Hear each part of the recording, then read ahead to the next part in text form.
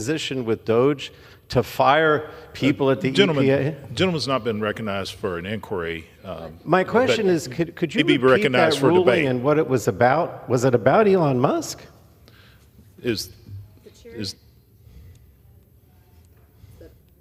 Because So the chair had advised members that under Clause 1 of Rule 17, remarks in debate must be confined to the subject under debate, in this case, the pending legislation. all right, I don't Have an inquiry. Look, So I'll the gentleman just is yield debate. myself such time as I make. Gentleman's this. recognized. All right. Again, I'm a little confused. If Mr. Griffith's comment was about the fact that we cannot bring on Elon Musk, who's essentially in charge of so many government programs, including everything at the EPA. Again, I was in the back room. He was addressing the cabinet. No one was saying anything. He was talking about every government policy. He has fired people at the EPA. He has commented on every government policy, including EPA policy. Again, I don't understand what the ruling was. I don't want to get into it again, but we certainly will continue to talk about Elon Musk and the negative impact of DOGE on the EPA, on methane, on everything else. That's what we're going to do. So Does the whatever, gentleman I yield reserve- back. I reserve the balance of my time. Gentleman reserves. The gentleman from Virginia is recognized. Mr. Speaker, let me be clear. I meant no offense and no criticism. As the gentleman from the other side of the aisle and from New Jersey knows, I love parliamentary procedure. And one of the reasons that we have parliamentary procedure and rules of parliamentary procedure is to make the place more efficient. We are talking about H.J. Res. 35 today. We are not talking about every other ill that anybody might think is going on. The focus today in this debate period is H.J. Res. 35. That's my only point. Meant no criticism of Mr. Tonko or the Democrats in this matter, just trying to get us on track with parliamentary procedure. I now yield 2 minutes to my good friend from Georgia, Mr. Allen. Gentleman is recognized. I thank Mr. Griffin for yielding. Mr. Speaker, it's a new day in America. I remind my friends that just 6 years ago, we had the greatest economy in our lifetime, and we achieved energy independence. That's what this day is about. The days of weakness on the world stage and dependence on foreign adversaries for our energy needs are over. I am proud to rise in support of H.J. Res. 35 to repeal the Biden administration's harmful rule establishing a natural gas tax and help the United States reclaim energy dominance. The Biden administration had an all-out war on fossil fuel. On their way out the door, the previous administration finalized this burdensome rule to effectively collect taxes on methane emissions released from oil and gas facilities and funnel that money to their radical climate allies. What my Democrat colleagues won't tell you is that our clean natural gas is a major reason why the U.S. has become a world leader in reducing carbon emissions. In partnership with President Trump, House Republicans are reinstating common sense in Washington. To lower costs for American families, we must unleash our energy capabilities and utilize the reliable natural gas right under our feet, not impose these outlandish taxes on domestic producers. I strongly urge support of H.J. Res. 35, and I yield back. I reserve. The gentleman from Virginia reserves. The gentleman from New Jersey is recognized. Mr. Speaker, I yield 4 minutes now to gentleman from California, member of the Energy and Commerce Committee, Mr. Peters. The gentleman's recognized. Thank you, Mr. Speaker. I thank the gentleman for yielding. I rise today to strongly oppose efforts to repeal the waste emissions charge, commonly known as a methane fee, which is a common-sense measure that benefits American industry, protects consumers, and provides much-needed regulatory certainty in the energy sector. Addressing methane emissions, especially fugitive emissions from oil and gas, is one of the most effective ways to combat the climate crisis, protect public health, and ensure America's energy sector remains globally competitive. Methane has a global warming potential 80 times higher than carbon dioxide over a 20-year period, meaning that even small leaks can erase the climate benefits of utilizing cleaner energy sources. And unfortunately, methane regulations have been caught in a cycle of constant change. The first Trump administration repealed methane regulations from the previous administration. When President Biden took office, we led efforts to reinstate these crucial protections. And then now And in 2022, House Democrats passed the Inflation Reduction Act, which not only reinstated strong methane controls, but also implemented a market-driven approach to reducing waste, the methane fee. The methane fee is not a blanket tax on energy production. And I think the gentleman from Virginia suggested that this was a tax on small polluters. Actually, it's a tax only on larger emitters because it's only applied for 25,000 metric tons annually. So it's on the larger ones. It's designed to encourage companies to capture more methane rather than venting it or leaking it. The methane fee provides proof to consumers and competitors that we are serious about producing the cleanest, most efficient natural gas on the market. Repealing the fee would hurt American industry by eliminating incentives to modernize operations and remain competitive in an international market that increasingly values low-emission energy. Now, I'm supposed to get up here and bash big oil, but actually, big oil is for the methane fee. The largest companies, ExxonMobil, Total Energies, Cheniere Energy, they support strong methane rule. They oppose this repeal because they know reducing waste makes business sense. Now, how is that? Because the customers for our gas around the world, Korea, South Korea, Japan, the EU, are demanding cleaner gas. These companies know that the methane fee demonstrates that our gas is cleaner.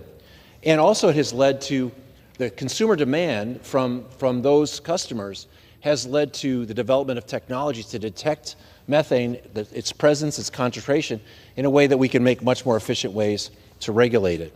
A repeal would undercut responsible producers who have invested in cutting-edge methane detection and capture technologies that make them globally competitive. So even if this CRA passes today, the problem doesn't simply disappear.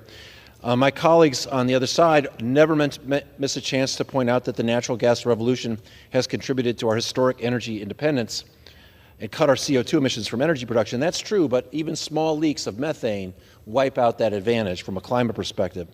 World markets and domestic politics are demanding that the industry can prove with real credibility and transparency that we fixed this methane problem. It's increasingly apparent that the viability of exporting U.S. liquefied natural gas depends on American policies to address methane pollution.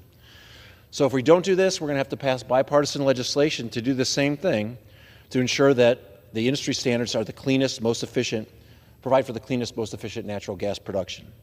Industry and ratepayers have asked us for certainty, consistency, and an assurance that America will remain a global leader in energy production and resilience. The customers want this to happen. The large producers want this to happen. I don't see why Democrats and Republicans can't agree on this. We need long-term solutions, not more political whiplash. I urge my colleagues to stand with responsible energy producers and American consumers to reject efforts that repeal this vital provision. I thank you, and I yield back. The gentleman from New Jersey reserves. The gentleman from Virginia is recognized. Thank you, Mr. Speaker. I recognize my good friend, Dr. Joyce, gentleman from Pennsylvania, for 2 minutes. Gentleman's recognized. Thank you to the gentleman from the Commonwealth of Virginia. I rise today to strongly support House Joint Resolution 35, legislation to repeal the Biden administration's waste emissions charge. During President Biden's term in office, he and his administration waged war on our domestic energy producers, limiting their production and expanding regulations that raise prices on the American consumer. The waste emissions charge implemented by President Biden through the failed Inflation Reduction Act does nothing but shackle our energy producers, raising costs for consumers and forcing our allies into the hands of adversaries. By repealing the Biden administration rule, we can deliver on the mandate that Americans voted for in November and unleash American energy production. This will allow us to support hardworking constituents and our allies abroad by producing more affordable and cleaner energy. By simply repealing this overreaching regulation, our nation can step forward fully utilizing the energy resources that are underneath the feet of my constituents. Soon, with the help of H.J. Res. 35, we will once again be energy dominant. I urge my colleagues to vote yes on this important legislation. Thank you, and I yield back. I reserve. The gentleman from Virginia reserves. The gentleman from New Jersey is recognized. Thank you, Mr. Speaker. I yield now to the gentlewoman from Virginia, a member of our committee, Ms. McClellan. 4 minutes. The gentlewoman is recognized. Thank you, Mr. Chair, and I thank the gentleman from New Jersey for the time. Mr. Speaker, I rise today in strong opposition to H.J. Res. 35, which will block the methane polluter fee, which is designed to control wasteful methane from the oil and gas industry. This resolution is another attempt by Republicans to put corporate polluters ahead of hardworking American people. And much like their budget adopted last night, it's a handout for billionaires and large corporations. Despite President Trump's promise to cut energy costs, Republicans are actively working to raise American energy bills, not to mention the effect that reckless tariffs together with this policy that the Republicans are pushing will drive American energy bills and prices at the pump sky high. But I guess those high prices are worth the cost to Republicans if it means big oil and gas are pleased. The methane emission reduction program was created to make sure that these big corporations pay for their own pollution. But I guess my colleagues on the other side of the aisle would prefer that American families cover the cost of corporate pollution, because under this resolution, the American people will be stuck footing the bill. That's egregious. It is egregious to let the American people bear the burden of industry's pollution, because it's not just the cost to their wallets, but it's also the cost to their health and safety. The oil and gas sector is the single largest industrial source of methane pollution in the United States, responsible for nearly a third of our emissions. We know that this pollution to our air has powerful effects on our climate. It's driving worse national disasters. It's devastating wildfires and hurricanes that we've seen, fueled by climate change, aren't just our children's problem. They're here today. The pollution that this methane gas produces affects our children's health today. It affects their respiratory health, among other things. But while Republicans are pushing tax breaks for billionaires and corporate polluters, they'll get a pat on the back from industry today. But Democrats are thinking about the future and the world that our children and their children will inherit. Will it be livable? Will they be able to breathe? I urge my colleagues to put the American people now and in the future, the American people and families over polluters, and vote no on H.J. Res. 35. Thank you, and I yield back. The gentleman from New Jersey reserves. The gentleman from Virginia is recognized. Thank you, Mr. Speaker. I now recognize Mr. Begich of Alaska for 2 minutes. The gentleman is recognized. I thank the gentleman. Mr. Speaker, I rise today in strong support of House Joint Resolution 35, which repeals the Biden administration's natural gas tax, a misguided policy that drives up costs, stifles investment, and weakens our energy security. This so-called waste emissions charge won't reduce methane emissions, but it will punish American producers, increase reliance on foreign energy, and make life more expensive for America's working families. While some claim this tax does not directly impact my home state of Alaska, what's bad for American energy is bad for Alaskan energy. Alaska holds over 100 trillion cubic feet of natural gas, and the Alaska LNG project is our best chance to bring it to market. Yet, burdensome federal regulations discourage investment, keeping Alaska's energy potential locked away. Meanwhile, Cook Inlet gas supplies are declining, threatening Alaskans in South Central Alaska with higher heating and electricity costs. If we want long-term energy security, we must develop our resources. Mr. Speaker, every job is an energy job because energy powers everything that we do. Supporting American energy production means creating good-paying jobs in oil and gas, construction, transportation, manufacturing, and small businesses that rely on affordable energy. The Alaska LNG project alone would generate thousands of jobs, strengthening our economy and supply chains. If we want to grow opportunity for working families, we must stand with American energy and repeal the natural gas tax. Let's be clear. Opponents of this bill are spreading falsehoods. They claim this tax will cut emissions, But the U.S. already leads the world in methane reduction, cutting emissions intensity by 42% since 2015. They say this is about big oil, but 90% of U.S. natural gas comes from small and mid-sized producers. They claim only gas producers are affected, but the Biden administration designed this rule to also hit oil producers. And time has expired. I yield the gentleman an additional 30 seconds. The gentleman is recognized. And they argue this tax protects energy security, yet it increases reliance on foreign adversaries. If we are serious about energy security, affordability, and economic growth, we must repeal the natural gas tax. HJR 35 is a common sense step toward a stronger energy future, and I urge my colleagues to vote yes. Thank you, and I yield back. Reserve. The gentleman from Virginia reserves. The gentleman from New Jersey is recognized. Mr. Speaker, can I inquire how much time remains on each side? Has 12 and a half minutes remaining. The gentleman from Virginia has 19 and a half. Okay. The gentleman is recognized. I'll yield myself such time as I may consume. As I mentioned, I'm very much opposed to this resolution, and a big part of it is because I think it's going to cost the American taxpayers more money, cost the federal government more money. The CBO has a preliminary cost estimate for this resolution, and it's a whopper. The CBO estimates that this resolution would cost American taxpayers $7.2 billion over the next 10 years. And I'd ask unanimous consent, if I could, Mr. Speaker, to insert an email from CBO about this in the record, if I could, Mr. Speaker. Okay, I'm going to keep talking.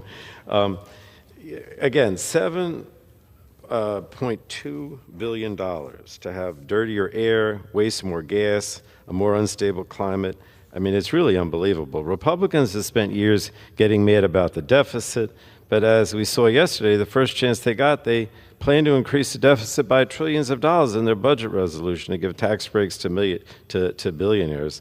And this bill is more of the same. They're encouraging oil and gas companies to let their products go to waste to the tune of $7.2 billion rather than put them to work for American families just to line the pockets of their oil and gas allies. You know, I listened to the gentleman from Alaska, and, you know, we're all in favor of developing our natural resources. There was more oil and gas pumped under President Biden than any other president, you know, since I've been here.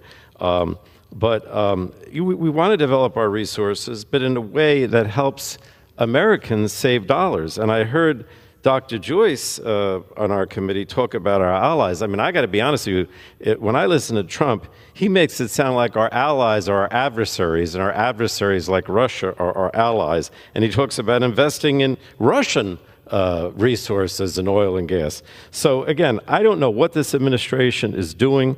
I know that what the Republicans are doing today is definitely not a good thing for the American people. It's not good for our deficit. It's not good. It's going to essentially cost Americans more, and it's only going to result in more pollution, when in fact this is working, and this methane fee is actually getting the oil and gas industry to correct this problem and recycle the methane and not waste it. We're just trying to do what makes sense from every point of view here. The methane reduction emissions program is a win-win for everybody, and this resolution is a lose-lose for everybody, in my opinion. I reserve the balance of my time. Without objection, the gentleman's request is granted. The gentleman from New Jersey reserves. The gentleman from Virginia is recognized. I now recognize my good friend from California, Mr. LaMalfa, for 2 minutes. Gentleman is recognized. Thank you, my colleague. I appreciate the time here and the effort on this review. So we see that this is an 11th hour rule put in at the end of the Biden administration, like many, that has indeed was contained in the 11th, in the Inflation Reduction Act, the so-called Inflation Reduction Act. Pretty funny, that name. But what we have is a situation here where there's a couple main drivers of inflation in this country: government overspending and energy costs that have been driven so high during the Biden administration. It hasn't helped. So what are we doing, in effect, is that we're punishing the people with the reduction of methane by imposing this strict financial charges on the facilities. So, however, due to that rewrite of the greenhouse gas reporting rule, the natural gas tax will capture many more producers than the so-called Inflation Reduction Act actually authorized. So it's already being misapplied. So when you look at the whole issue, House Res 35 is important to get back onto energy independence and also not drive our partners in Europe into the arms of not yet another Russian hoax, it sounds like here today, but indeed to Russian natural gas dependence. And if anybody would review history of those areas of the world, why would they want to be dependent on Russian gas, and why would we do things to help foster that by driving the price and lowering the availability? Indeed, with the miracle of hydraulic fracturing, we've made natural gas so incredibly available for our country to lower the cost of energy. We enjoyed that for a while until the Biden policies have put us where we are. So we have to take a step back, repeal that horrific rule, made by rule, not by a discussion in Congress, but by a stroke of a pen in the Biden era. And so let's repeal this. Let's put us back on an energy independence that will make our economy stronger, make our country stronger, and also help us to be better trading partners with those around the world that can rely on cheap American gas instead of Russian gas. I yield back. Reserve. Thanks. The gentleman from Virginia reserves. The gentleman from New Jersey is recognized. Thank you, Mr. Speaker. I'd yield 3 minutes now to the gentlewoman from Oregon, Ms. Dexter. Gentlewoman is recognized. Thank you, Mr. Speaker. I rise today in strong opposition to this resolution to roll back a critical component of the methane emissions reduction program. The Oregonians I represent know that climate change poses a real and existential threat. And as a mother, I understand intimately the anxiety our children are grappling with every day with the warming earth that they are inheriting. It is my commitment to mitigating climate change while working to adapt to it that drives my work here. We cannot kick this can down the road and wait to take action. As our kids are forced to grapple with this reality, I am sick and tired of Republican efforts to let big oil and corporate polluters off the hook. The methane polluter fee that would be rolled back by this resolution corrects a serious market failure that makes it cheaper for polluters to waste methane than install or upgrade equipment to prevent leaks and flaring. I will be voting no because I have no interest in protecting corporate polluters at the expense of a cleaner world for our children. To the Oregonians watching, please know that I will come back to this House floor time and again to ensure our message is heard loud and clear. The climate crisis is real. It is our children who will suffer if we do not stand up to big oil and corporate polluters, and I implore my colleagues to stand with me. Thank you, Mr. Speaker. I yield back. The gentleman reserves. The gentleman from Virginia is recognized. Thank you, Mr. Speaker. I now recognize my friend from Minnesota, Mr. Stolber. The gentleman is recognized. 2 minutes. For 2 minutes. Mr. Speaker, I rise today in support of H.J. Res. 35, which will overturn the disastrous Biden administration's natural gas tax on the hardworking American people. During a time in which energy demand across the United States and the entire world is growing exponentially, the federal government should be making it easier to produce ever cleaner, reliable, and affordable energy. Rather than supporting domestic energy production, the Biden administration and my friends on the other side of the aisle used the so-called Inflation Reduction Act to levy an unnecessary tax on natural gas, which ultimately fell on American people to pay. Simply to try and kill the domestic natural gas industry. Mr. Speaker, do you know what is the largest factor that has led to global emissions being reduced in recent years? Mr. Speaker, it's been the increased use of American natural gas, both here in the United States and around the world. Oil and natural gas produced in the Gulf of America is 43% cleaner than oil and natural gas produced elsewhere around the world. The natural gas tax won't stop the use of all natural gas. It'll simply stop the use of American natural gas. This tax will make it harder for hardworking Americans to pay for their soaring energy bills and force us to utilize more natural gas and energy produced by foreign adversarial nations who have far inferior environmental and labor standards. A natural gas tax is completely misguided tax on the working American people that will hurt their bottom line and benefit Vladimir Putin. I urge my colleagues to join me in supporting this resolution. Mr. Chair, the Biden administration has been the most anti-domestic energy-producing administration and the most anti-mining administration in the history of this country. We are going to turn it around, and I yield back. Reserve. The gentleman from Virginia reserves. The gentleman from New Jersey is recognized. Thank you, Mr. Speaker. I yield myself such time as I may consume. I spoke before about how the methane emissions reduction program is a win-win and how this resolution is a lose-lose. Well, the bottom line is that curbing methane waste is an opportunity for the oil and gas industry itself. The industry really wants to waste less methane. It's simple logic. Each molecule of methane saved is one that they can sell to people. So oil and gas operators emit the equivalent of about $2 billion worth of wasted natural gas every year, and there's money to be made in that. On the other hand, repealing this program, which is what this resolution does, will cost us $7.2 billion and at the same time pollutes our air. So it's a lose-lose scenario. And again, I urge my colleagues to vote no, and I reserve the balance of my time. Gentleman reserves. The gentleman from Virginia is recognized. Thank you, Mr. Speaker. I now recognize for such time as he may consume the chairman of the full Energy and Commerce Committee, Mr. Guthrie of Kentucky. The gentleman is recognized. Thank you, Mr. Speaker, and thank you, Chairman, for yielding. And I rise in support of H.J. Res. 35 to repeal the Biden-Harris administration's natural gas tax. For the last 4 years, Americans witnessed firsthand the implementation of a heavy-handed, top-down regulatory agenda that put the interests of the environmental left first, leading to increased prices for families and businesses. This resolution would overturn the rule implementing the EPA's waste emission charge, which was published following the 2024 presidential election as part of the methane emissions reduction program established in the Inflation Reduction Act. Energy produced in the United States has some of the lowest methane emission intensity in the world. U.S. upstream oil and gas producers have reduced their total methane emissions intensity by 42% since 2015.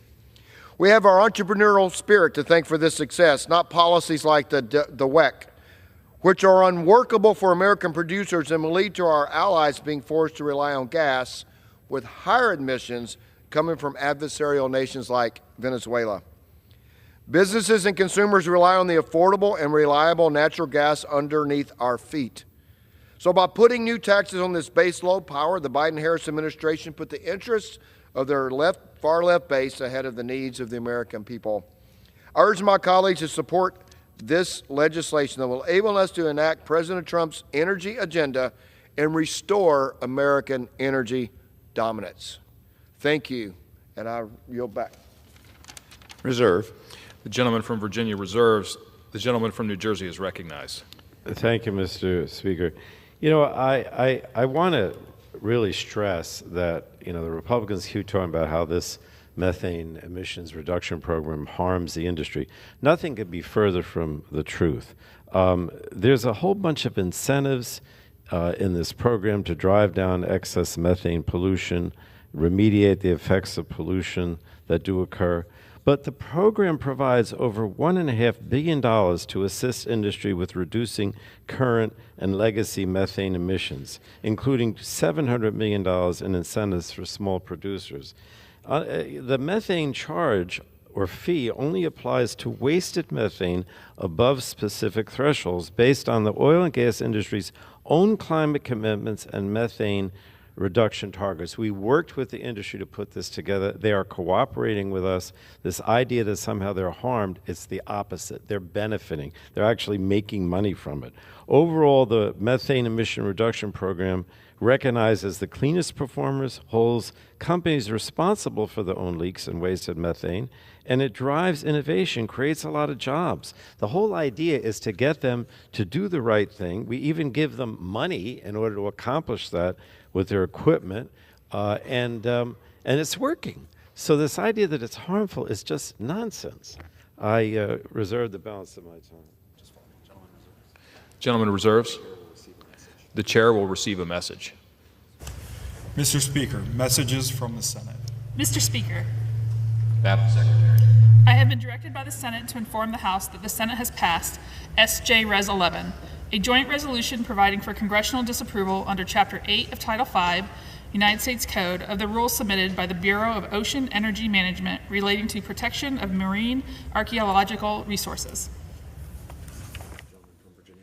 The gentleman from Virginia is recognized. Thank you, Mr. Speaker. I now recognize Mr. Pfluger of Texas for such time as he may consume. The gentleman is recognized. Thank you, Mr. Speaker. I rise today in support of my legislation, House Joint Resolution 35, to nullify the EPA's rule on the waste emissions charge, also known as the natural gas tax. With President Trump back in office, it is time to restore American energy. And it's time to restore American energy dominance, which is why I'm proud to lead this CRA to rescind the ill-conceived natural gas tax. As part of his war on energy, former President Biden took radical steps to end fossil fuels during his administration, which hurt the hardworking energy producers, not only in my district in the Permian Basin, Midland, and Odessa, but also across America. And this Congressional Review Act is a tool that Congress uses to overturn federal agency actions, a direct example of congressional checks and balances on the executive branch and one of Congress's most important duties. My CRA will not eliminate the program that collects this tax, but it will remove the EPA's ability to collect it. This is an essential first step in eliminating this tax while we work to undo the underlying statute, killing the natural gas tax once and for all. And it's critical to negate these punitive regulatory requirements now to ensure that the United States can reclaim its place as the world leader in energy for generations to come. In the waning days of the Biden administration, the EPA doubled down on Biden's disastrous energy policies, imposing a burdensome and harmful tax on oil and natural gas facilities called the waste emissions charge, also like we've been discussing, the natural gas tax or the methane tax. And this tax was a blatant abuse of power, and the first time that the federal government had ever directly levied a tax on emissions, creating a duplicative layer of red tape that would devastate American energy if continued. The specifics of this tax started at $900 a metric ton in 24, increased to $1,200 and then $1,500 in the subsequent years. While the statute directs the EPA to develop a formula to impose and collect a tax based on intensity, Biden's EPA did so by ignoring well-established international standards. And actually, one of the things I've heard here today is that industry was consulted. That's false. Industry was not consulted. In a hearing, a member of Biden's Department of Energy told me, I said, tell me one producer you've worked with. Name one producer you have worked with. And they couldn't come up with that producer. They couldn't come up with even one until pressed. And then they said, you know, whatever producer they thought. I went back and double checked that. They hadn't been consulted. They hadn't been talked to.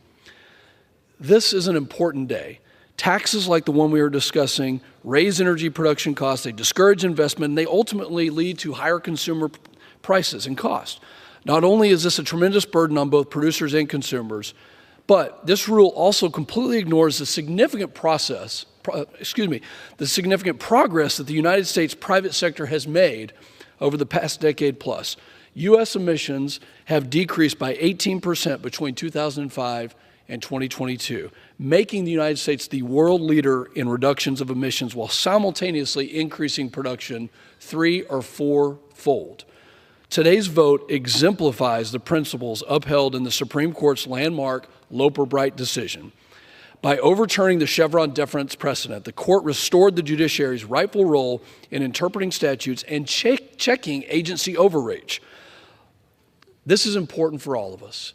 What Biden's administration did for 4 straight years was to overreach, to impose burdensome regulations, and to hurt innovation, the actual innovation that was reducing emissions.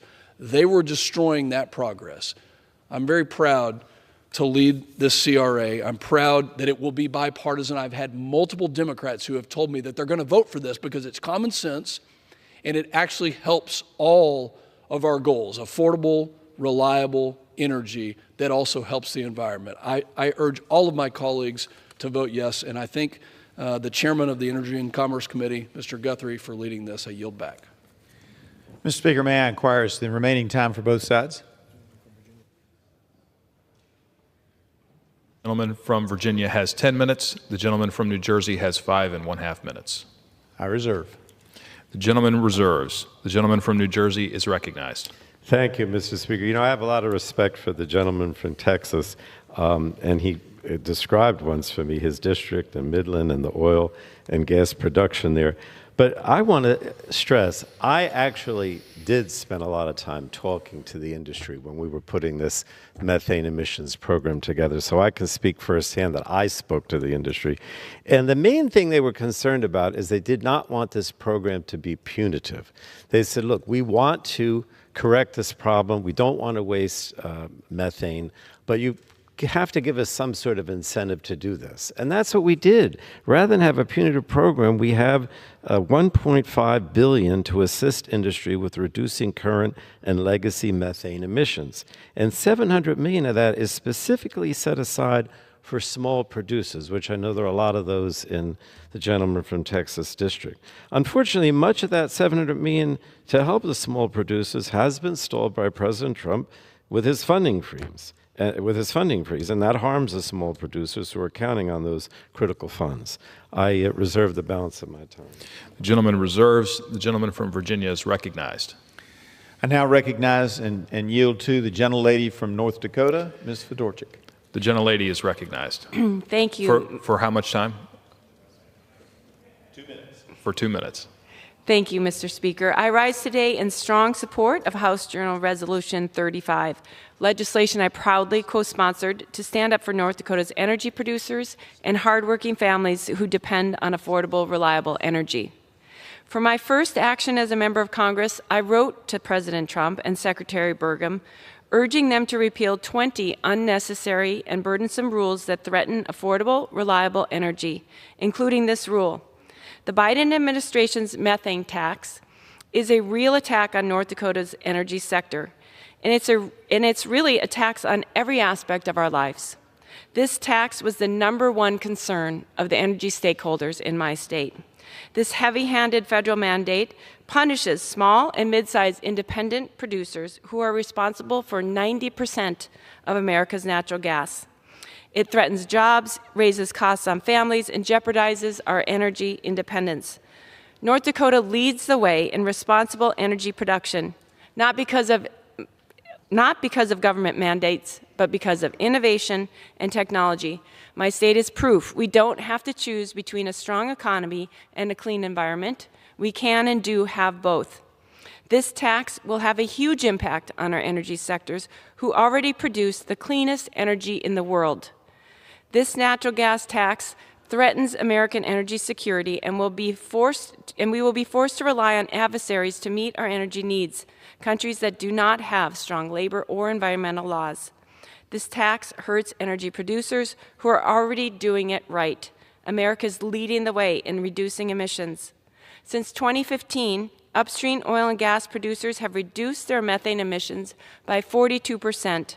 Our innovation and technology have allowed us to reduce emissions while raising the standard of living across this country. American energy solutions are clean energy solutions. We should be unleashing U.S. energy production, not taxing it and not making it more expensive and creating disincentives to production. Thank you, Mr. Speaker. I yield back. Mr. Speaker, I reserve and I'm prepared to close. Gentleman reserves. The gentleman from New Jersey is recognized. The gentleman is prepared to close. I'll close now.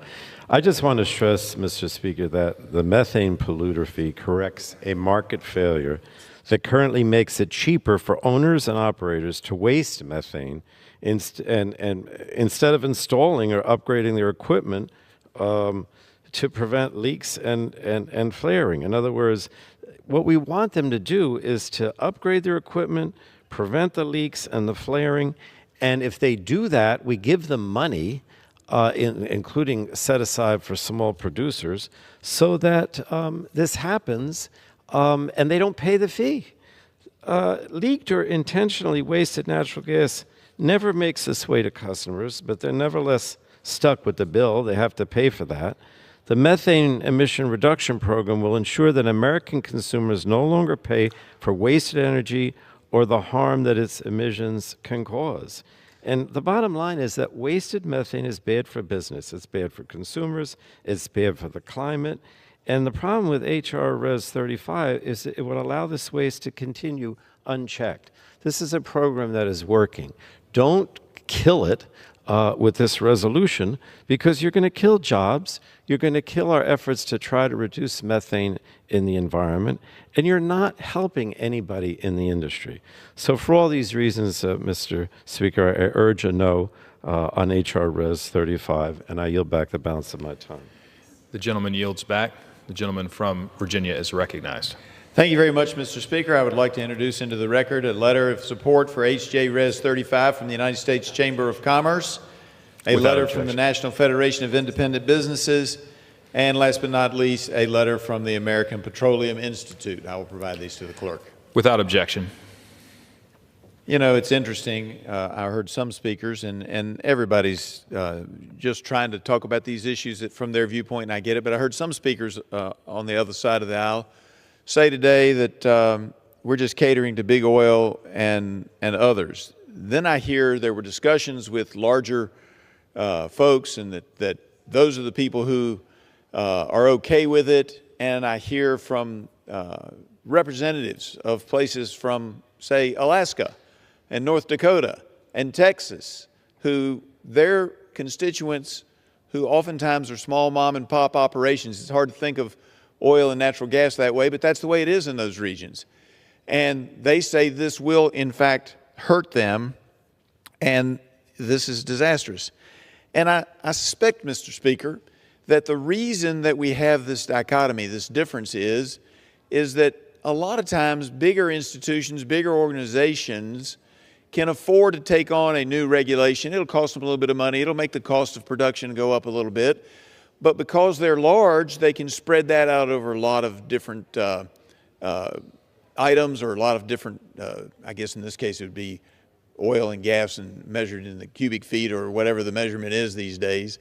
And as a result, they can say, this is a cost spread out over a large piece of the pie, so it's not that big a deal to us. But as I said in my opening, there are 9,000 small and mid-sized independent petroleum drillers in the United States, and these mostly small operations are responsible for developing 91% of oil and gas wells and producing 83% of America's oil and 90% of our country's natural gas. That's the folks who are most upset about these regulations and why we need to repeal them, because we're going to break the back of those 9,000 small and mid-sized independent petroleum drillers who are providing us with affordable gas, affordable heat for our homes through natural gas, affordable products made out of natural gas and petroleum.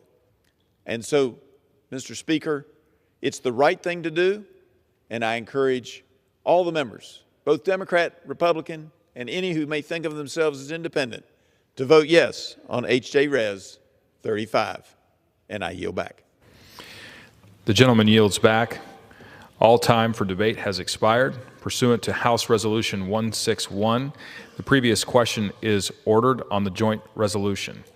The question is on engrossment and third reading of the joint resolution. Those in favor say aye. Those opposed, no. The ayes have it. For what purpose does the gentleman will suspend? I was going to ask for the ayes. The ayes have it. Third reading. Joint resolution providing for congressional disapproval under Chapter 8 of Title 5 United States Code of the rules submitted by the Environmental Protection Agency relating to waste emissions charged for petroleum and natural gas systems, procedures for facilitating compliance, including netting and exemptions. The question is on passage of the joint resolution. Those in favor say aye. Those opposed say no. But the ayes have Speaker, it. Joint I would resolution. ask for the yeas and nays. The gentleman from New Jersey. Mr. Speaker, I would ask for the yeas and nays. The yeas and nays are requested. Those favoring a vote by the yeas and nays will rise. A sufficient number having arisen, the yeas and nays are ordered. Pursuant to Clause 8 of Rule 20, further proceedings on this question will be postponed.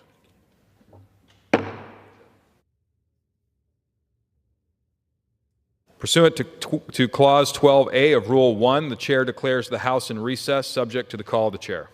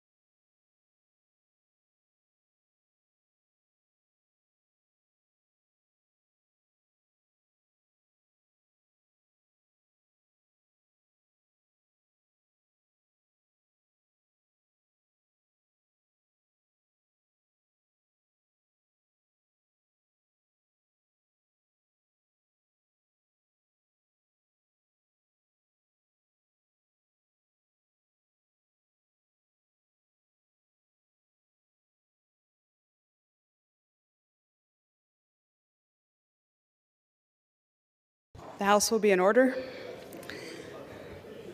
Do I wait for him to get? Pursuant to Clause 8 of Rule 20, the Chair will postpone further proceedings today on motions to suspend the rules on which a recorded vote or the yeas and nays are ordered, or votes objected to under Clause 6 of Rule 20. The House will resume proceedings on postponed questions at a later time.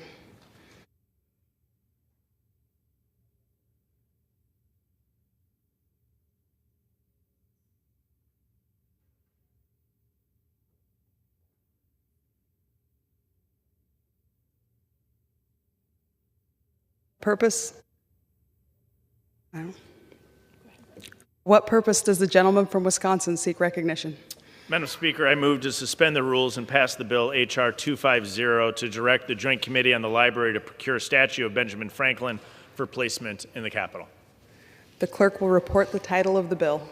H.R. 250, a bill to direct the Joint Committee on the Library to procure a statue of Benjamin Franklin for placement in the Capitol. Pursuant to the rule, the gentleman from Wisconsin, Mr. Stile, and the gentleman from New York, Mr. Morrell, will each control 20 minutes. The chair recognizes the gentleman from Wisconsin. Madam Speaker, I ask unanimous consent that all members may have 5 legislative days in which to revise and extend their remarks and include additional material of the bill. Without objection. Madam Speaker, I yield myself such time as I may consume. Thank you, Madam Speaker.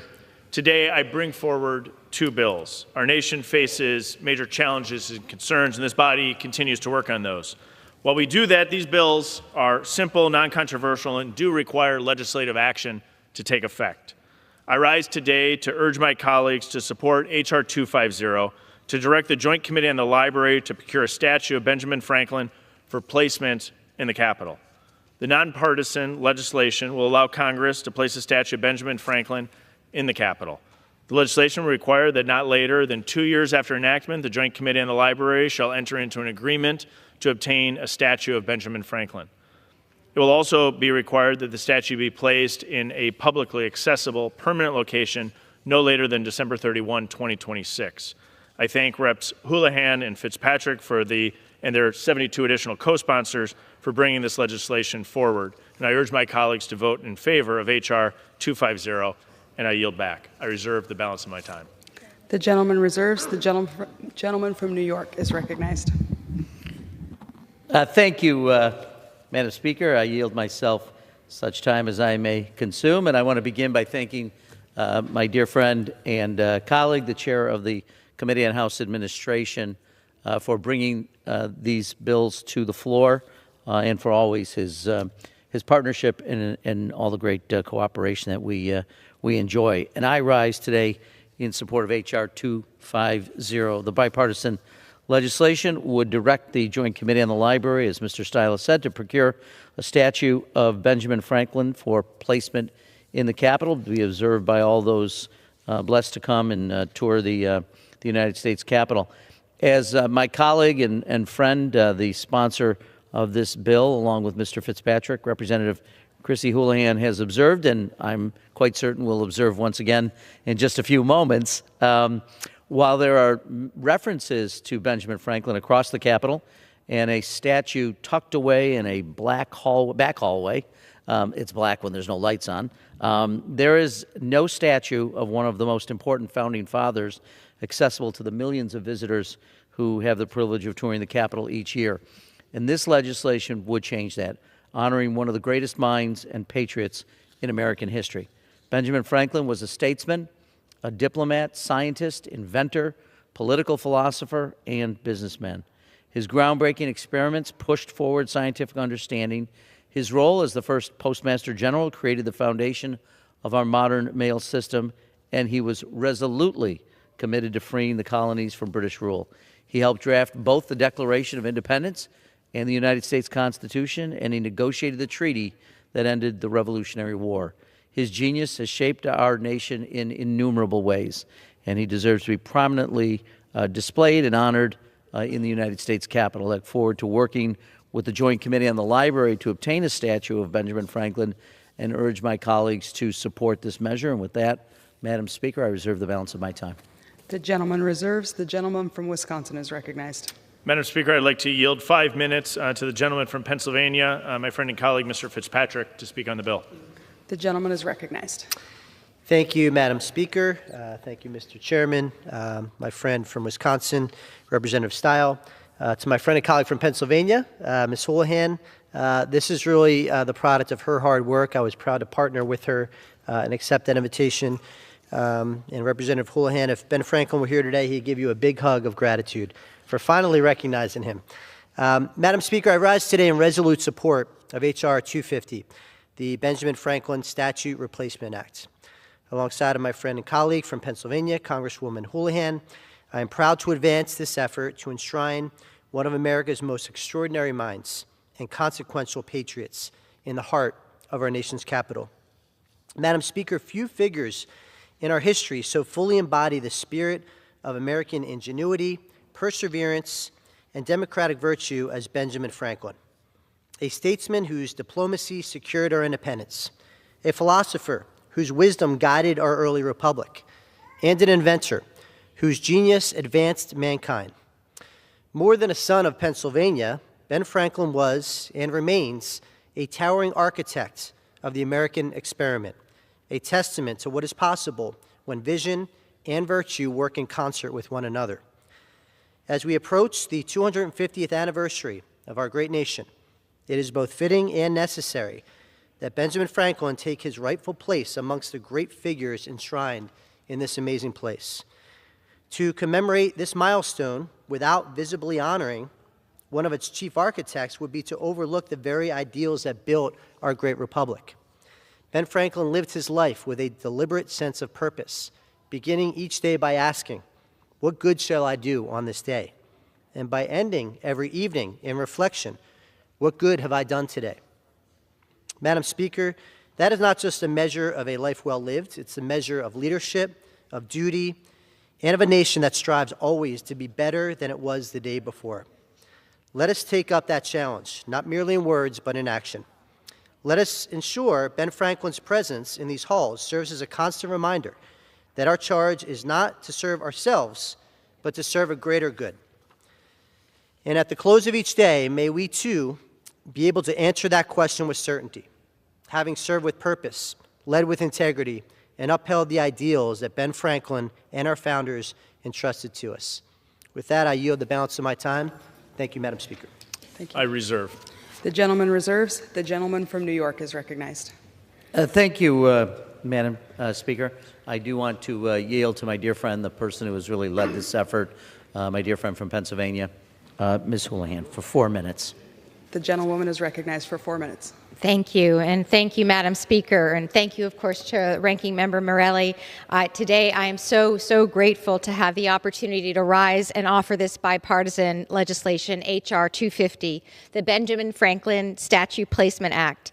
It is so very important to highlight moments when we do come together here in this body, and this bipartisan, bicameral legislation is a bright moment of that kind of unity. I'm really grateful for the support and partnership of my colleagues in this effort, Representative Fitzpatrick, Senators Kuntz and Bozeman on the other side of the Capitol.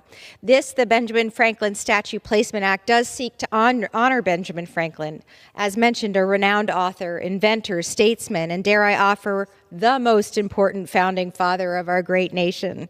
Mr. Franklin's accomplishments and inventions are numerous and infamous. Electricity and bifocals and the lightning rod are just a couple of examples that every day, still centuries later, are in our lives.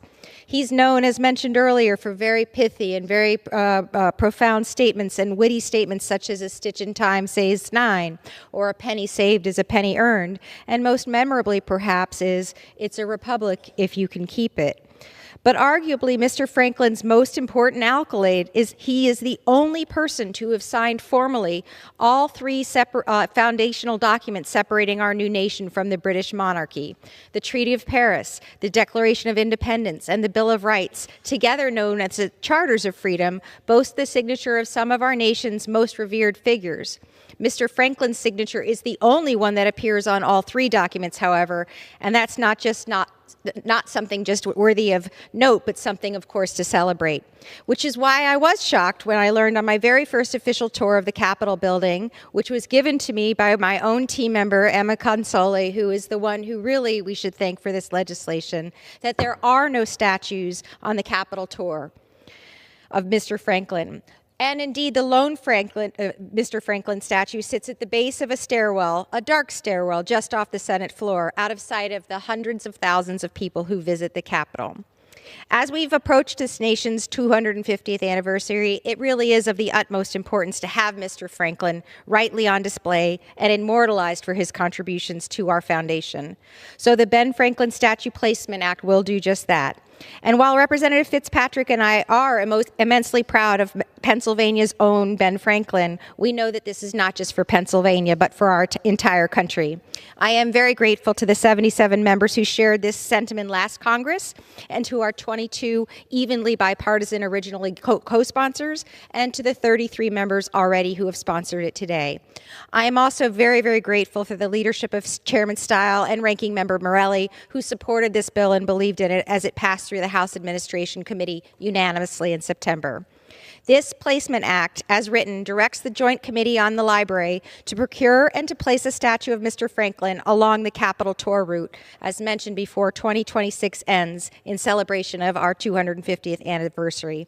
And the installation of this statue in the Capitol building will not only be an apt celebration for such an important figure in our history, but it is something that I will urge our colleagues to make sure that we vote in favor of today so we can start that clock ticking.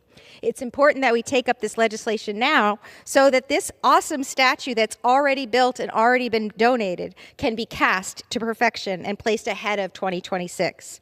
I thank you in advance for supporting this effort. I thank the sculptor Zenas Ferdakis for his beautiful work already, and I appreciate so much the hard work that has gone into this from all of the people who stand around me for being able to get this to the floor for consideration. Thank you very much, and I yield back. The gentleman reserves.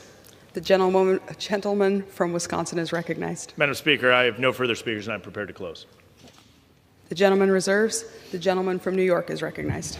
Thank you, Madam Speaker. I think people have spoken here. This is an idea whose time has more than come, and I think this is the appropriate way, and particularly, as Ms. Houlihan says, in recognition of our 250th anniversary upcoming, this would be the appropriate way to honor one of our truly great founding members of the American Revolution in our country. So with that, I yield back.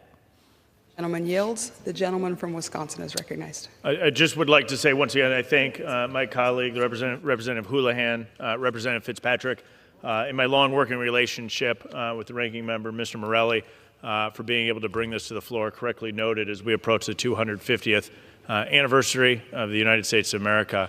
I think it's true and important that we put this statue here in the United States Capitol. No further speakers. I urge my colleagues to support H.R. 250, and I yield back. The gentleman yields. The question is, will the House suspend the rules and pass the bill H.R. 250? Those in favor say aye. Those opposed, no. In the opinion of the chair, 2/3 being in the affirmative, the rules are suspended, the bill is passed, and without objection, the motion to reconsider is laid on the table. For what purpose does the gentleman from Wisconsin seek recognition? Madam Speaker, I move to suspend the rules and pass the bill H.R. 469, the Semi-Quincentennial Congressional Time Capsule Act. The clerk will report the title of the bill. H.R. 469, a bill to provide for the creation of a congressional time capsule in commemoration of the semi-quincentennial of the United States and for other purposes. Pursuant to the rule, the gentleman from Wisconsin, Mr. Stile, and the gentleman from New York, Mr. Morelli, will each control 20 minutes. The chair recognizes the gentleman from Wisconsin. Madam Speaker, I ask unanimous consent that all members may have 5 legislative days in which to revise and extend their remarks and include additional material in the bill. Without objection. Madam Speaker, I yield myself so much time as I may consume. The gentleman is recognized. Thank you, Madam Speaker. Today, I urge my colleagues to support H.R. 469, the Semi-Quincentennial Congressional Time Capsule Act. This nonpartisan legislation would authorize a time capsule to be buried on the Capitol grounds to mark the nation's semi-quincentennial. America is turning 250 on July 4, 2026. This time capsule presents one way that Congress will participate in the nation's year-long celebration of democracy and freedom. Amongst our toughest challenges of the day, this legislation reminds us that we can all work together. The contents of the capsule will be selected by the Speaker of the House, House Minority Leader, and the majority and minority leaders in the United States Senate. Maybe we can even ask Speaker Johnson to include a pair of his glasses. The capsule will remain sealed until July 2nd, 2276, the nation's 500th anniversary. Rep. Bonnie Watson Coleman from New Jersey introduced H.R. 469 as a member of the United States Semi-Quincentennial Commission with an additional 54 co-sponsors. The architect of the Capitol provided technical input to the commission and would work with the congressional leadership to implement the capsule. I'm pleased to have worked with Ranking Member Morelli on this effort. I urge my colleagues to vote in favor of H.R. 469, and I reserve the balance of my time. Gentleman reserves. The gentleman from New York is recognized.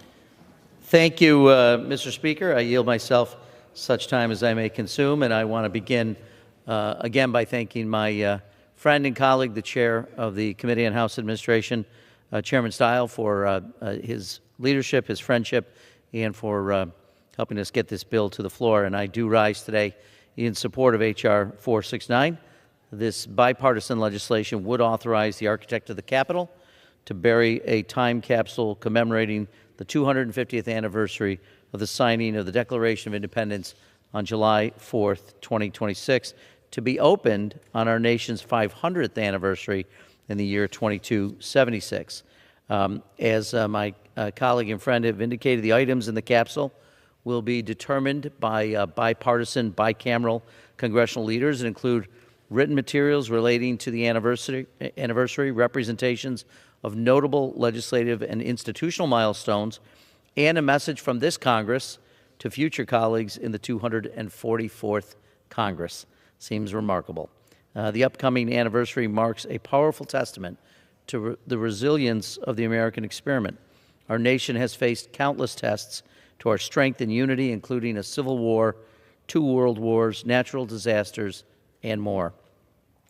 Yet, through each challenge, this country has stood and remains committed to fulfilling the ideals set forth in the Declaration of Independence 250 years ago. As we navigate a time of deep division, partisanship, and growing threats to the values that sustain our democracy, this anniversary serves as a reminder to our shared responsibility to uphold the values of liberty and equality championed by our founders. I want to extend my thanks to the Semi-Quincentennial Commission for its leadership and planning for this momentous occasion, and I particularly want to commend my friend and colleague, Congresswoman Watson Coleman, for her introduction of this measure. I also want to acknowledge the service of a fellow New Yorker, former Representative Joe Crowley, who has lent his time and talents to the work of the Commission as well. I look forward to seeing the items chosen for the time capsule. Commend my colleagues to recommend that they support this measure. And I will note, last year on the floor when we passed the bill in the House, I committed to being here when the capsule was opened.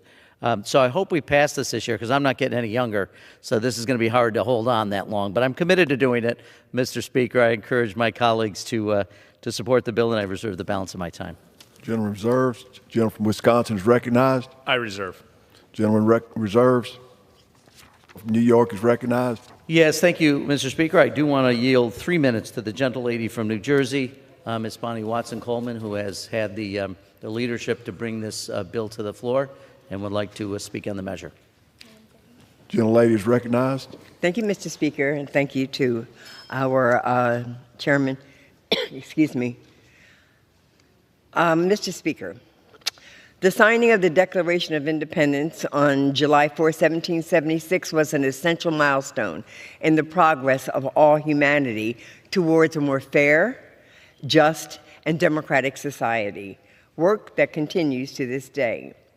As we reflect upon the last 250 years of progress towards these ideals, we must impart the lessons that we've learned to future generations. As a co-founder and co-chair of the America 250 caucus, along with my co-chairs, Mr. Evans, Mr. Adderholt, and Ms. Salazar, it is an honor to see this legislation come forward today as just one small part of our nation's 250th anniversary celebration. This bill will authorize, as we have heard, the architect of the Capitol to create a time capsule and have it buried on the West Lawn to remain sealed until July 4th, 2276, the nation's 500th anniversary. The contents will include items that represent important legislation and institutional milestones of Congress, a message from the 119th Congress to the 244th Congress, and other items that reflect our history. No one here today will see it opened, but an old Greek proverb says, "A society grows great when the old plant trees whose shade they know they shall never sit in." The body does its best work when we don't seek fame or followers, renown or retweets, but rather when we work so that distant generations of Americans for whom our names will be mere footnotes will enjoy the fruits of our work here today. This bill passed last Congress, and I certainly look forward to its passage again today. I am honored to be able to speak to this piece of legislation today. I thank you. I encourage all of our colleagues to support it, and I yield back my time. Gentlelady yields. Gentleman from Wisconsin is recognized. I reserve, and I'm prepared to close. Gentleman reserves. Gentleman from New York is recognized. Yes, thank you, Mr. Speaker. I am delighted we're able to pass both these bills, hopefully unanimously. I think that shows our work together on this committee on two important pieces of really remembering our legacy and our history. Hopefully this helps us keep that in mind as we continue to navigate these difficult waters, and hopefully to our posterity that they'll remember these moments of people coming together to honor our founders and to honor our future. With that, I encourage all my colleagues to vote in favor of this legislation, and I yield back my time.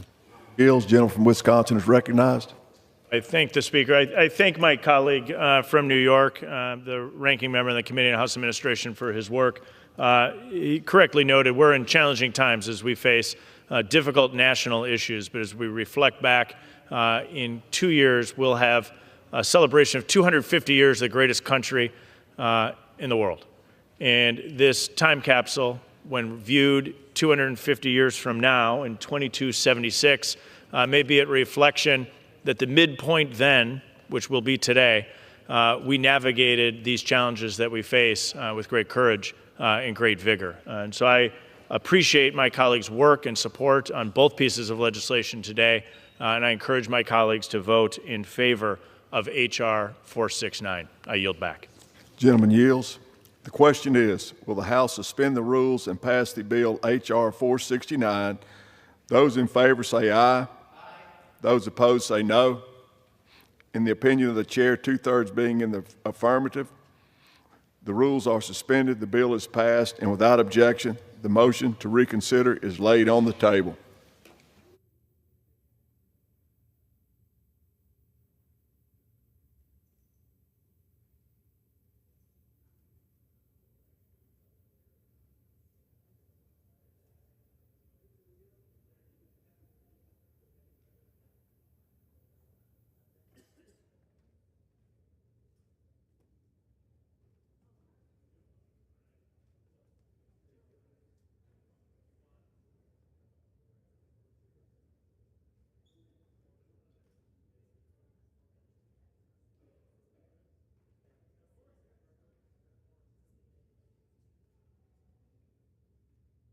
For what purpose does the gentleman from Illinois seek recognition?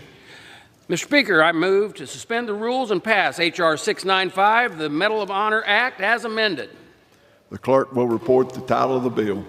H.R. 695, a bill to amend Title 38 United States Code to increase the rate of the special pension payable to Medal of Honor recipients and for the purposes. Pursuant to the rule, the gentleman from Illinois, Mr. Bost, and the gentleman from Kentucky, Mr. McGarvey, will each control 20 minutes. The chair recognizes the gentleman from Illinois. Thank you, Mr. Speaker. I ask unanimous consent that all members have 5 legislative days in which to revise and extend their remarks on H.R. 695 as amended. Without objection. Mr. Speaker, I yield myself as much time as I may consume. Gentleman is recognized. Thank you, Mr. Speaker. I rise today in support of H.R. 695, offered by my colleague, Representative Nels. This bill would increase the rate of special monthly pension for Medal of Honor recipients and their surviving spouses. The Medal of Honor is our nation's highest military award. It is reserved for service members who have demonstrated extraordinary bravery and self-sacrifice in combat. The Medal of Honor special pension is intended to repay part of the debt our nation owes them. The Medal of Honor pension is separate from the compensation that a veteran receives when they are unable to work due to service-related disabilities. Today, there are just 63 Medal of Honor recipients who currently receive less than $2,000 in special pension per month. Their stories of service, without question, should be honored and remembered and told. However, the current pension offered does not cover the cost of travel to speak at events that inspire future generations and tell their fellow Americans about their service in defense of our freedom. It's time we increase the Medal of Honor recipients' pension in recognition of their heroic military service and their continued service to our nation. The bill is fully offset by using a bipartisan offset related to older veterans and 95 as amended, and with that, I reserve the balance of my time. Gentleman reserves. The gentleman from Kentucky is recognized. Thank you, Mr. Speaker. I rise to express my support for H.R. 695, the Medal of Honor Act. To join the armed services in an act of profound selflessness. On the Veteran Affairs Committee, we recognize the sacrifice and service of every service member who, in the face of uncertainty and danger, took the oath and chose to commit themselves to a higher purpose. While every individual service member makes sacrifices and dedicates themselves to this path of honor, there are a select few who distinguish themselves from the rest. You cannot win the Medal of Honor. It must be earned through extreme selflessness and bravery. We recognize this distinguished service with our nation's highest military honor, the Medal of Honor. From the first awardee to the most recent, Medal of Honor recipients have demonstrated their unwavering commitment to serve above and beyond the call of duty, even to their own death. 43 Kentuckians have been awarded the Medal of Honor. I'll just tell you about one. Sergeant John C. Squires, a Louisville native who went from Male High School to the United States Army and served in Italy in World War II. It was in April of 1944 in the Italian countryside that Squires braved automatic gunfire, artillery, mortar fire to carry messages through barbed wire over minefields, to organize troops, to bring reinforcements to the front line. With total disregard for his own well-being, he fought German soldiers day and night. He was killed in action. He lies in rest at Zachary Taylor National Cemetery in Louisville, and a bronze statue of Squires sits atop the Kentucky Medal of Honor Memorial. Squires is one of just 3,538 Medal of Honor recipients in our history. From all who've been awarded, for all of those who earn this honor, they do so through the acts of service that are incredible. There is no paycheck that could repay their sacrifice and no thank you letters that could truly convey our nation's gratitude. We cannot ever hope to repay this debt, but we can show our fullest support for them and their surviving spouses and families by increasing their annual compensation. The Medal Act ensures that service members and their surviving spouses get an increased pension for their sacrifice, an increase that properly reflects the gravity of their service. Currently, the payment of $1,619.34 a month is deeply inadequate. Medal of Honor recipients go above and beyond the call of duty. It is only right that we honor their sacrifice with compensation that truly reflects their extraordinary actions. These heroes continue to serve, speaking throughout the country and inspiring our citizens in schools and beyond. They continue to carry the mantle of courage, sacrifice, patriotism, citizenship, integrity, and commitment here at home. There's nothing we can pay them, nothing, that will ever match their sacrifice. But voting for this act is a step toward recognizing their service, their courage, and their enduring legacy. It's about showing them, not just with words, but with action, that they are seen, they are valued, and they will never, ever be forgotten. Mr. Speaker, I support H.R. 695. I urge my colleagues to do the same, and I reserve the balance of my time.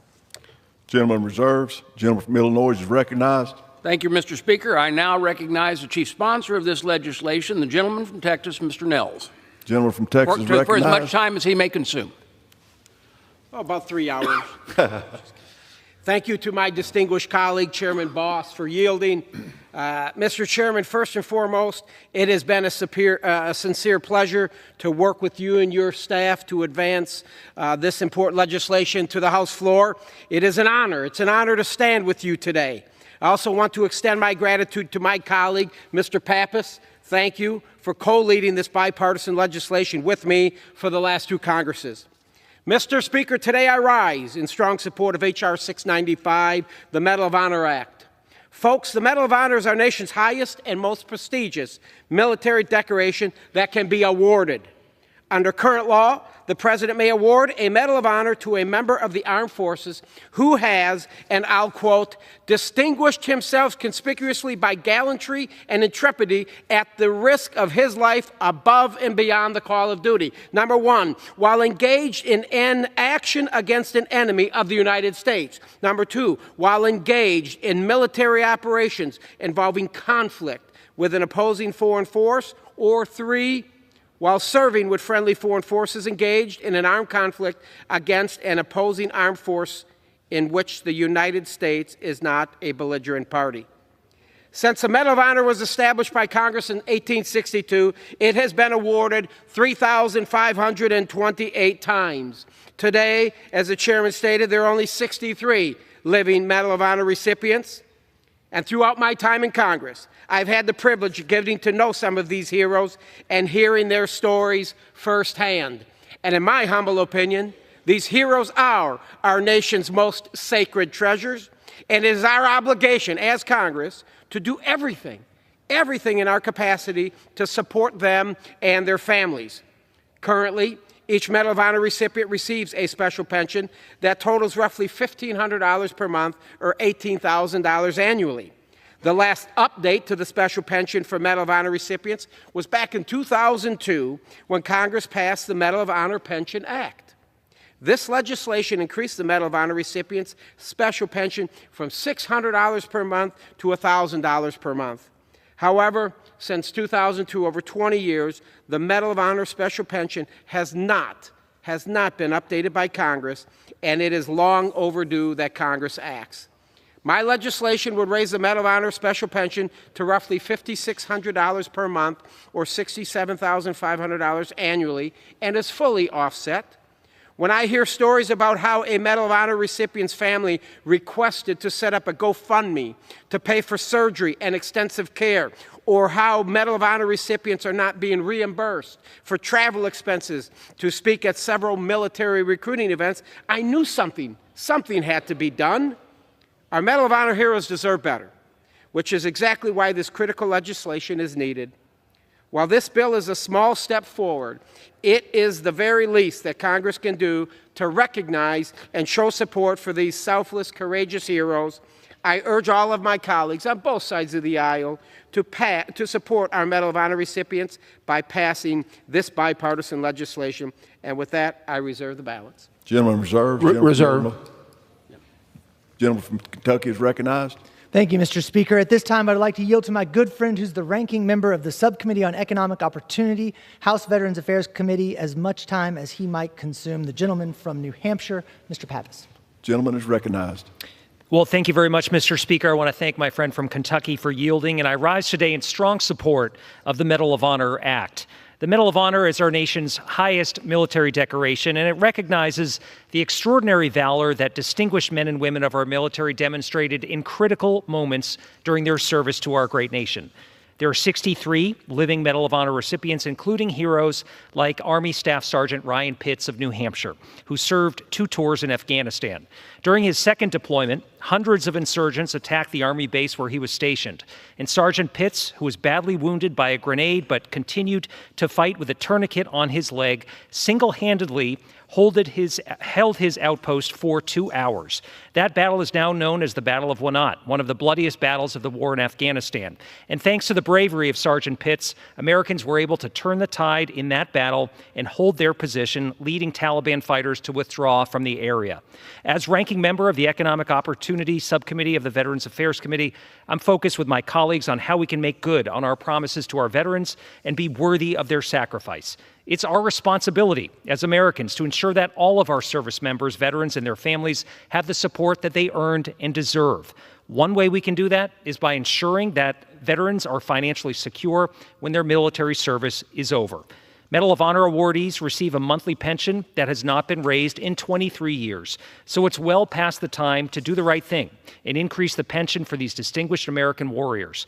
This bill ensures their extraordinary acts of bravery are not forgotten and that their sacrifices are valued by a grateful nation. I've been really glad to partner with Congressman Nails on this bill and introduce this legislation and get it to the floor today. I want to thank him for his determined leadership on this issue and hope that we can get all of our colleagues on board later today with a strong vote in passing this legislation over to the Senate and seeing it signed into law. This is the right thing to do by our veterans and by our Medal of Honor recipients. And I urge all my colleagues to support this legislation, and I yield back my time. Gentleman yields back. Gentleman from Kentucky. Thank you, Mr. Speaker. Reserve the balance of our time. Gentleman recognized. We have no more speakers and we're ready to close. Okay. Gentleman from Illinois reserves. Kentucky. Thank you, Mr. Speaker.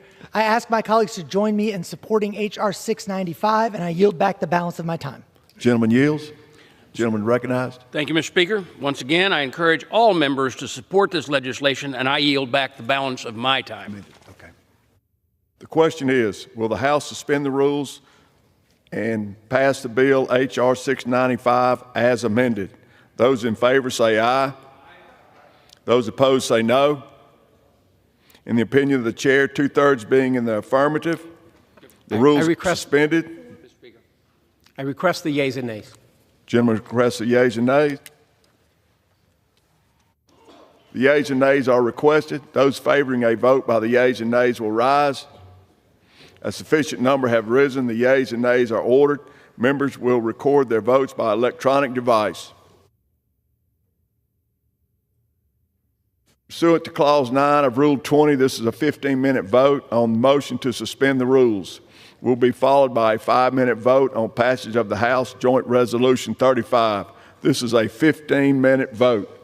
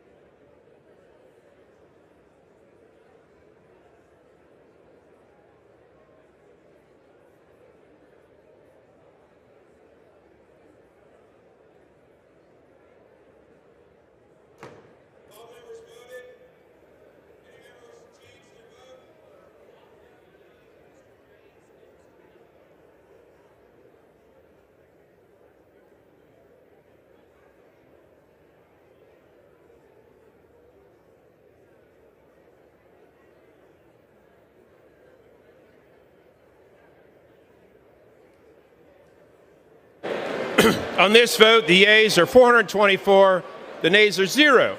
Two-thirds being in the affirmative, the rules are suspended. Bill is passed. Without objection, motion to reconsider laid upon the table. Pursuant to Clause 8 of Rule 20, the unfinished business is on the vote of House Joint Resolution 35, in which the yeas and nays are ordered. The clerk will report the title of the joint resolution. House Joint Resolution 35, Joint Resolution providing for congressional disapproval under Chapter 8 of Title 5 United States Code of the rules submitted by the Environmental Protection Agency relating to waste emissions charged for petroleum and natural gas systems, procedures for facilitating compliance, including netting and expenditures. Questions on the passage of the joint resolutions? Member records their vote by electronic device. This is a 5-minute vote.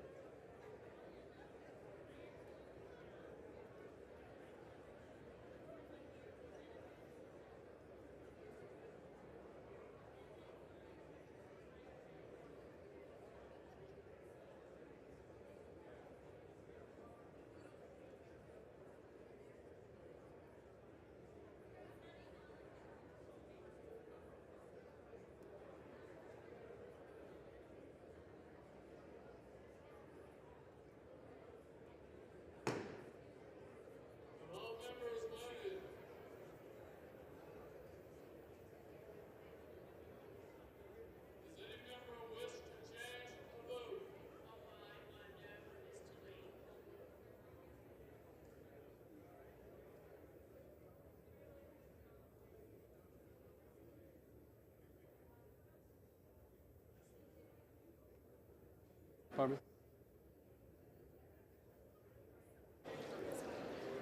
On this vote, the yeas are 221.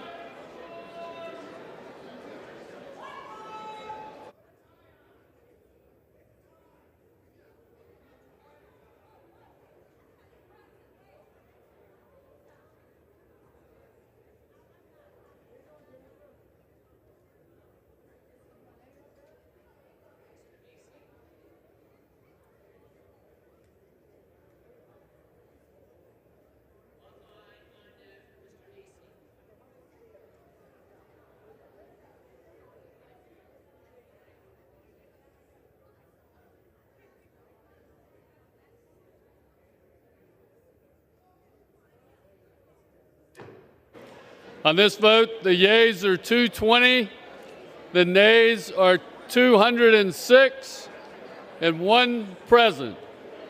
The bill is passed.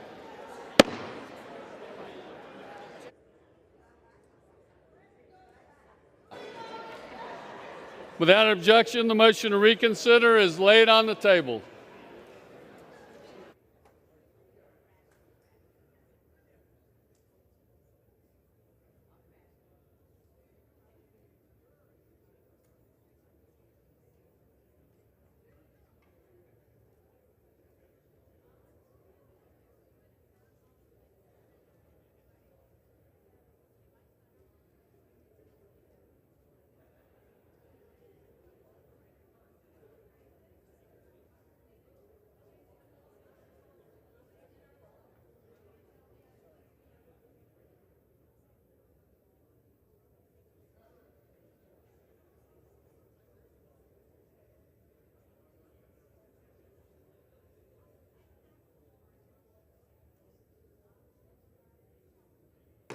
The House will be in order.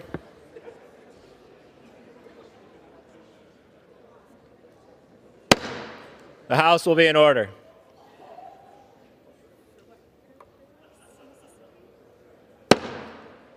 The House will be in order. What purpose does the gentleman from Mississippi rise? The House out of order for 1 minute. Without objection, the gentleman is recognized. Thank you, Mr. Speaker. Mr. Speaker, I'm joined by my colleagues from Mississippi, mourning the tragic loss of a Mississippi Hinds County Deputy Sheriff, Martin Shields, Jr., a dedicated public servant who gave his life in the line of duty late Sunday night while responding to a domestic call. Deputy Shields, just 37 years of age, devoted his career to protecting and serving the people of Mississippi. Before joining the Hinds County Sheriff's Office, he served with distinction in the Jackson Police Department, Jackson State University Police Department, and the Ridgeland Police Department. At every step, he wore his badge with dignity, courage, and a commitment to justice. But beyond the uniform, he was a husband, a father, and a friend, respected by his coworkers and his community. He leaves behind a grieving wife and a 12-year-old daughter who must now navigate life without him.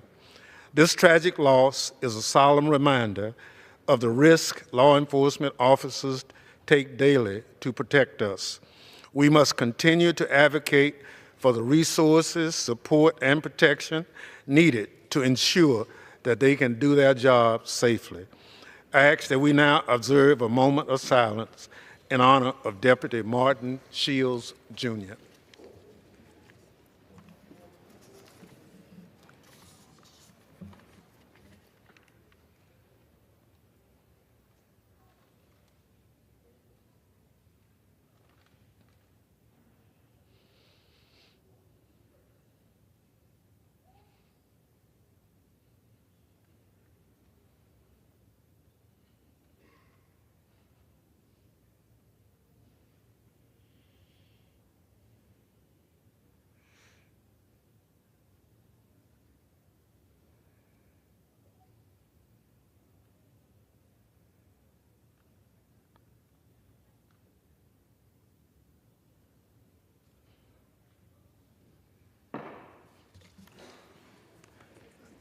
think he broke the record, though, right? Yes, sir.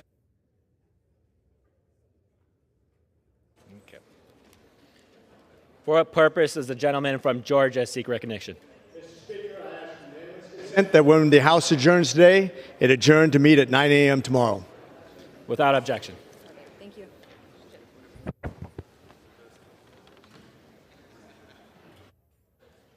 The chair will now entertain requests for 1-minute speeches. For what purpose does the gentleman from Iowa seek recognition?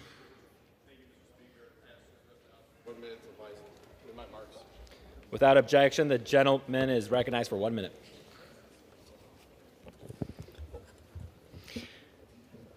Thank you, Mr. Speaker. I rise today in recognition of the extraordinary work delivered by Nicole Schmidt, our Director of Operations and Scheduler, where she directed a dynamic and highly effective professional team to help recruit and supervise our congressional team. During her tenure, Nicole executed on a number of top-tier engagements, including meetings for foreign heads of state, national travel, and managing the 2025 presidential inauguration event for approximately 500 Iowans who came to our nation's capital. Further, Nicole provided pivotal help to our team as she worked across stakeholders at the state and at the federal level, earning our office the top 10 most bipartisan team in Congress. Equally, Nicole helped organize a series of after-hour Capitol tours where she joined me in having to suffer through not only the history of this place, but added her own insights. Nicole, thank you very much for teaching us about the chandelier on the Titanic, now in the Senate chambers. I also want to express our sincere gratitude for hard leaders like Nicole who came to Iowa to serve in our nation's capital. She serves not only as an inspiration, but has been an intricate part of her team. And while we are sad to lose her, we are glad that the Hawkeye State gets to have a little bit more time with Nicole. And from my family to yours, Nicole, thank you for all you do for our country. We really appreciate it. Thank you, Mr. Speaker. I yield my time. For what purpose does the gentlewoman from California seek recognition? Speaker, I ask unanimous consent to address the House for 1 minute and to revise and extend my remarks. Without objection, the gentlewoman is recognized for 1 minute. Mr. Speaker, I rise to share the story of a federal scientist, in their own words, who was fired by President Trump and Elon Musk. Quote, I was a Laboratory Leadership Service, LLS fellow. We're a group of 24 PhD scientists in the LS program at CDC. Almost all of the fellows in our program were terminated. The fellows have been instrumental in the past by responding to combat public health outbreaks like Ebola. Likewise, my current fellows and I have helped protect the United States from new and emerging infections within the past year. This has directly affected our outbreak response work. Really? We're firing the people that keep Ebola from the country? These senseless firings have to stop. If you were fired from a federal science agency, if your cutting-edge science research was destroyed and cut, we want to hear your story. You can share it at the website for the House Science Committee Democrats. I yield back. For what purpose does the gentleman from Florida seek recognition? Speaker, I ask for unanimous consent to address the House for 1 minute and to revise and extend my remarks. Without objection, the gentleman is recognized for 1 minute. I offer good news, Mr. Speaker. Today, I rise to honor the extraordinary bravery of Judy Kent, a young woman and nurse from my district in Vero Beach, Florida. This past week, Judy's quick thinking and courageous actions saved the life of a motorcyclist and father of 5 who was struck by a car on his way to work. As she drove past, Judy instinctively pulled over and used her incredible medical knowledge to administer critical aid. Her swift response stabilized her wounds, and she is credited with saving the man's leg and possibly even his life. It is selfless acts like these that exemplify the best of our community, and I'm honored to recognize Judy's heroism today. Mr. Speaker, it is a privilege to share her story, and I thank her for amazing service and her resolve, and I yield back. For what purpose does the gentlewoman from Minnesota seek recognition? I ask unanimous consent to address the House for 1 minute to revise and extend my remarks. Without objection, the gentlewoman is recognized for 1 minute. Mr. Speaker, I rise today to honor the distinguished career of John Cromer, an extraordinary member of our community and a political reporter. John retired from his role as chief political reporter for KARE 11 after nearly 27 years of dedicated service, bringing Minnesotans reliable, informative, and timely political news. Those who worked closely with John admired his wealth of knowledge about Minnesota politics and history and referred to him as the contact and context for every story. John was praised for his commitment to reporting on policy over fleeting trends of the moment, and also for his tireless commitment for reporting the truth. He also brought joy to his colleagues and injected into his work every single day. We will miss his reporting and wish him well in his retirement. Thank you, and I yield back.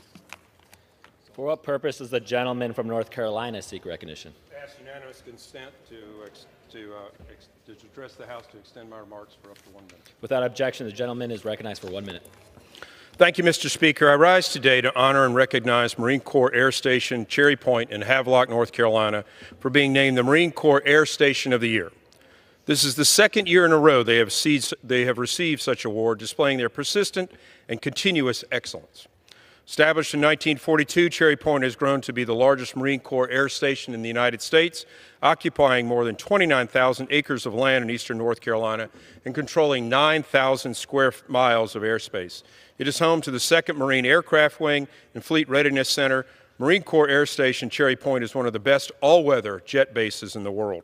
This prestigious award is a testament to the performance and dedication of our Marines. I am grateful to our brave service members and their families who sacrifice so much to protect us and our great nation. It's my honor to represent Marine Corps Air Station Cherry Point and its proud community. Practice, persistence, and preparation is what safeguards our nation's freedom. Congratulations to the Marines for this well-deserved recognition. May God bless all those serving at Cherry Point and all our service members across the globe. Thank you, Mr. Speaker. I yield back. For what purpose does the gentlewoman from California seek recognition? Mr. Speaker, I ask unanimous consent to address the House for 1 minute and revise and extend my remarks. Without objection, the gentlewoman is recognized for 1 minute. Mr. Speaker, I rise to share the story of a federal scientist from California who, in their words, was fired by President Trump and Elon Musk. They wrote, "I was a Pathways student intern at the EPA. I was assisting and training under the ecotoxicology group studying the effects and bioaccumulation of PFAS. I am completely devastated and heartbroken." The EPA Pathways program creates a pathway to a career in federal government for students and recent graduates. In this case, a student working on complex scientific issues involving PFAS, toxic chemicals that are all around us. As the only Latina member with a STEM background in Congress, I know how important it is to encourage our students and young professionals to pursue careers in STEM.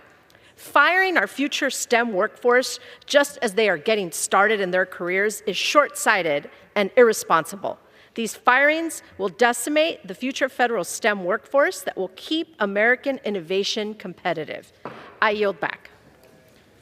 For what purpose does the gentleman from Florida seek recognition? Mr. Speaker, I seek unanimous consent to address this House for 1 minute and to revise and extend my remarks. Without objection, the gentleman is recognized for 1 minute.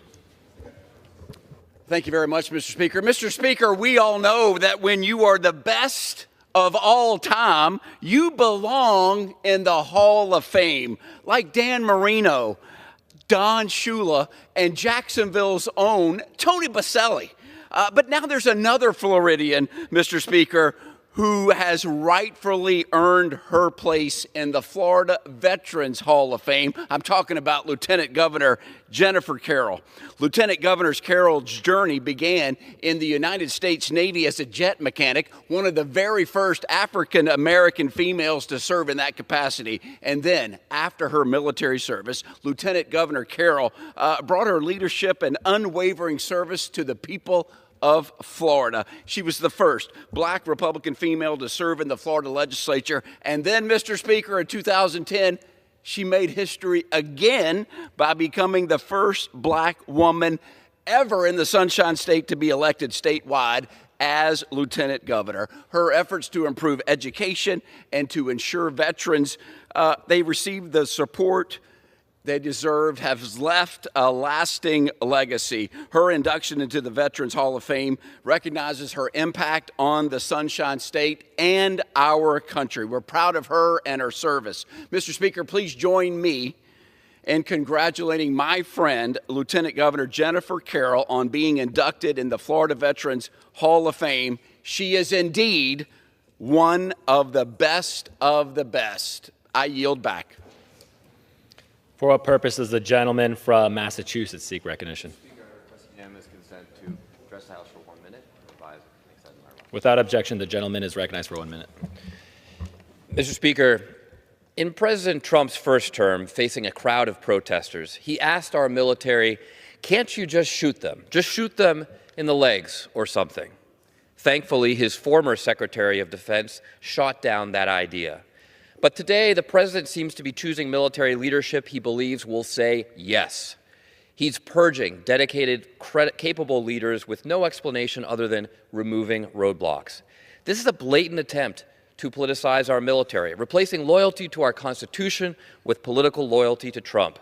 Our founding fathers designed our military to be explicitly apolitical. They must be rolling in their graves today. When I joined the Marines in 2001, I raised my right hand and swore an oath to defend the Constitution of the United States, just like every other service member and veteran. That oath is sacred. We swear our lives to kill and to die, if necessary, to the United States, not to the President. The Trump administration must not be allowed to undermine that oath. Mr. Speaker, I yield back. For what purpose does the gentleman from Tennessee seek recognition? Thank you, Mr. Speaker. I seek unanimous consent to revise and extend my remarks. Rest of the House for 1 minute. Without objection, the gentleman is recognized for 1 minute. Thank you, Mr. Speaker. I rise today to honor 21 Christian men who were murdered for their faith. In 2015, ISIS dragged them onto a Libyan beach, forced them to kneel, and beheaded them on video. But in that horrific moment, they did not show fear, they showed faith. 20 of these men were Coptic Christians from Egypt, just trying to earn a living for their families. The 21st, Matthew, was from Ghana, and he wasn't even Coptic by birth. ISIS gave him a choice, walk away or die. He chose to stand with his brothers, knowing exactly what it would cost him. He knew it was better to die free than to live under tyranny. That is faith, Mr. Speaker. That is true freedom. For 45 days, ISIS beat, starved, and tortured these men. They were offered food and money if they'd just deny Christ. But they never did. Instead, as the terrorists raised their blades, their last words were the name of Jesus. I remember my father had a Bible verse on his mirror, and it said, if you deny me before men, I will deny you before the gates of heaven. And they did not deny their faith. This month marks 10 years since their deaths. ISIS thought they were making a statement of fear.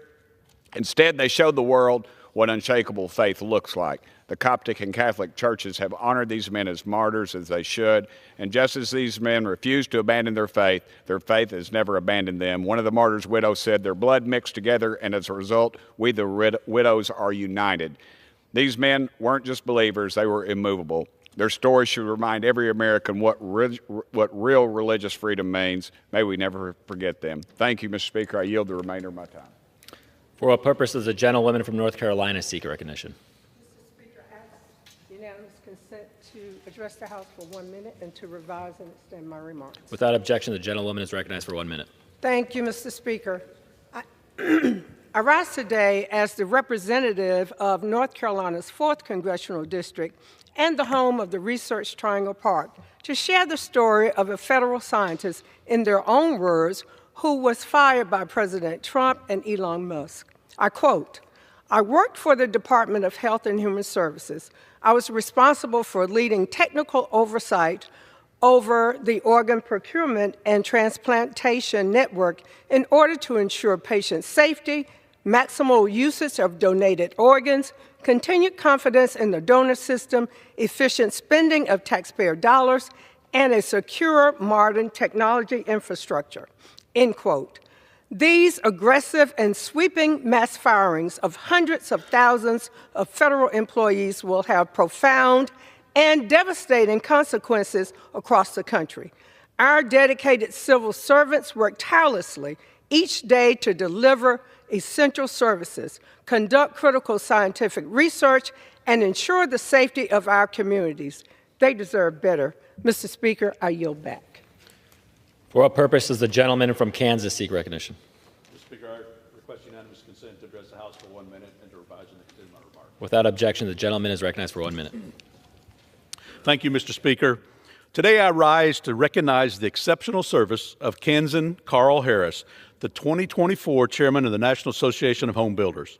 For more than 4 decades, Carl has made an outsized impact on the residential construction industry and communities across Kansas through his work as co-founder and president of the Carl Harris Companies and managing partner of Harris Homes. Most recently, he completed his term as the 2024 chairman of the National Association of Home Builders, where he has been relentless in advocating for policies that strengthen the construction workforce and help make home ownership a key tenet of the American dream possible. Generous in sharing his time and talent, Carl has served as president of the Wichita Area Builders Association and the Kansas Building Industry Association, and in numerous roles in local governments in Newton. In addition, he has promoted workforce development initiatives and outreach to high schoolers to introduce them to opportunities in the construction trades. It is my honor to thank Carl for his dedicated career and wish him all the best with his next steps. And with that, I yield back the balance of my time. The gentleman from Virginia seek recognition. Mr. Speaker, I ask unanimous consent to address the House for 1 minute. Without objection, the gentleman is recognized for 1 minute. Mr. Speaker, I rise to share the story of a federal scientist and a constituent of mine who has witnessed the impacts of President Trump and Elon Musk's recent firings.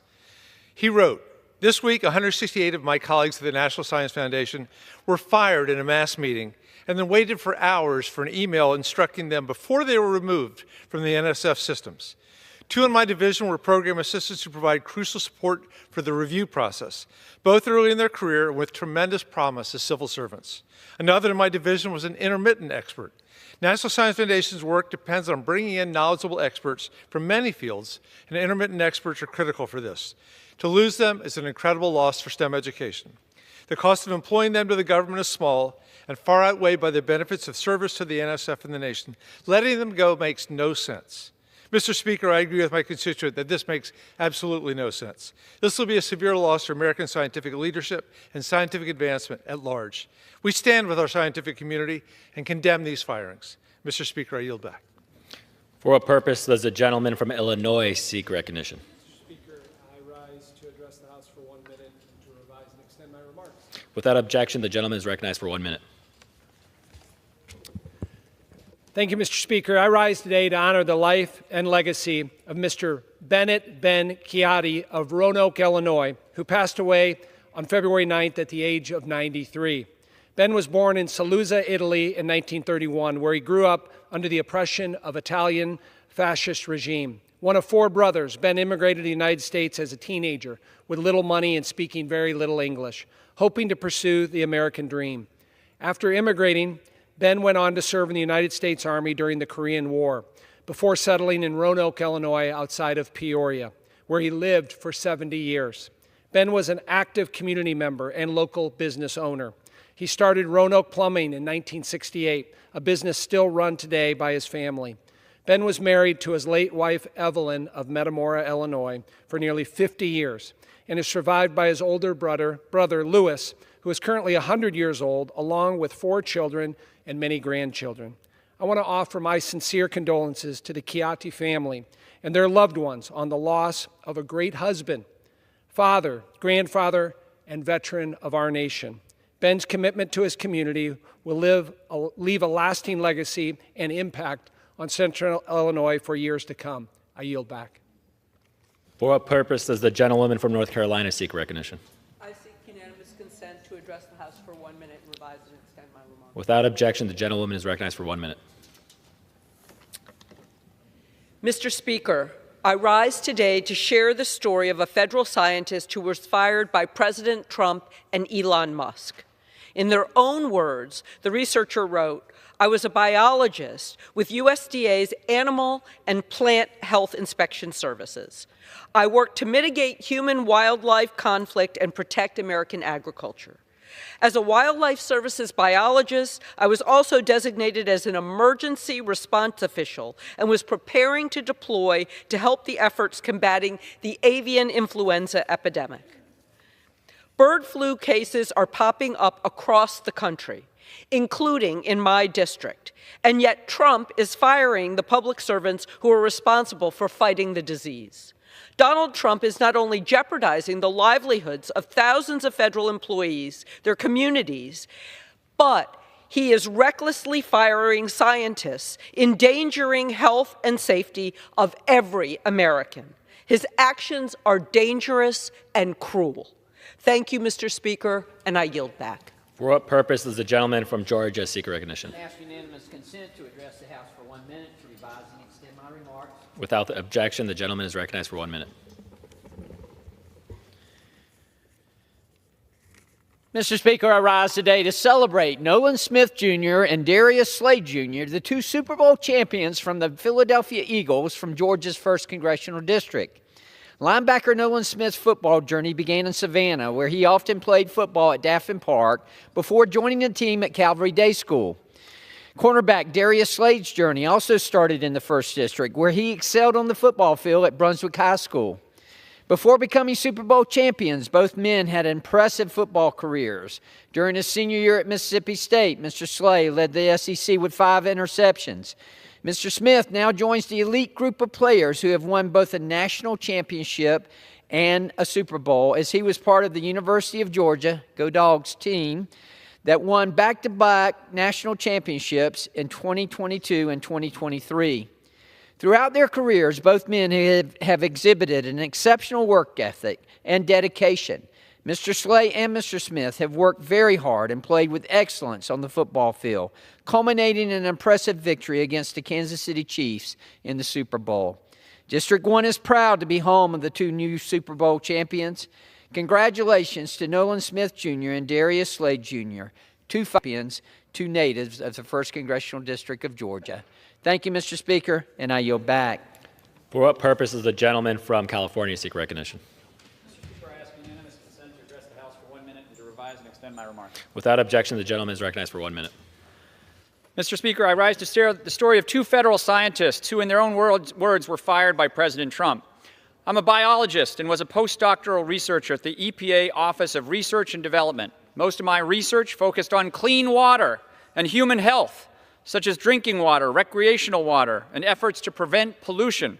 My research projects included the impact that wildfires have on drinking water quality. My work is not political, and my career should never have been politicized. This was my dream job. Another scientist, in their own words, I was a biologist for the U.S. Geological Survey. I conducted wildfire and fuels-related research in Sequoia and Kings Canyon National Parks, working closely with park managers to improve the fuel management plan.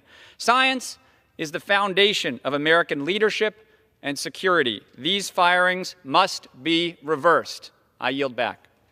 For what purpose does the gentleman from Pennsylvania seek recognition? I seek recognition to deliver 1 minute and revise and extend my remarks. Without objection, the gentleman is recognized for 1 minute. Mr. Speaker, the budget resolution passed yesterday sets the stage for President Trump's one big, beautiful bill. This bill is going to deliver dominant energy policy, border security, stopping human trafficking, and the rampant drug flow that is occurring. And this bill will continue the tax relief that gave us a great and strong economy. It's also providing savings to the American people by rooting out waste, abuse, and fraud. And despite this, the media and left want to malign this resolution, stating, for instance, that Medicaid is going to be reduced. That is absolutely not true. It is a false claim. And let me say it from the not-so-cheap seats. No Medicaid or Medicare benefits will be reduced. The only cuts will be to waste, abuse, fraud, and ineligibility within the system, if found, which I believe 98% of Americans do support. Look, we're overspending by nearly $2 trillion a year, and clearly any business, any company, any family, any government with such a spending problem must make corrections, which is what we're doing, which is what President Trump said he would do upon being elected. This resolution will help usher in the golden age in America, and I am very happy to be supportive of it. I yield back. For what purpose does the gentleman from California, Illinois, seek recognition?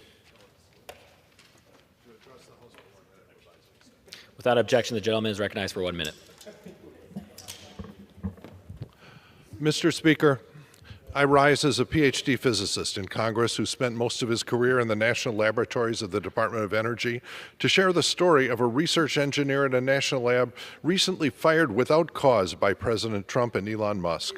This engineer's job was, quote, co-leading a project developing software for critical mineral and rare earth element extraction while also playing a lead technical role in computer modeling of desalination and water treatment processes, and supporting U.S. industrial partners to use these tools to deploy and modernize their systems.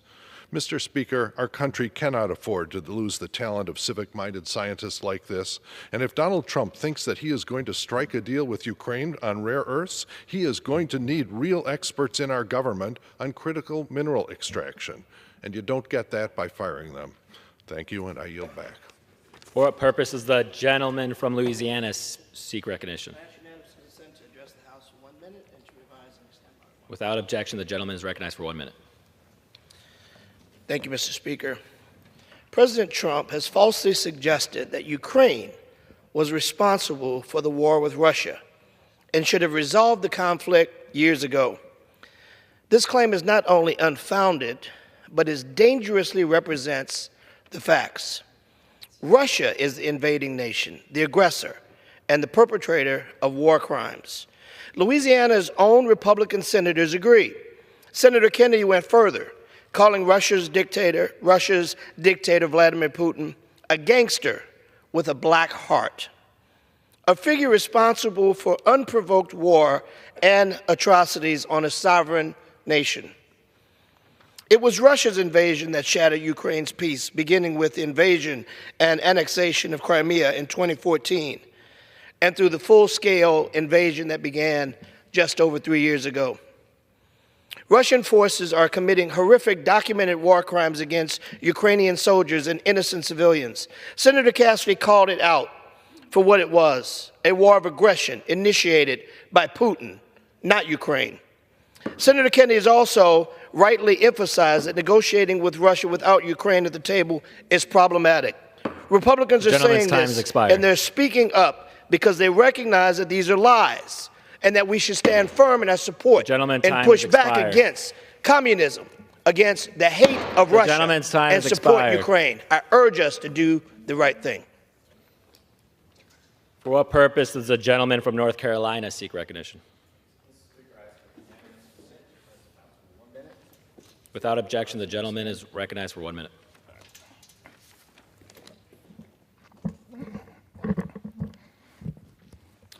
Mr. Speaker, I rise to honor the brave men and women who have given their lives in service to our country. I had the privilege of sitting down with Kathy Moore, a Gold Star mother whose son Ryan Russell was killed on March the 5th, 2007.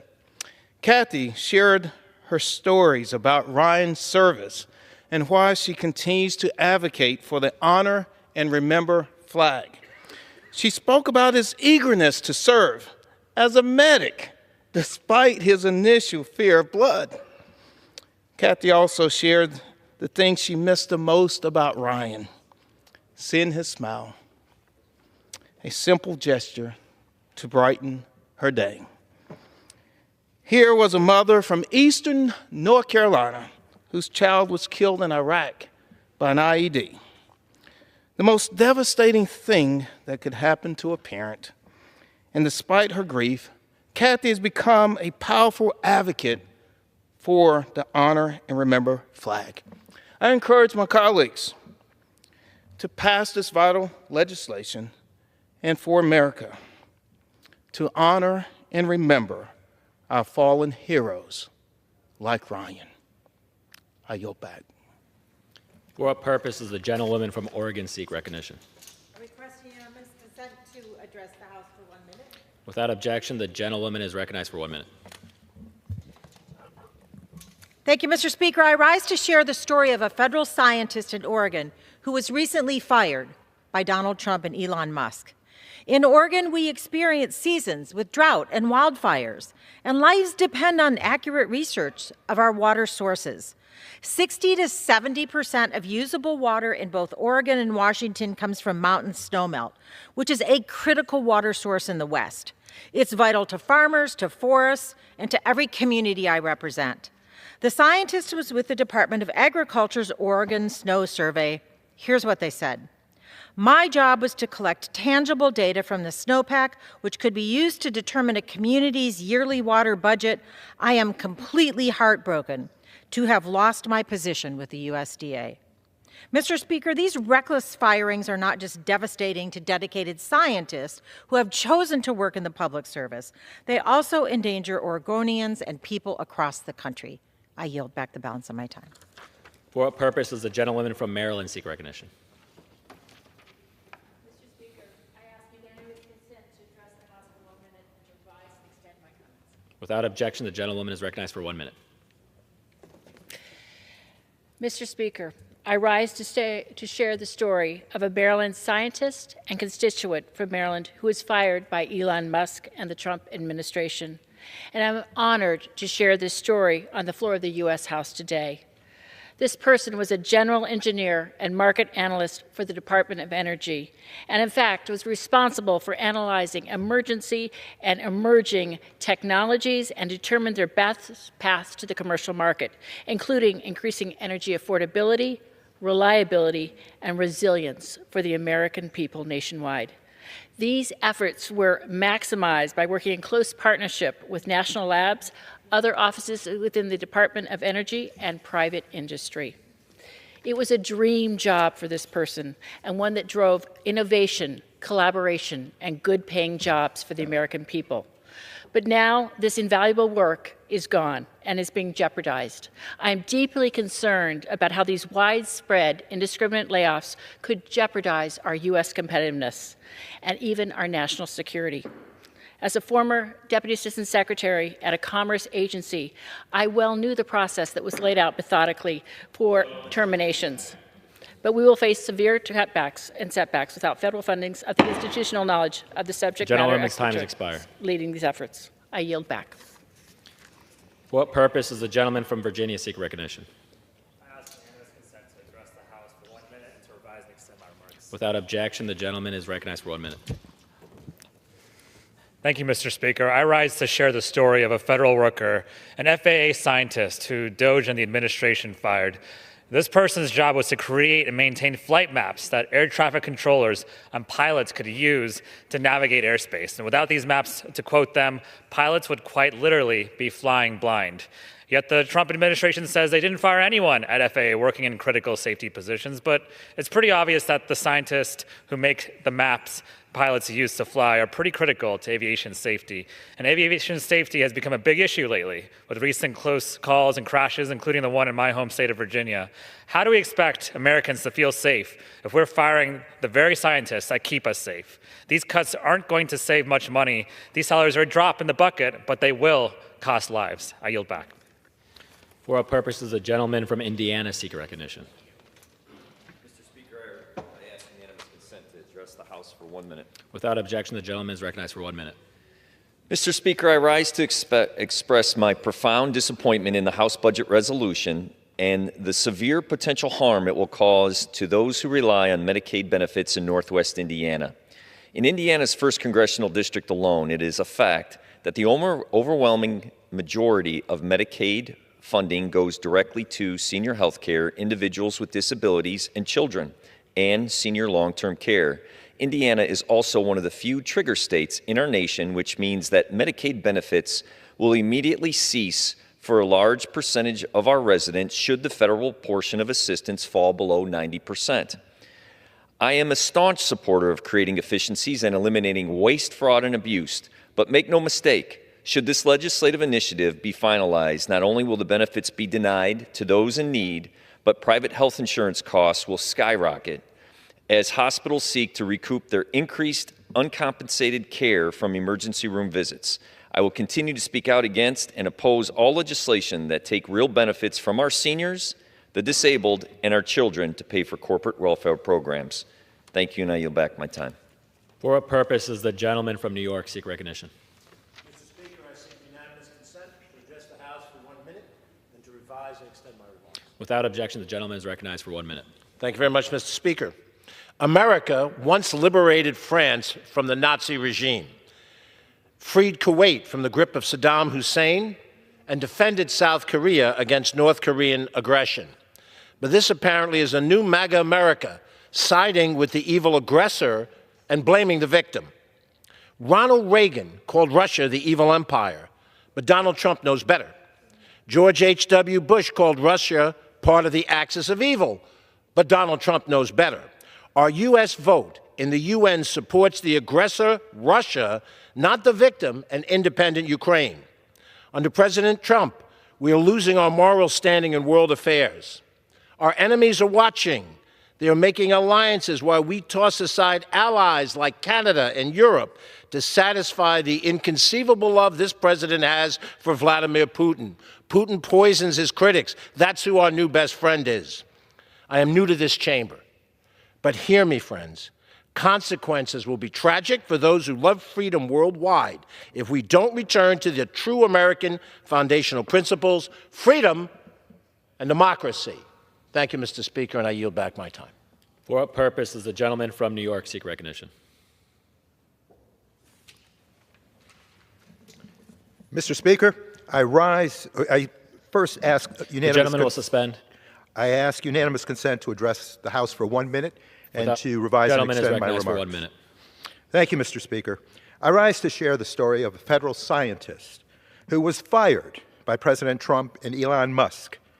In the employee's own words, I quote, "I was the quality manager for an FDA human and animal food laboratory, which tests foods for allergens, pesticides, colors, and food additives, and microbial pathogens such as E. coli and Listeria.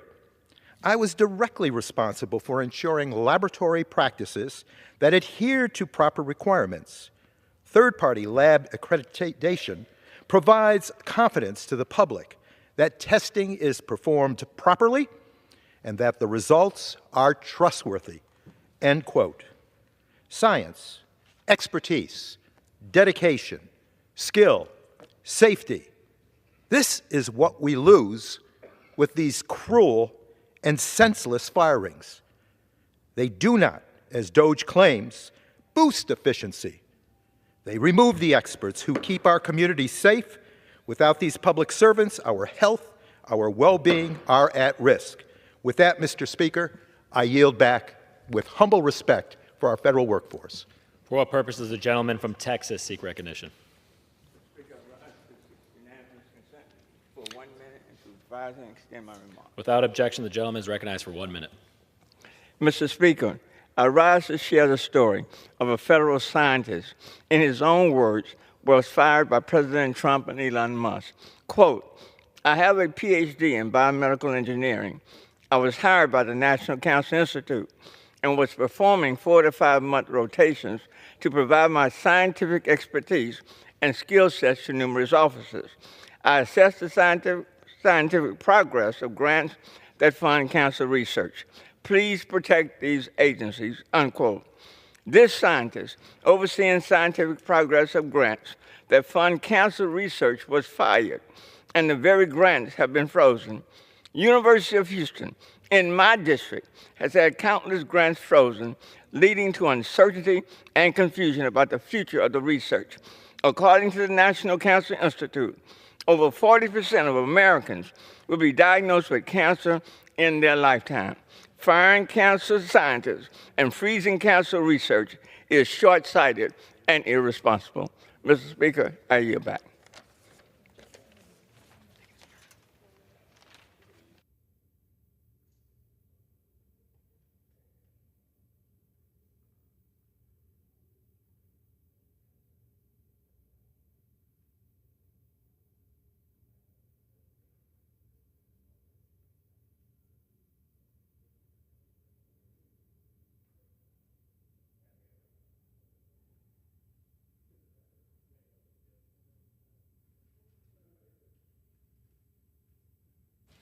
For what purpose does the gentleman from Illinois seek recognition?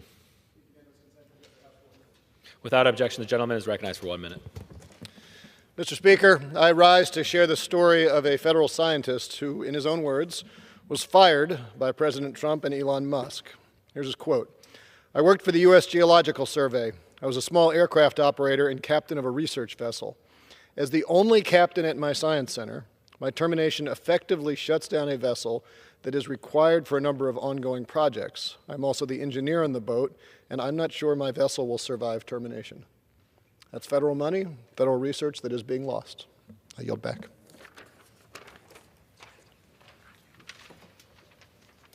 Under the Speaker's announced policy of January 3rd, 2025, the gentleman from California, Mr. Garamendi, is recognized for 60 minutes as a designee of the Minority Leader.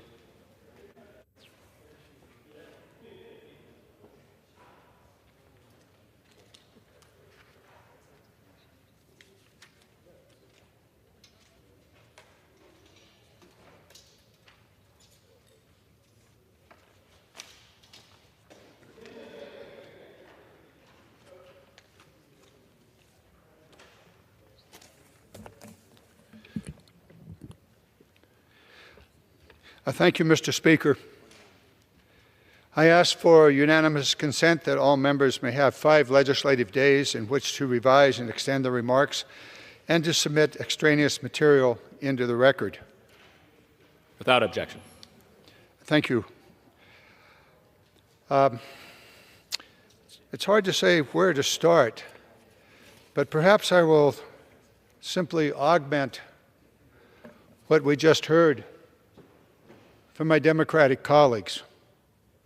Example after example of the crazy, uncoordinated attack on Americans that we're now seeing from the current administration. As we hear those stories, the reality of the programs that are not moving forward, the reversal of critical programs to protect individuals in their health care, protect individuals in their daily lives as they travel, to protect Americans now and in the future as we address the issues of climate change and the enormous challenges. Much more will be said about that in the days ahead, and it definitely should be. But I want to rise today and deal with a positive message that compares how Democrats would address the challenges of our time versus what our president and his Doge minions are doing, and our Republican colleagues here in the House are attempting to do with their budget reconciliation proposal and soon their individual tax policies and other.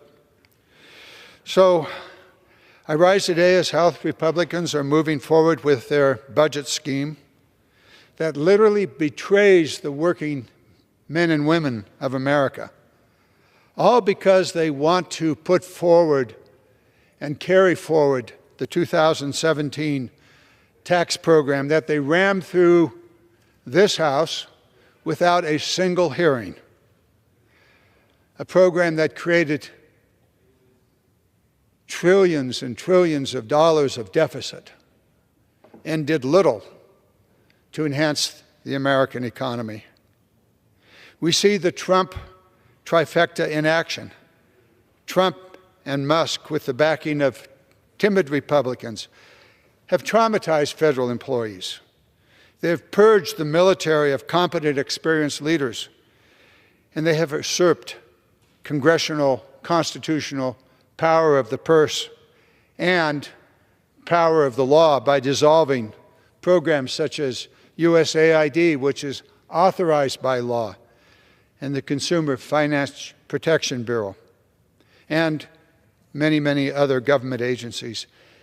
Now, instead of reclaiming the constitutional power of Congress, our Republican colleagues are now pushing forward their budget that will make working families sicker and less healthy and hungry, all the while giving $3.5 trillion in lower taxes, in tax breaks, to their billionaire donor friends and corporations, and in the process, skyrocketing the national deficit and apparently betraying their own long-held view that deficit financing was bad.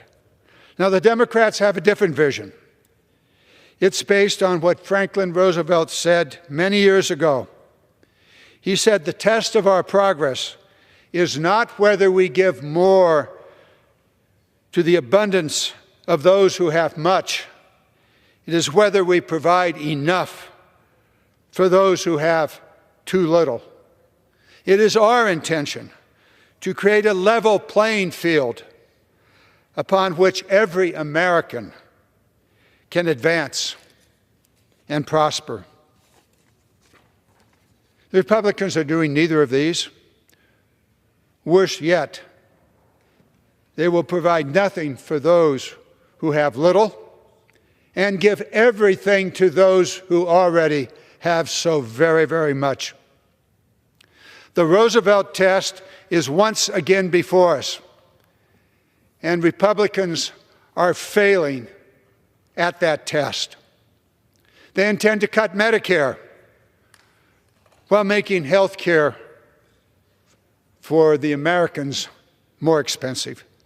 They intend to cut student loan relief programs, cut Pell Grants that are crucial for keeping not only students in schools, but schools open all across communities of America, particularly low-income communities. They will make our children go hungry by slashing school lunch programs and even school breakfast programs. They will cut SNAP programs, a life-saving program that feeds millions of Americans and provides support to farmers. They will make our roads less safe by cutting critical infrastructure. They will cut services that maintain our national forests and our national parks. As you heard, firefighters being laid off or not even being hired for the summer fire season. And our national parks, who will be there? Well, apparently they don't much care that those people necessary that are providing the summer programs for the national parks. They will give $3.5 trillion in tax breaks to the super wealthy and to corporations that have yet, the very large corporations who often pay no taxes at all. And they will, in all of this, add trillions to our national debt. Democrats have a different vision, a vision rooted in fairness, rooted in the words of Franklin Roosevelt.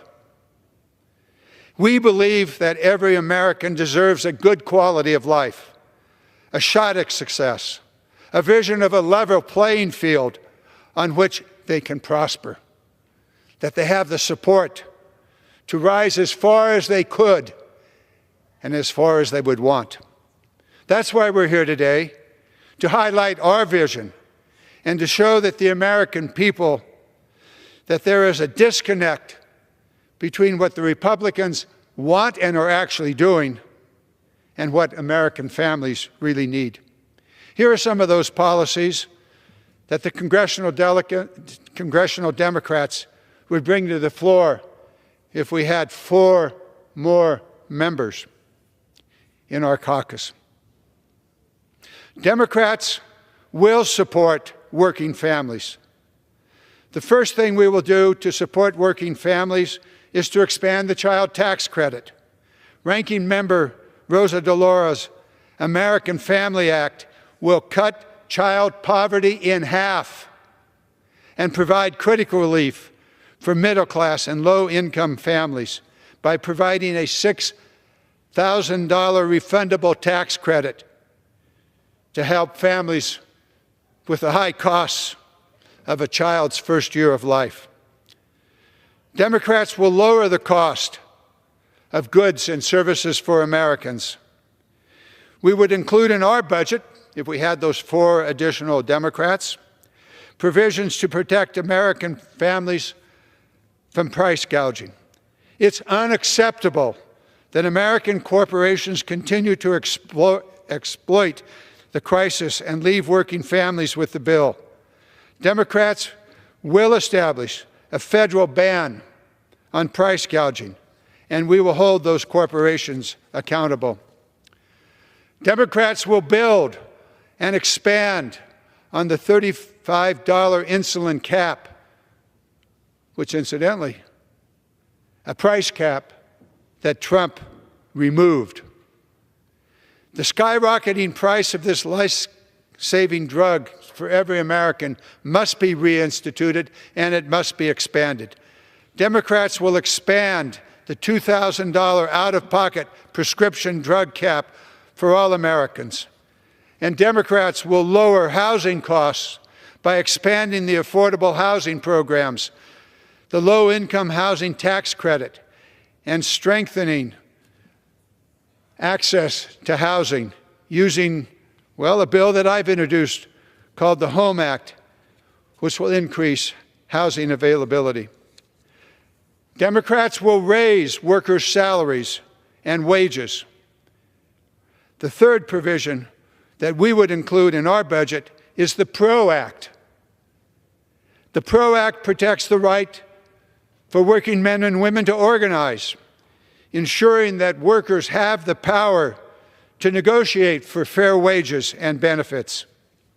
As a member of the Labor Caucus, I know the importance of collective bargaining and protecting unions. Collective bargaining is the fairest possible way for workers to earn the money that they deserve for the work that they have performed. We will also raise the wage. We will also push forward the Raise the Wage Act to gradually bring the federal minimum wage in line with the economic reality of American workers. Now, Democrats will also defend Social Security, Medicare, and Medicaid. We will do this with legislation such as Representative John Lawson's Social Security 2100 Act, which will increase benefits while ensuring that the super wealthy pay their fair share and secure this critical program for future generations. The House Republican budget scheme endorsed by our president and designed to help the super wealthy and the billionaire buddies like Elon Musk will cut Social Security benefits and Medicare and Medicaid benefits.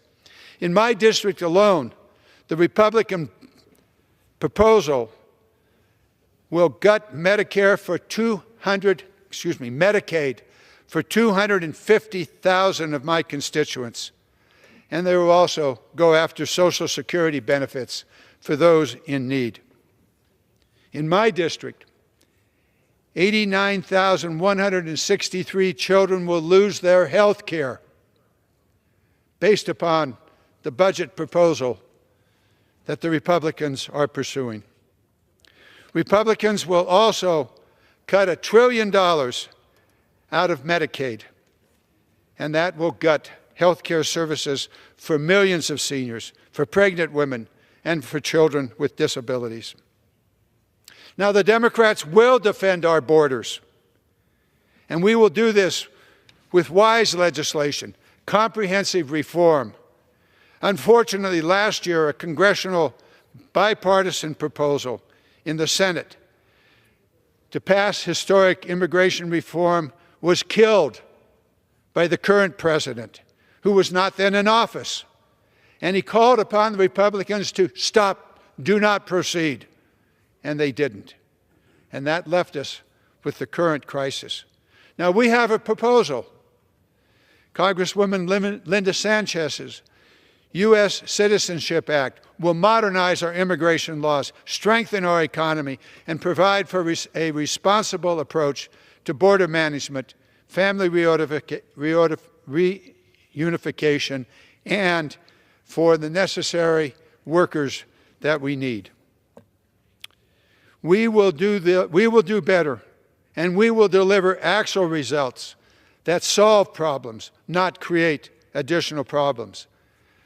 Democrats will pay for all of this by making sure that we have a fair, equitable tax system in which the super wealthy and the billionaires will pay their fair shares. We will not go down the path that our Republican friends intend to go, and that is to extend the 2017 tax cut law that actually provided more than 85% of the trillions of dollars of benefit of lower taxes that go to the super wealthy and the billionaire class. We're not going to go that direction. The super wealthy and the billionaires should not have a continuation of that tax cut. We will also take a look at the cut to corporate taxes that was in that legislation. A tax rate of 28% was on the docket for many years until 2017. And even today, if we were to go back to that, it's much lower than it was prior to that time. And we will not raise taxes on any family earning less than $400,000. We will restore the long-term capital gains rate to 28%, which is actually lower than the previous rates. We have much work ahead of us, and we intend to see that it gets done. Let me be clear. As you heard from my colleagues here earlier, the work that the DOGE boys are doing, and women are doing, is a break-it policy that Elon Musk has brought to the government. He has no business. He has no authority, or does he? In the morning, we hear from the White House, he has no authority. In the afternoon, we hear that he does.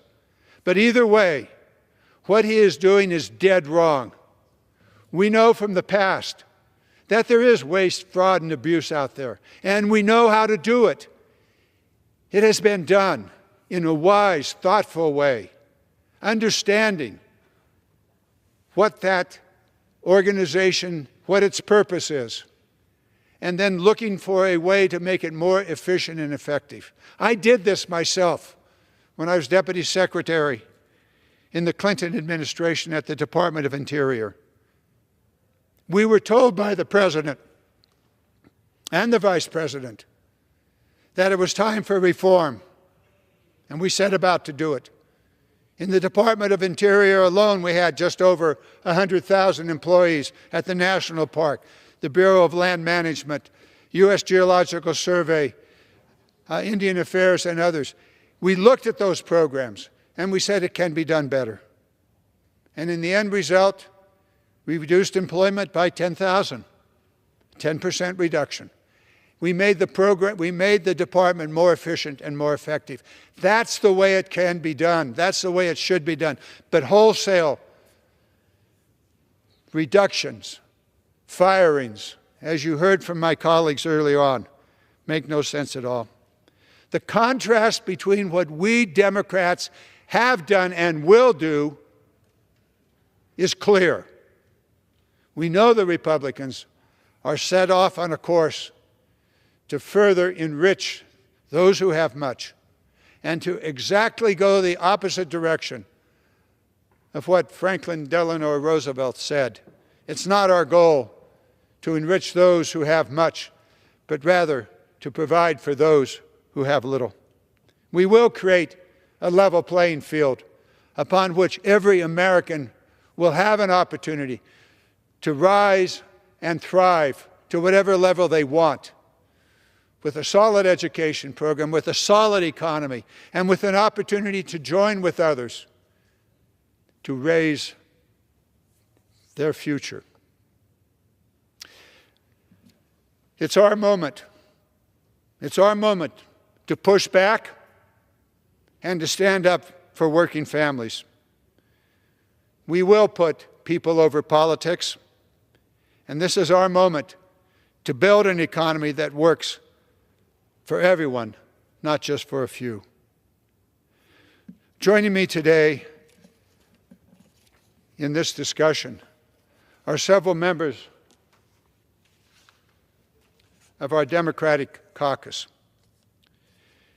And I'd now like to yield to a new member of our caucus, a gentleman from Orange County who understands these issues and will now share with us his thoughts.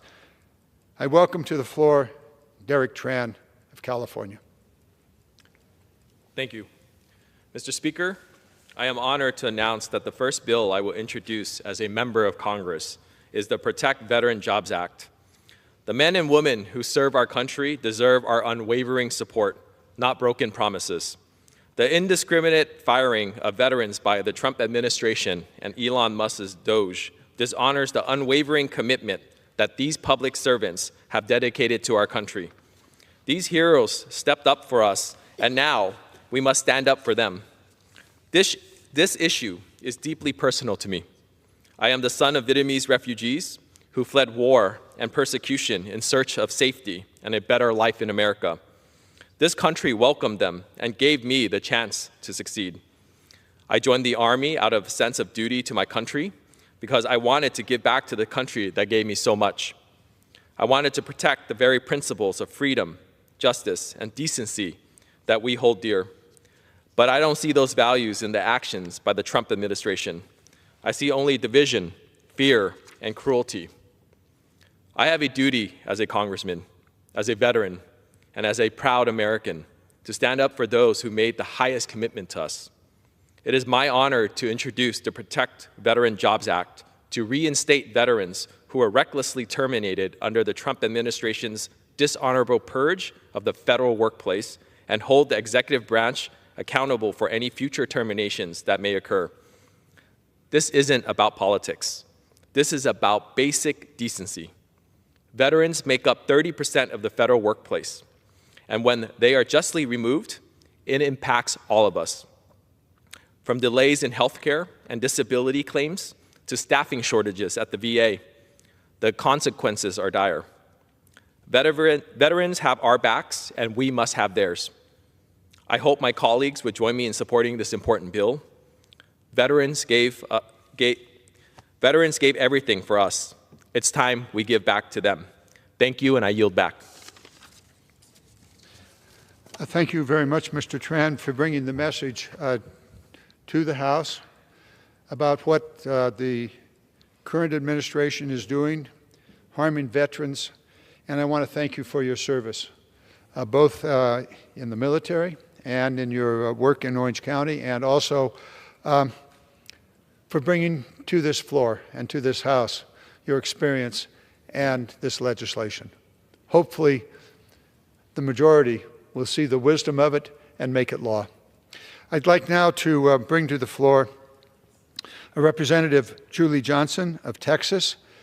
Please join us, and we're looking forward to your thoughts. Thank you, Mr. Speaker, and I want to thank my colleague from California, Mr. Garamendi, for hosting this special order hour on this very important topic. Last night, 217 Republicans voted to gut Texas Medicaid, raise costs, and take away health care from over 100,000 of my constituents, including over 80,000 children and over 12,000 seniors, just in my district. I love my state, but there are so many great things about Texas, but unfortunately, we are number one in some of the worst ways. Texas leads the nation in the number of people without health insurance for children and adults. We lead the nation in maternal mortality, having the highest number of mothers die during childbirth. And we lead the nation in infant mortality. Over 4.8 million Texans currently rely on Medicaid, over 16% of our state. These are not just statistics to gloss over, but they are children, their moms, their seniors, and our loved ones in our nursing homes. The Republican-endorsed cuts will exacerbate Texas's health care crisis, creating irresponsible political-based policy instead of collaborating for real solutions. In addition to the loss of health care access, many of those still with coverage will see their costs skyrocket. Under the Republican budget they voted for just last night, the average premium for 103,000 people who receive coverage under the Affordable Care Act in my district will increase by 69%. Their premium will increase by 69% because of what the Republicans have done in this budget. Many families would face an even steeper consequences. In Texas 32, a 60-year-old couple with a household income of $85,000 would see their health insurance premiums increase by $13,000 a year. That's a 181% increase in just 1 year. Families cannot afford that. Now look, I am all for cutting waste and finding fraud and abuse and finding fraud, but taking away health care and making it unaffordable for the people of Texas is not the way to do it. Texas Medicaid, Medicare, and Social Security programs must be protected. They represent our commitment to the American people, that their government will be there to help them when they're at their most vulnerable. The fact is, these cuts will mean life-altering changes for the families across America. We will lead to nursing homes being closed, doctors refusing to care for patients, healthcare claims being denied, and more debt and increased costs on the backs of families who are already struggling to make ends meet. I'll ask this question to my Republican colleagues. Are you ready to take in your aging parents to care for them when your local nursing home comes?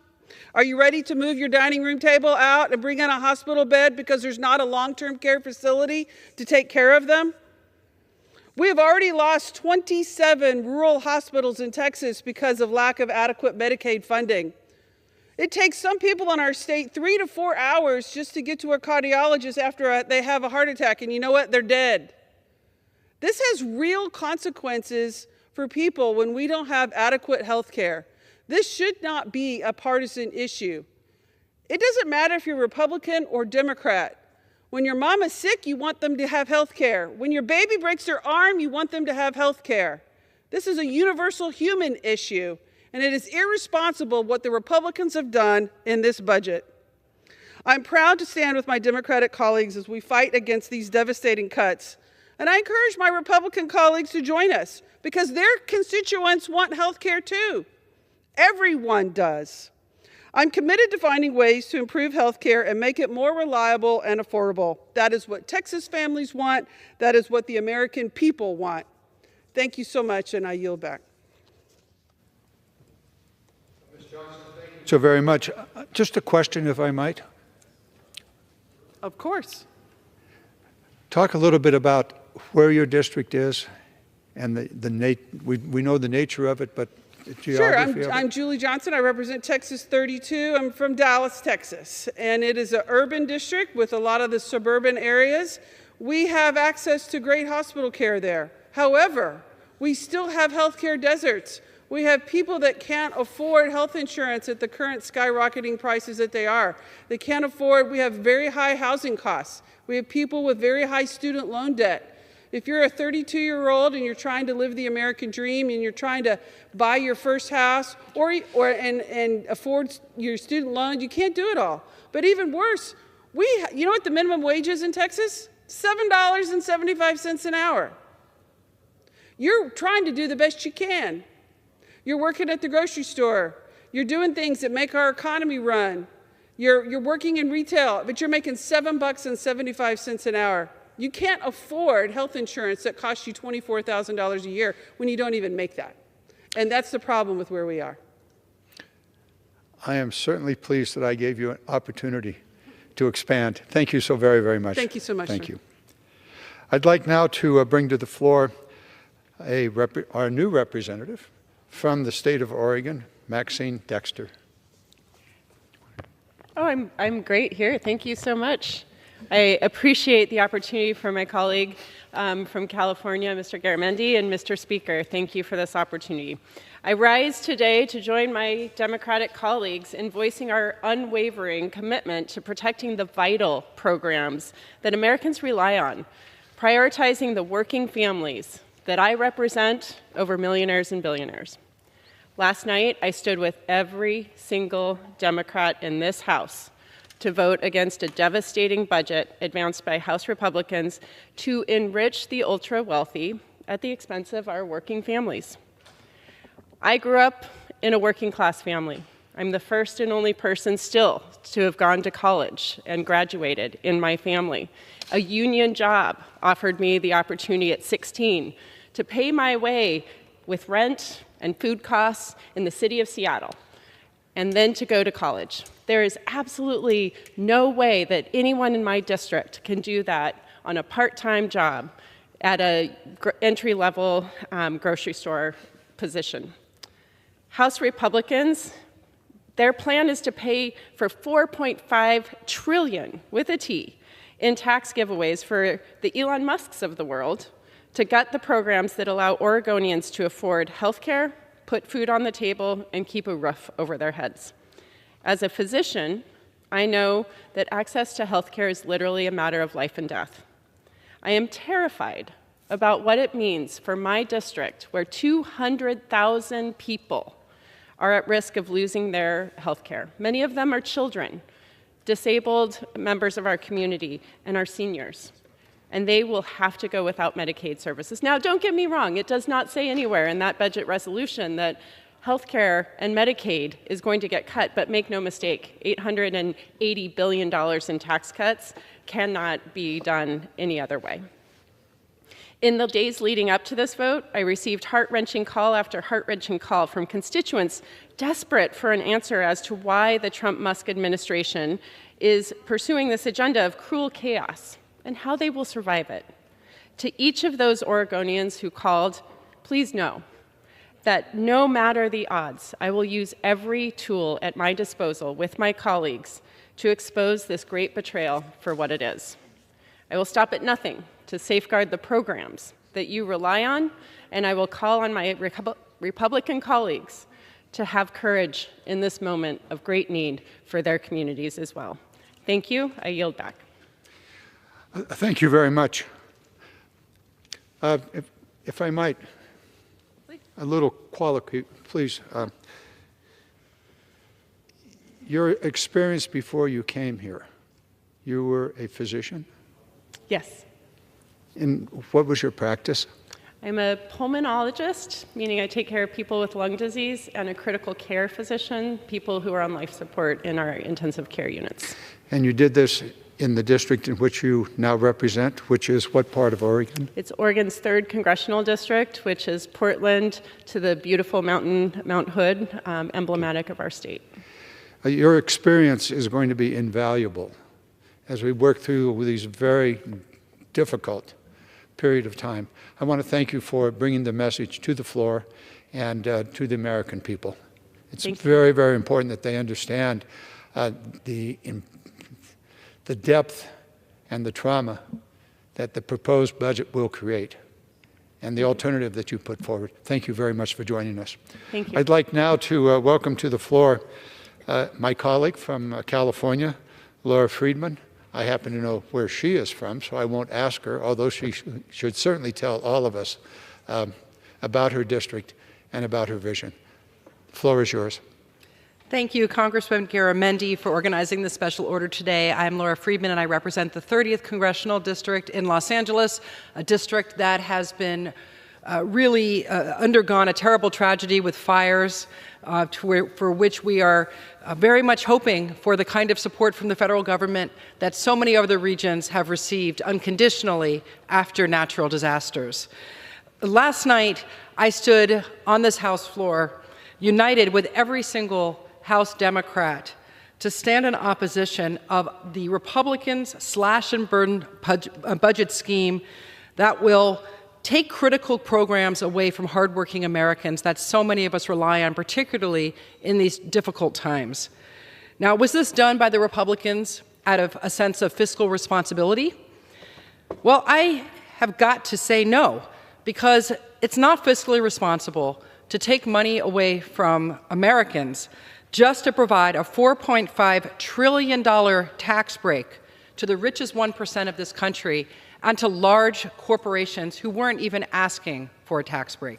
Now, let's be clear, this slash and burn budget is an attack on our families, on seniors, veterans, and on children. It's a direct attack on Medicaid, meaning that fewer families will have access to affordable health care at a time when health care access is so out of reach for Americans. It's an attack on SNAP food benefits, leaving millions struggling to put food on the table.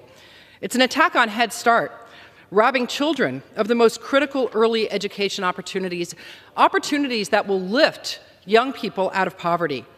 It's even an attack on the tax credit and on many other programs that help our young people afford a higher education. That'll make it harder for the next generation to afford college. That will also have the effect of stifling innovation, weakening Americans' ability to lead by staying on the cutting edge of technology. Now, in California, we very much value our public education system.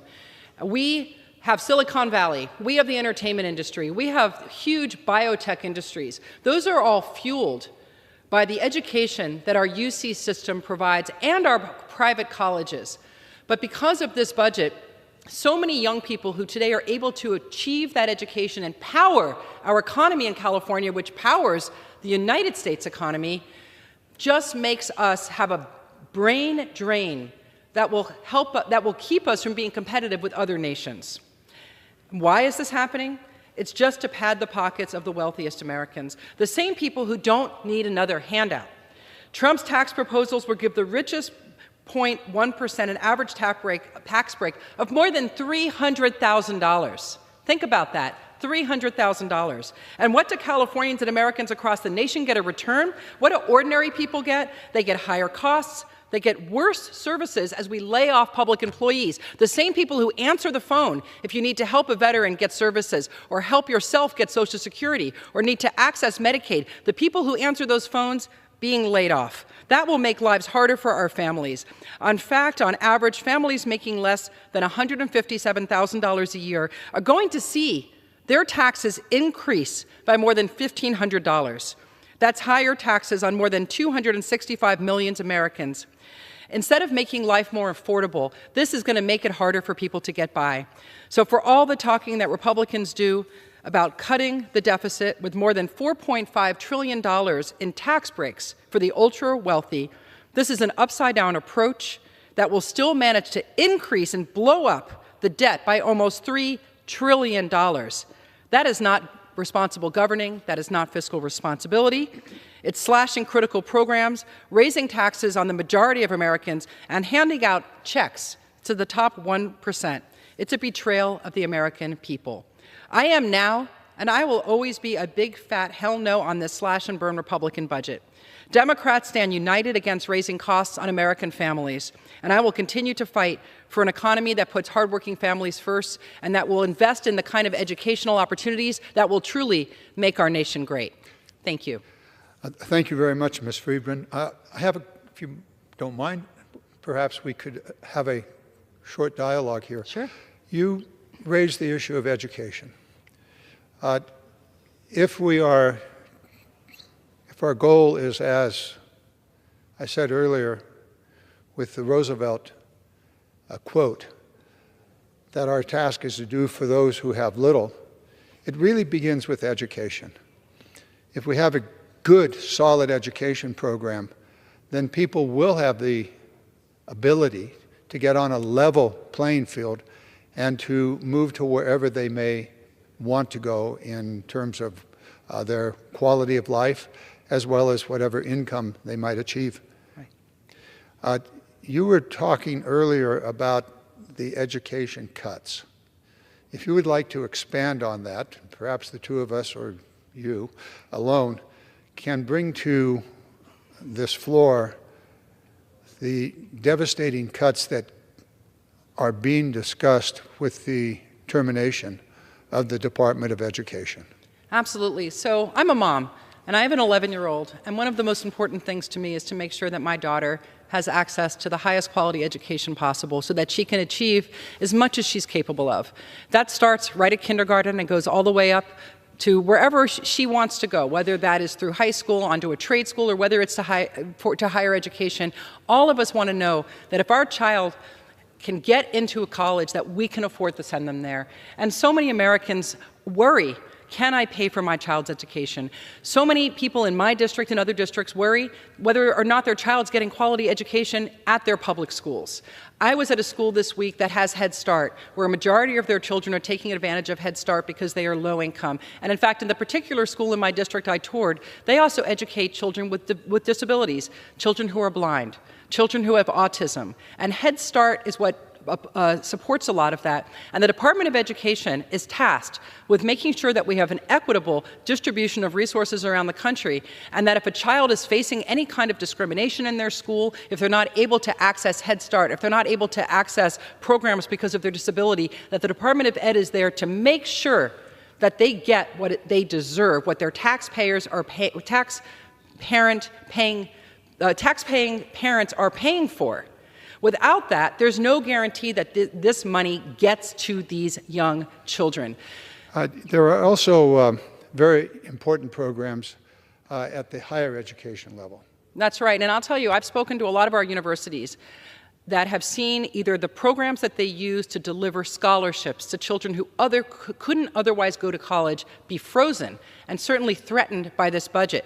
In addition, one of the great benefits of our universities is the research that they do, the research that powers our economy, that gives us the next generation of inventors and gives us the inventions that have led to the internet, that have led to a lot of what we do with the space program, that lead to advancements in clean energy.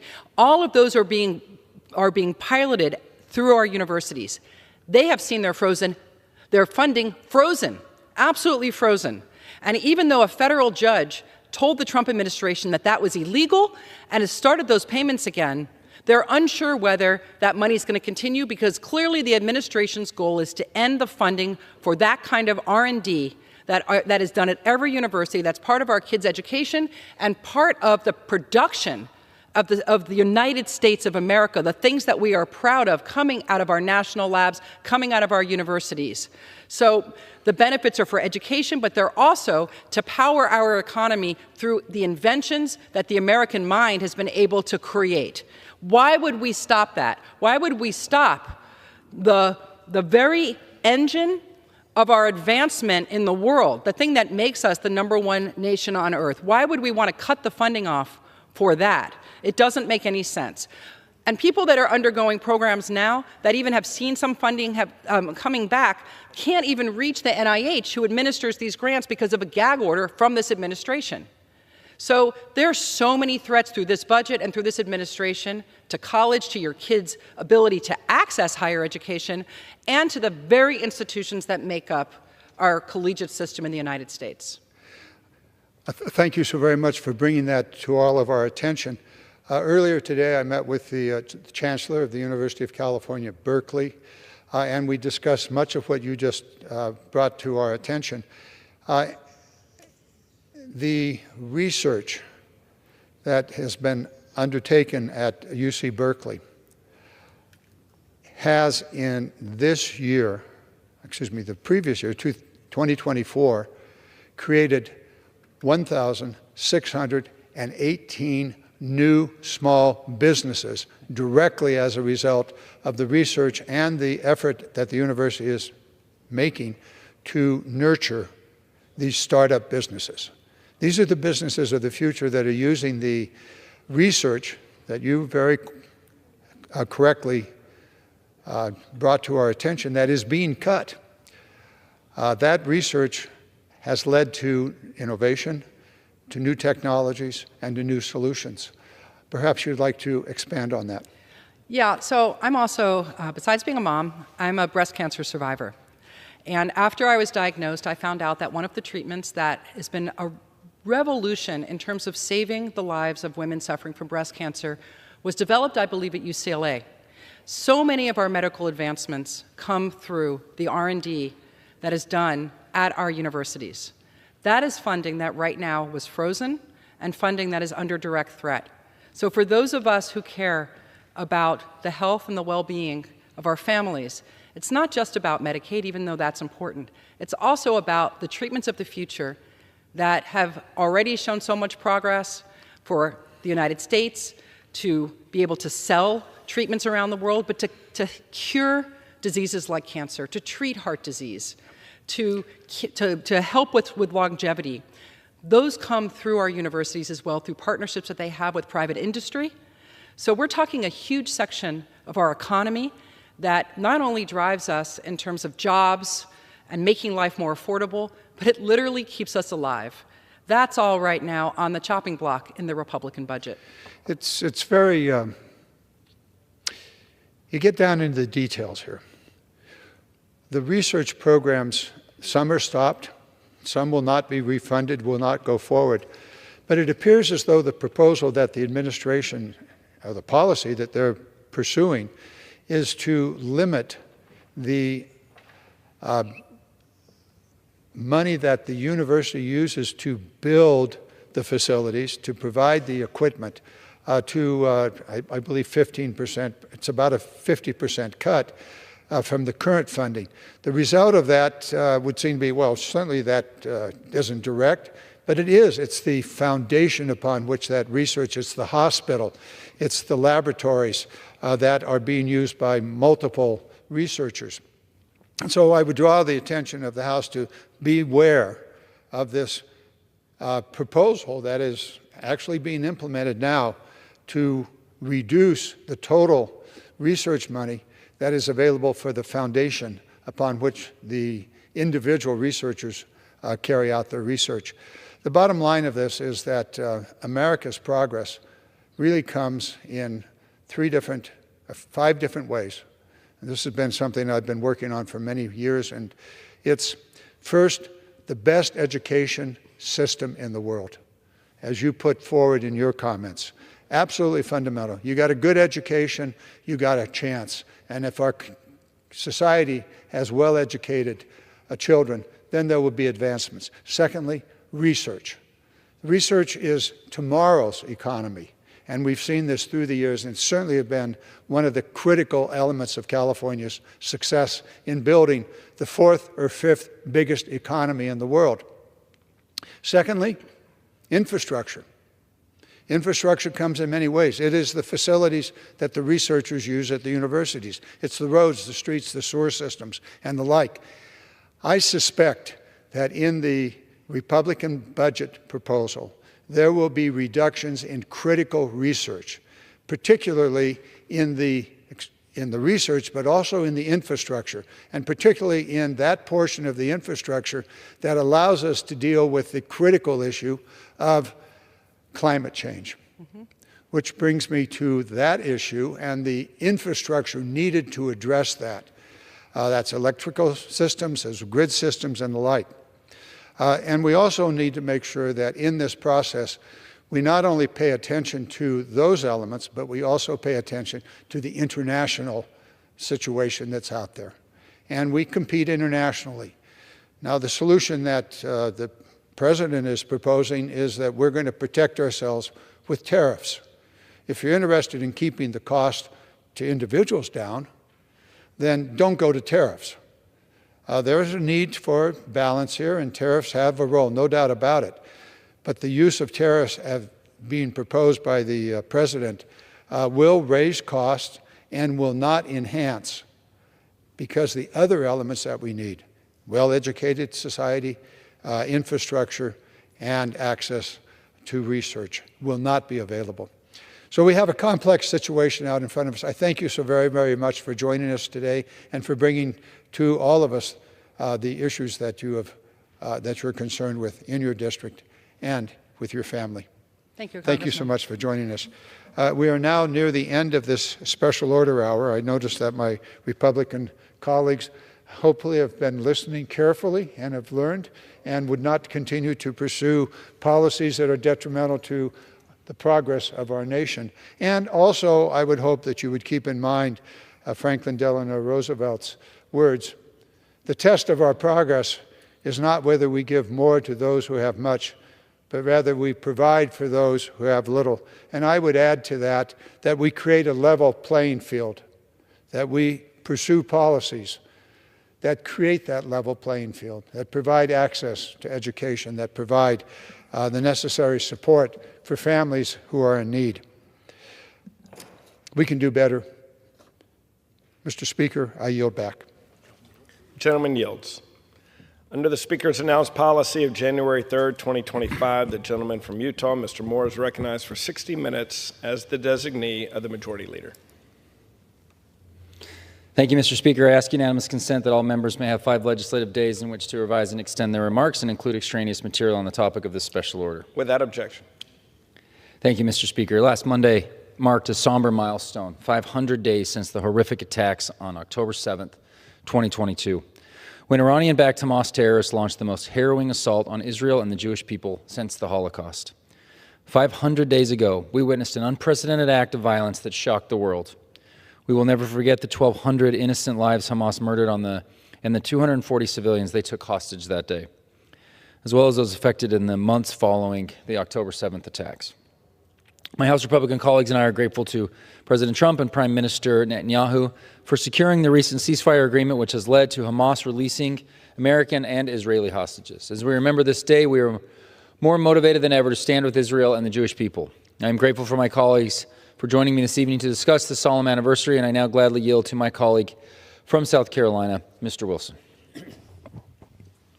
Thank you very much. Appreciated Republican Vice Chairman Blake Moore of Utah. Last Monday, February 17th, marked 500 days since the heinous attack in Israel, where drug-induced Iranian puppet Hamas launched the most cowardly, murderous assault against Israel and the Jewish community since the Holocaust.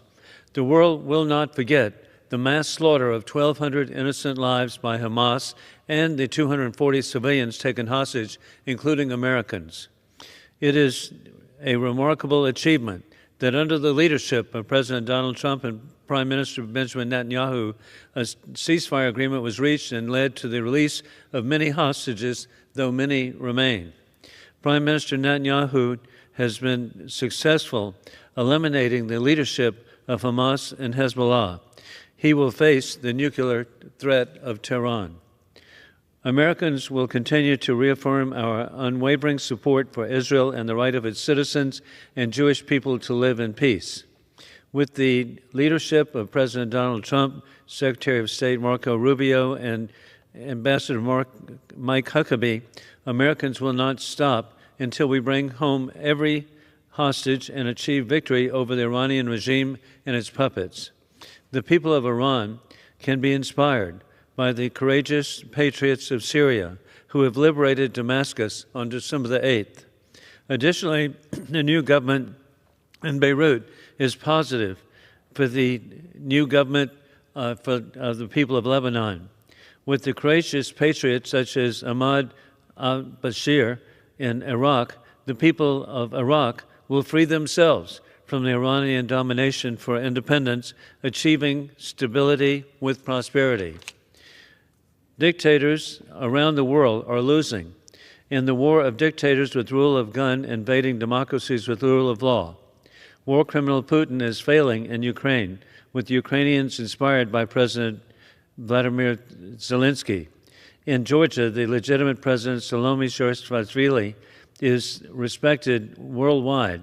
In Belarus, the legitimate president of Belarus, Svetlana Steleva, has been warmly welcomed at the Munich Security Conference, supporting freedom for the people of Belarus. In conclusion, God bless our troops as the global war on terrorism continues. Open borders for dictators puts all Americans at risk of more 9/11 attacks as imminent as warned by the FBI. Trump is reinstituting existing laws to protect American families with peace through strength. I yield back. Thank you to my colleague from South Carolina. I always appreciate his perspective on these foreign policy issues. I will now yield time as he may consume to my good friend from California, Mr. LaMalfa. Thank you, Mr. Moore, for leading this opportunity to cover important subjects that we're working on here in the House and in D.C. in tandem with the excellent effort coming out of the Trump administration on the more positive outlook we've had lately with doing the things to get the economy moving in the right direction, give people more freedom, and the foreign relations as well that are going to improve. You know, I think it's important that we have strong relations. I think NATO is extremely important, and that we support and remain as part of NATO. But also, I'm encouraged to see that NATO countries under President Trump are moving to step up a little bit more and take some more of their own responsibility for their defense. And it shouldn't be all on the burden of taxpayers of America, but indeed, with more and more of that self-starting, I'd say, we're seeing that talked about in Germany a little bit more right now. But it's important always that we maintain the NATO alliance, and the United States remain part of that. As well, our relationship with Israel, it's just such an excellent partnership that we have with them. What we're able to work together in tandem as two different nations is that the technology that has been developed, they do amazing things in concert with what our knowledge and our technology in this country on, for example, in agriculture, water-saving technology. They have to irrigate in a desert. And in my home state of California, we have a rather arid climate, but we do have a very plentiful water supply. It comes from the Sierras in the north and the east. And Israel has shown the way on how to make water go much farther with their drip irrigation systems and such. So working together on these technologies, as well as defense systems, and that's an important word. Israel put so much effort into defending itself, and America has worked in tandem with that to develop missile defense systems that are helpful for us. They're helpful with our other allies around the world and Israel as well. And so them with the Iron Dome, ours with our Patriot, and more newer technology that's come since that.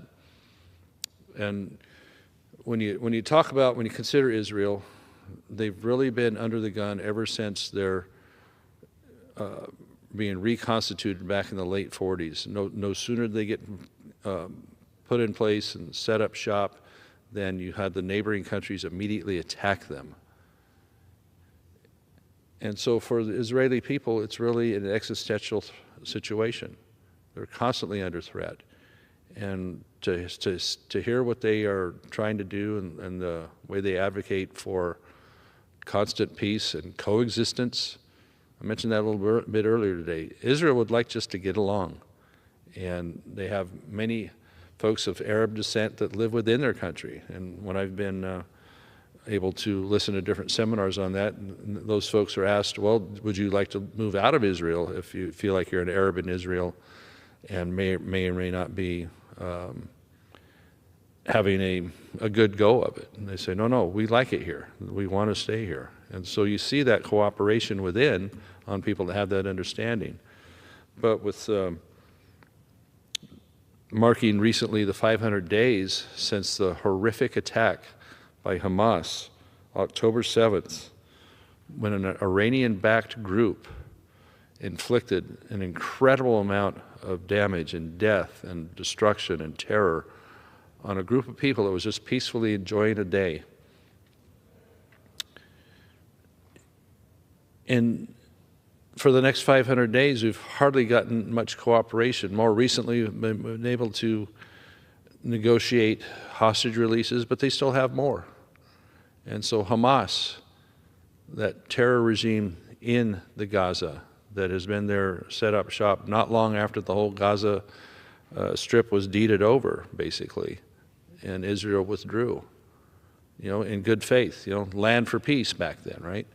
And what's the reward for that?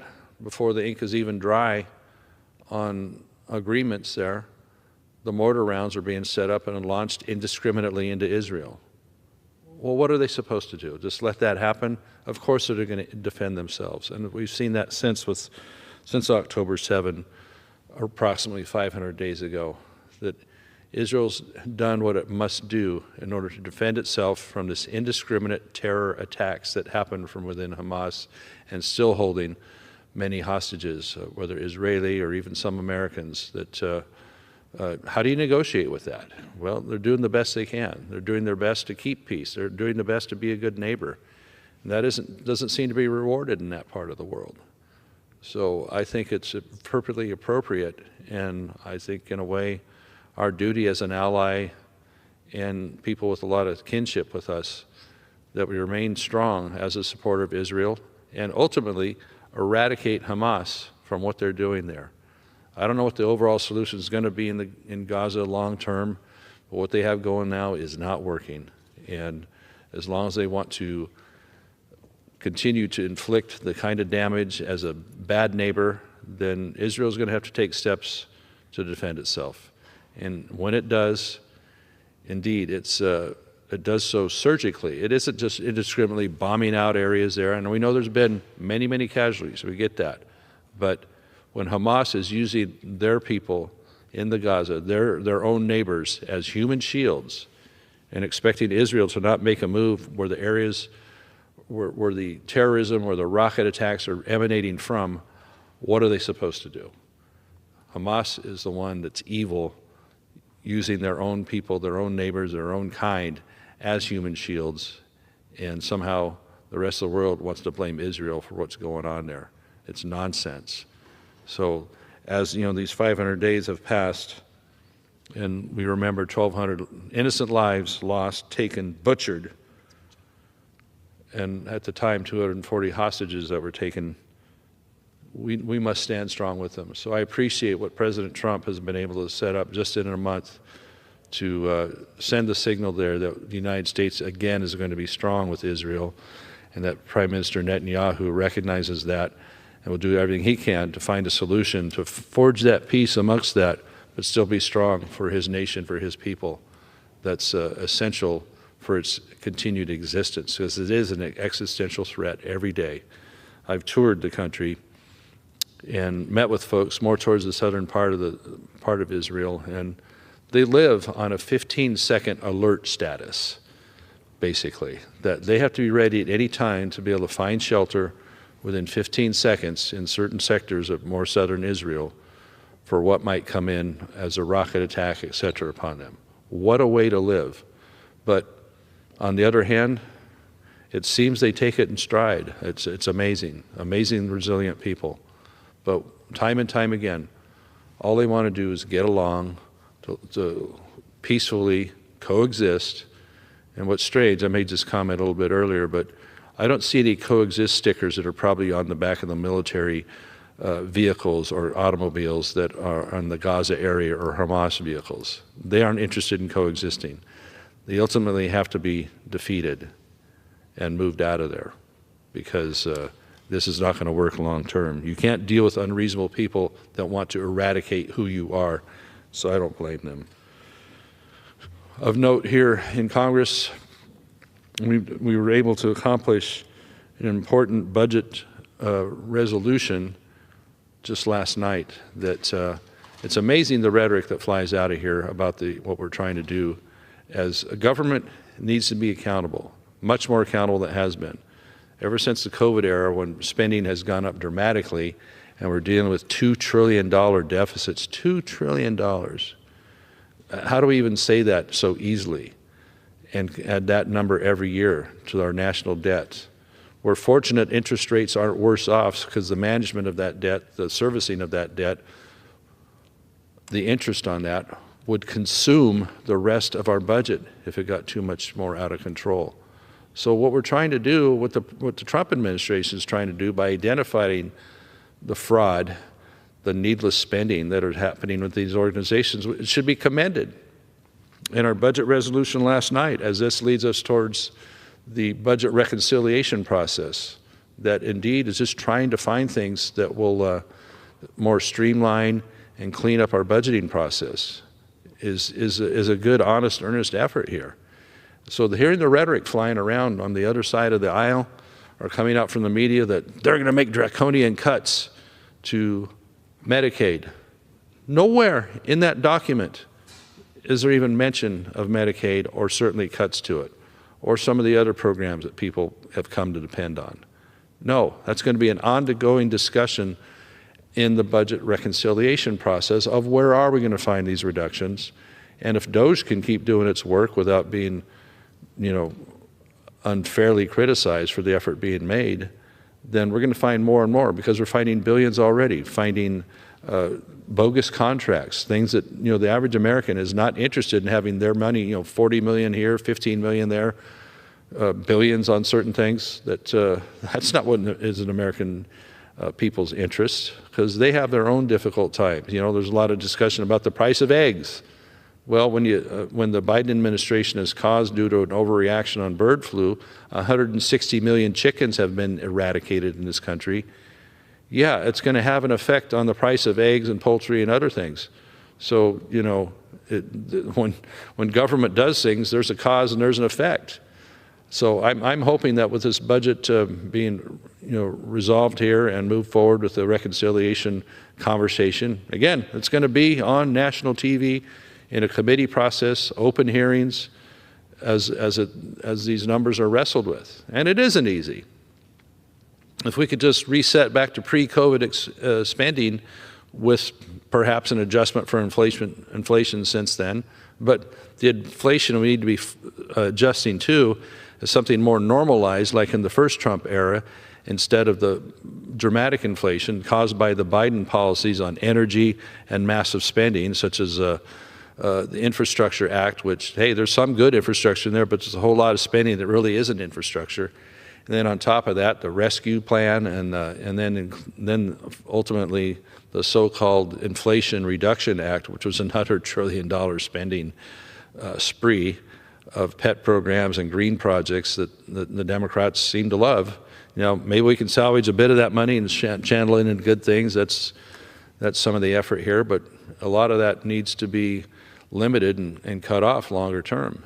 And so that's the effort that's needing to be made here. I keep coming back to my home state, high-speed rail project. There was an additional $4 billion dumped on top of that right at the end of the Biden administration. That's where these 11th hour pronouncements and executive actions really need scrutiny. And I'm glad we have the Congressional Review Act to look at those, on some onerous regulations, on last-minute spending, on monuments that are declared all around the country, with massive amounts of acres declared under the Biden administration as national monuments and areas that are not going to be available. For example, one ocean monument that was set here that's about 625 million acres. How big is that area? Let's do the math on that. Basically, it boils down to a million. It really boils down to, in easy numbers, a 1,000-mile square. That's how many of those acres add up to, 625 million. So that's basically a no-go zone for doing normal things like certain types of fishing, or if there's an area that's rich in oil, being able to take advantage of that and do offshore drilling that would be helpful to our economy. We know how to do it right. But when there's a massive declaration by the president, just by a stroke of a pen, under the abuse of the Antiquities Act, it puts us in a hard way, a very difficult way, to be energy independent and sustain our own needs as a country, when these willy-nilly declarations just keep happening. Thankfully, that's going to come to an end, and we can review some of these things and say, are these really what's effective under the Antiquities Act for our country, for the landscape we have, for the resources that are available?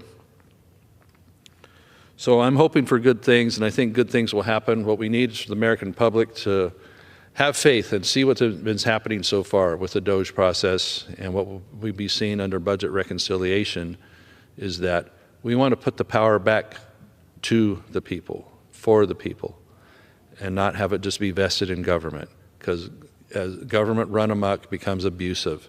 Your rights are limited. The property rights, as we see so much in the West, people are being sued for a 150-year-old fence and charged criminally for a fence line that has been undefined, for example. This is in South Dakota. Forest Service going after them for that when it was unsettled. And they hadn't even done a survey on it. Is there something right or wrong with that particular fence line? property rights being trampled and people being intimidated by their government in this sense.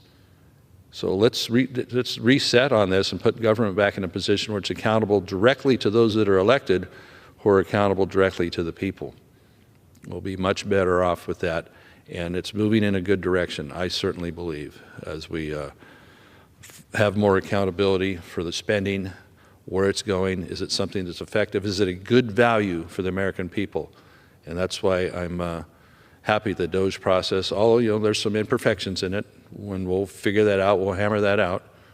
And the budget resolution, the budget reconciliation process, that'll be underway very soon, and hopefully successful. Because this is something that Republicans have stood for a long time, is accountability to the American people, accountability for how their tax dollars are being used, accountability for those that are working in government and supposed to be showing up and providing a service. The government jobs are not supposed to be a jobs program. They're there to deliver a service to the people that give us the charge to bring them aboard and start these agencies.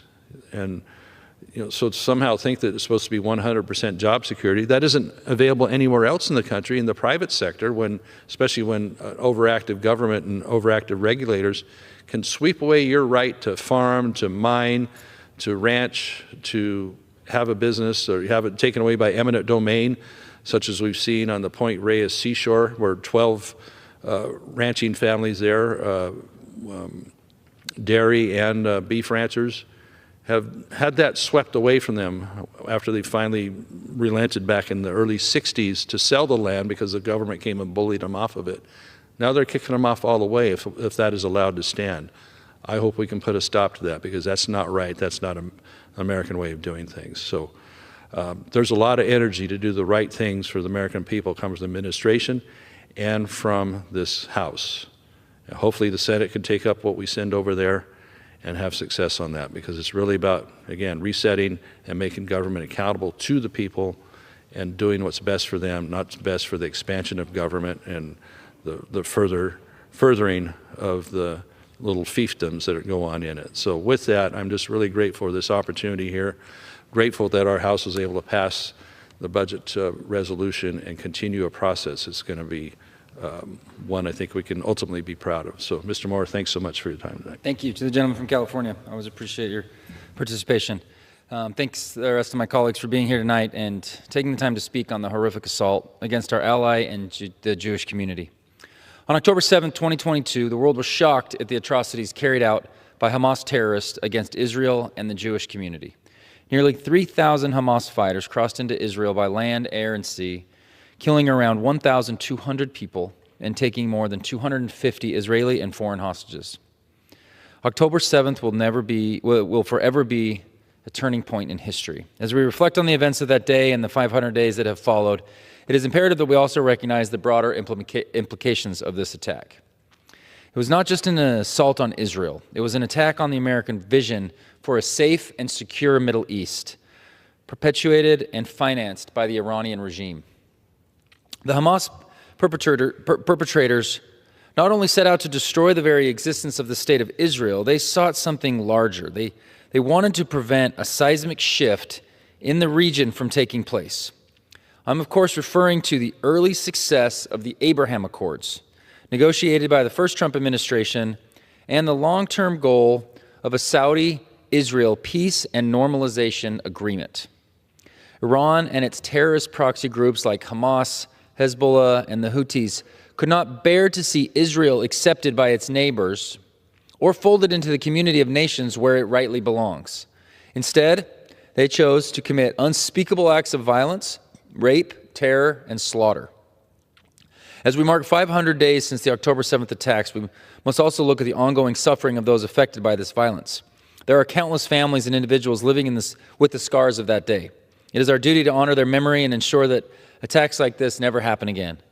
We must remain vigilant against the threats posed by extremist groups and continue to champion freedom and democracy around the world.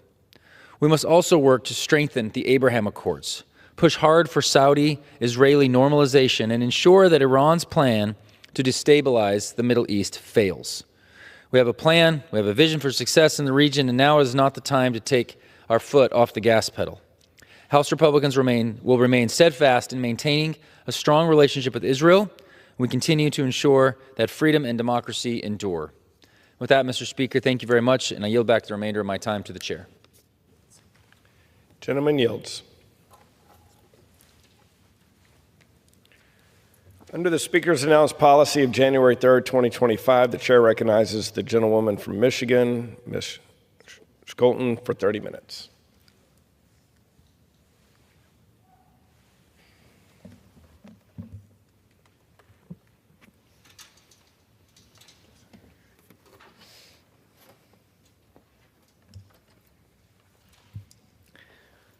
Thank you, Mr. Speaker. Good evening to my friends, family, and constituents back home in West Michigan, and welcome to my special order hour honoring notable Black West Michiganders and the impact that they have made on our wonderful community. Black History Month is not just about reflecting on the past. It is also about acknowledging the incredible individuals who have shaped our communities and continue to inspire future generations.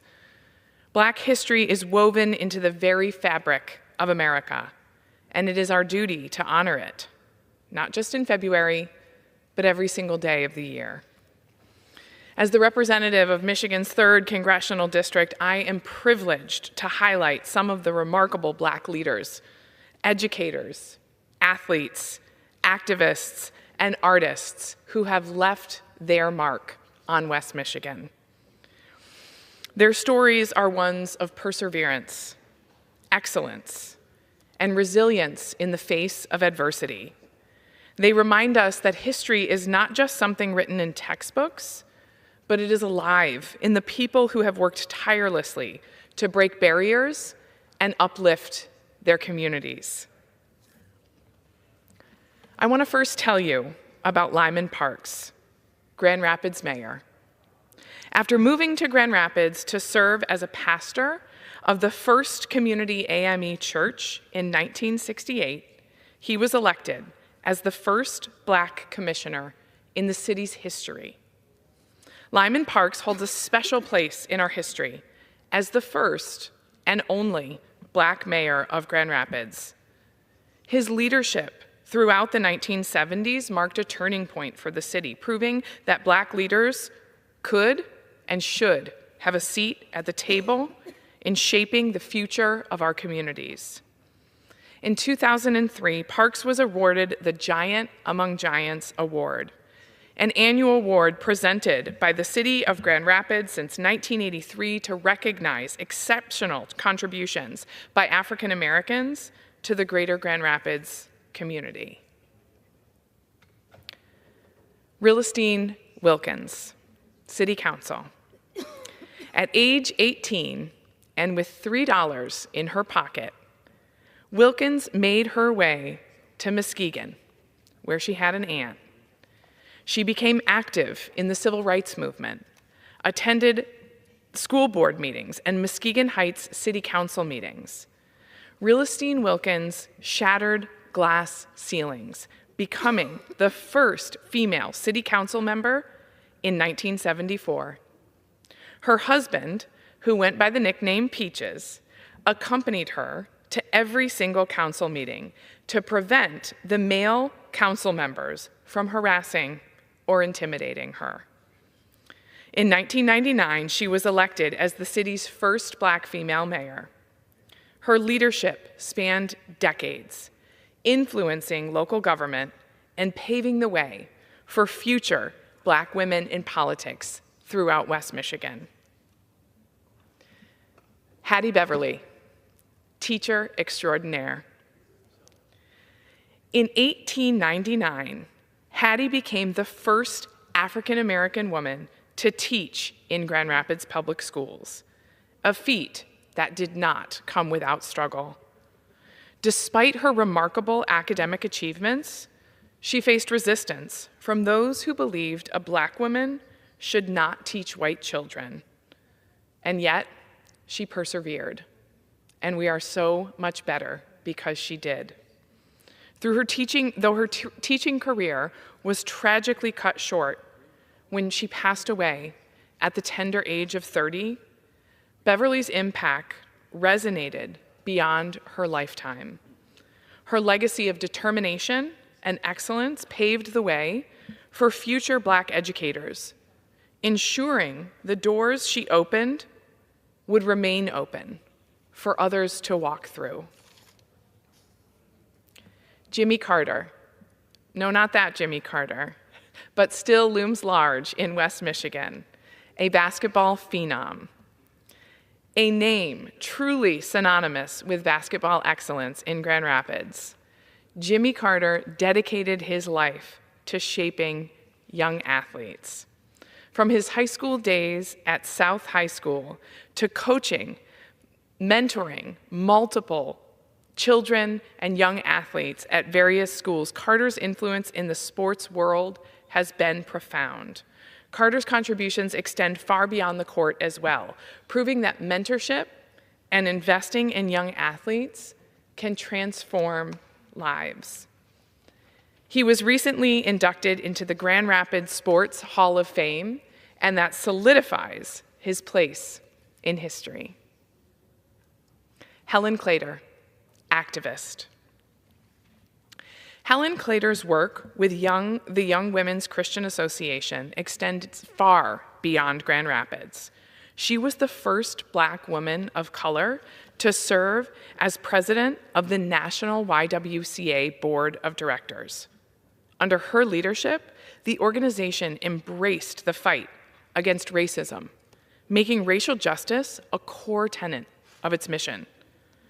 Her work reminds us that institutions have a responsibility to be anti-racist, and that leadership must reflect the values of equity and justice.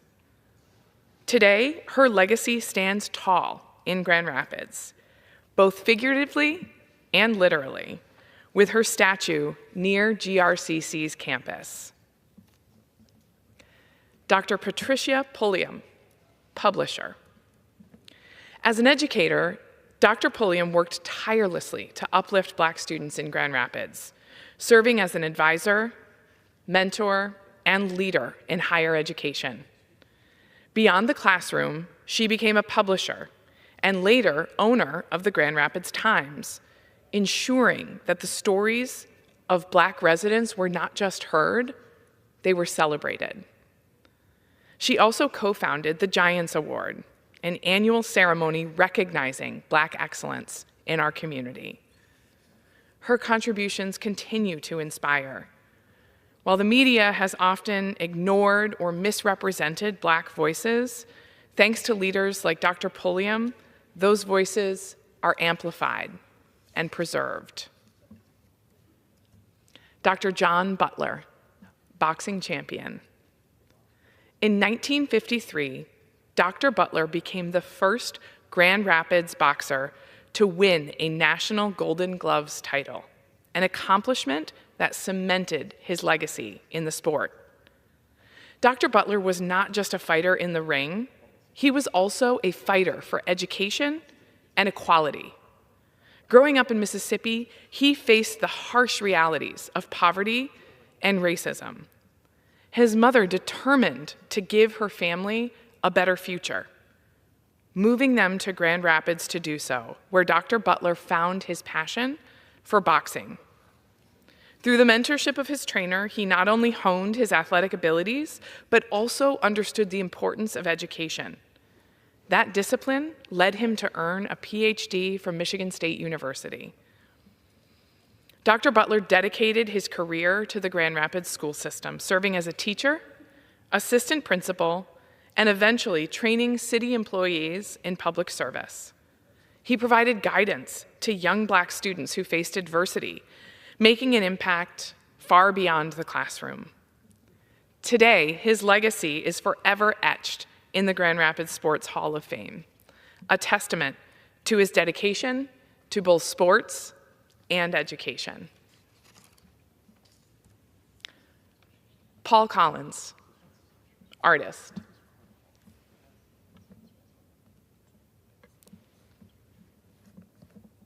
Thank you.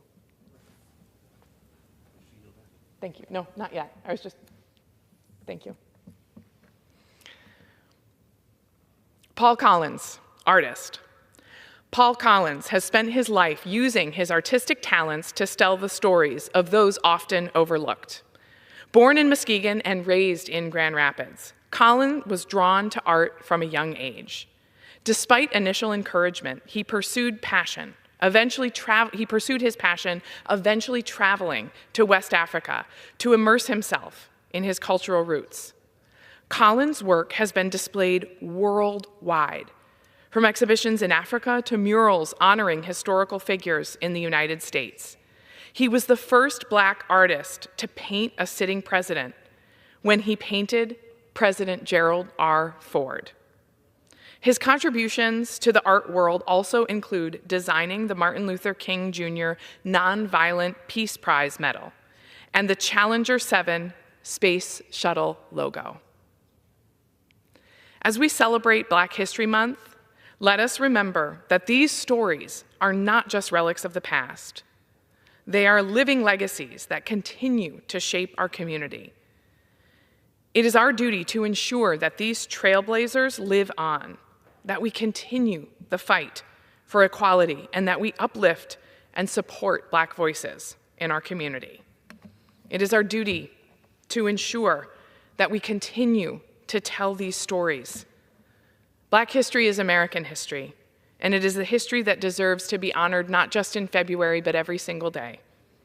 Their achievements are proof that progress is possible, but only if we remain committed to justice, inclusion, the power of education, and advocacy. I'm proud to continue to carry on their legacy through the special order hour today. Thank you, and I yield back. The gentlelady yields.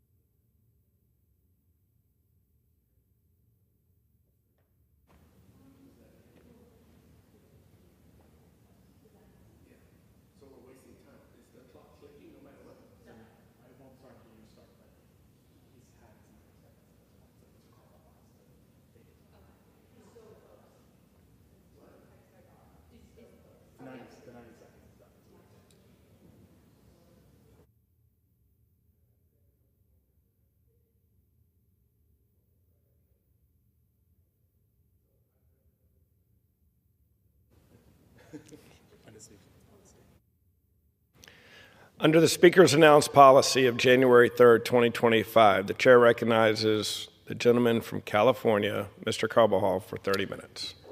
Thank you, Mr. Speaker. Today I rise on behalf of the Congressional Hispanic Caucus.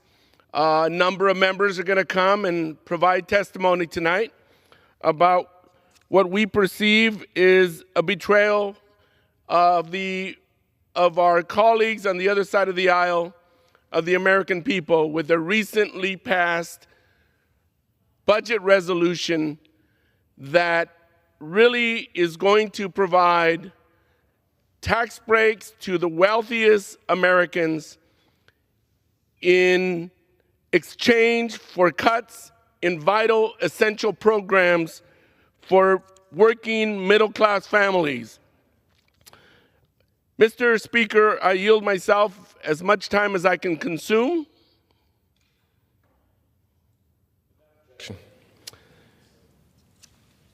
Thank you, Mr. Speaker. I am proud to stand here with my colleagues from the Congressional Hispanic Caucus to call out the partisan Republican budget resolution that passed last night for what it is. It is a ripoff of the American people. Their budget proposes reckless spending to support billionaires and makes everyday Americans foot the bill.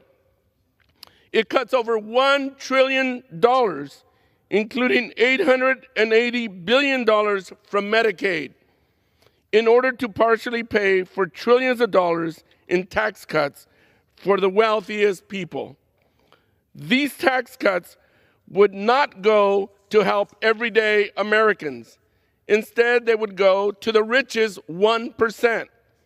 Apart from that, it also increases the deficit and the national debt to the tune of $4 trillion. What happened to fiscal responsibility? This is a betrayal of the American working middle-class families. There are 80 million people in this country that rely on Medicaid. In my district alone, over 236,000 people on Medicaid are at risk of losing their health care. This includes nearly 100,000 children and 24,000 seniors. Not only that, but the budget resolution would also go after the Affordable Care Act again, and is projected to raise annual health premiums by roughly $1,200 for 20 million people. It would force 7 million Americans to lose their health insurance. This budget resolution does nothing to deliver on the current needs of the American people.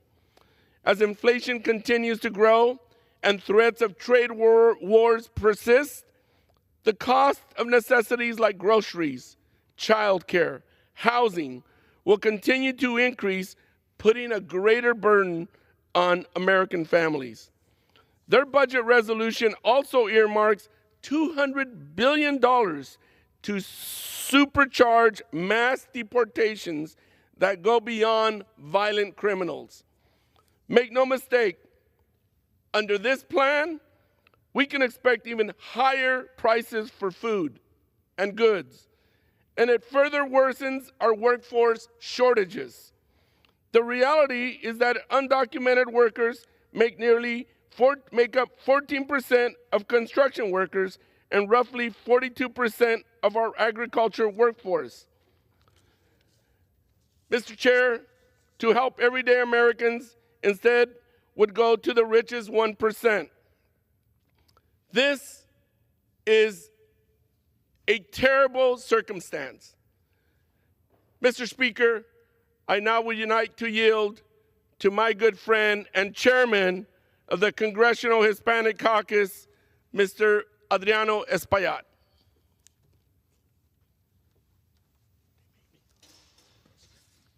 Thank you, Mr. Speaker. Thank you. I ask for unanimous consent that all members may have 5 legislative days in which to revise and extend their remarks and submit strenuous materials into the record. Thank you, Mr. Speaker.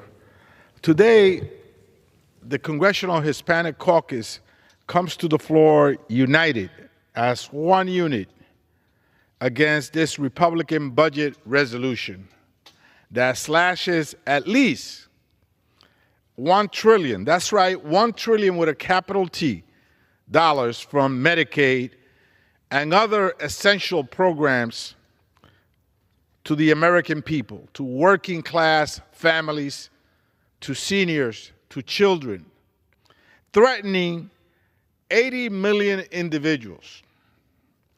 This is a matter of life and death, Mr. Speaker. It's a matter of life and death for our communities.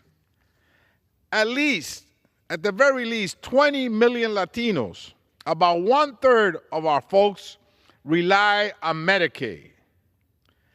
More than half of the Latinos on Medicaid are children. They depend on it. Many of them are asthmatic. And they will now have to face a precarious situation where they may get an asthma attack in school, and maybe that school-based clinic is not open for those critical first minutes of aid. Many of them are diabetics, and they rely heavily, obviously, on insulin. And they may not have the Medicaid coverage for insulin to save their lives. So this is a matter of life and death, Mr. Speaker. This is not just a regular bill that we do on this august body to feel good or to maybe take care of a specific issue in a particular state. This is a matter of life and death. And you have Latinos with renal problems, with cardiovascular problems. High blood pressure is an epidemic, is at epidemic levels in the Latino community. And this bill, again, presents a situation or life or death for many of the constituents across the country and the ones that I represent in New York's 13th congressional district, where over 500,000 residents of that district rely on Medicaid. Over 100,000 relied on Medicare. So over 600,000 of the 780,000 people I represent are either on Medicaid or Medicare. And this bill presents a clear and present threat to their health and to their lives. In addition to that, Mr. Speaker, Republicans also seek to cut $230 billion in nutritional programs like SNAP, food stamps. That's right, food stamps are being cut that currently aid 10 million Latinos, including 5 million kids. These nutritional programs are essential to their health and growth. And so we're here pushing back on the cuts to food stamps. In my district, Mr. Speaker, there are over 200,000 households that rely on food stamps. If you multiply that by an average of 3 people per household, you can do the math and you can see that it will devastate that community. And this bill, this proposal by Republicans seeks to cut $230 billion in nutritional programs. The $200 billion in this budget also seeks to supercharge Trump's massive deportation plan, which will disseminate the agricultural workforce by 16% and lead to increased food prices. You can expect food prices at the cash register, at the supermarket, to go dramatically up. This is egregious. And we are united in opposition to this betrayal, the Republican budget betrayal. The Congressional Hispanic Caucus stands at once and together in opposition to this Republican budget betrayal. CHC is committed to protecting dreamers. Those are young people, on an average, that have been in our nation for over 20 years. They are nurses, teachers. They are bus drivers. They are members of the armed forces. They own their own small businesses. They own their own homes. And yet, we cannot get to regularize their status. We support dreamers. We are in support of farm workers. They pick the crops and the fruits that come to our dinner table, and many of them are staying home in fear of being deported. You can expect food prices to go up. And of course, we are in support of keeping families together. A family that's divided, when a mom or a dad is split from his or her children, that family is a weak family. They become vulnerable, and that translates into a weak nation and a vulnerable nation. So CHC, the Congressional Hispanic Caucus, is in support of dreamers, farm workers, and keeping families together. Latinos voted in favor of lowering costs and increasing wages. The budget passed last night only gives billionaires tax cuts and funds indiscriminate raids in our city, all paid for by working class family. Again, Mr. Speaker, CHC stands with our community and rejects the Republican budget betrayal. Now, Mr. Speaker, I yield back the remaining part of my time, and I yield back to Congressman Carvajal.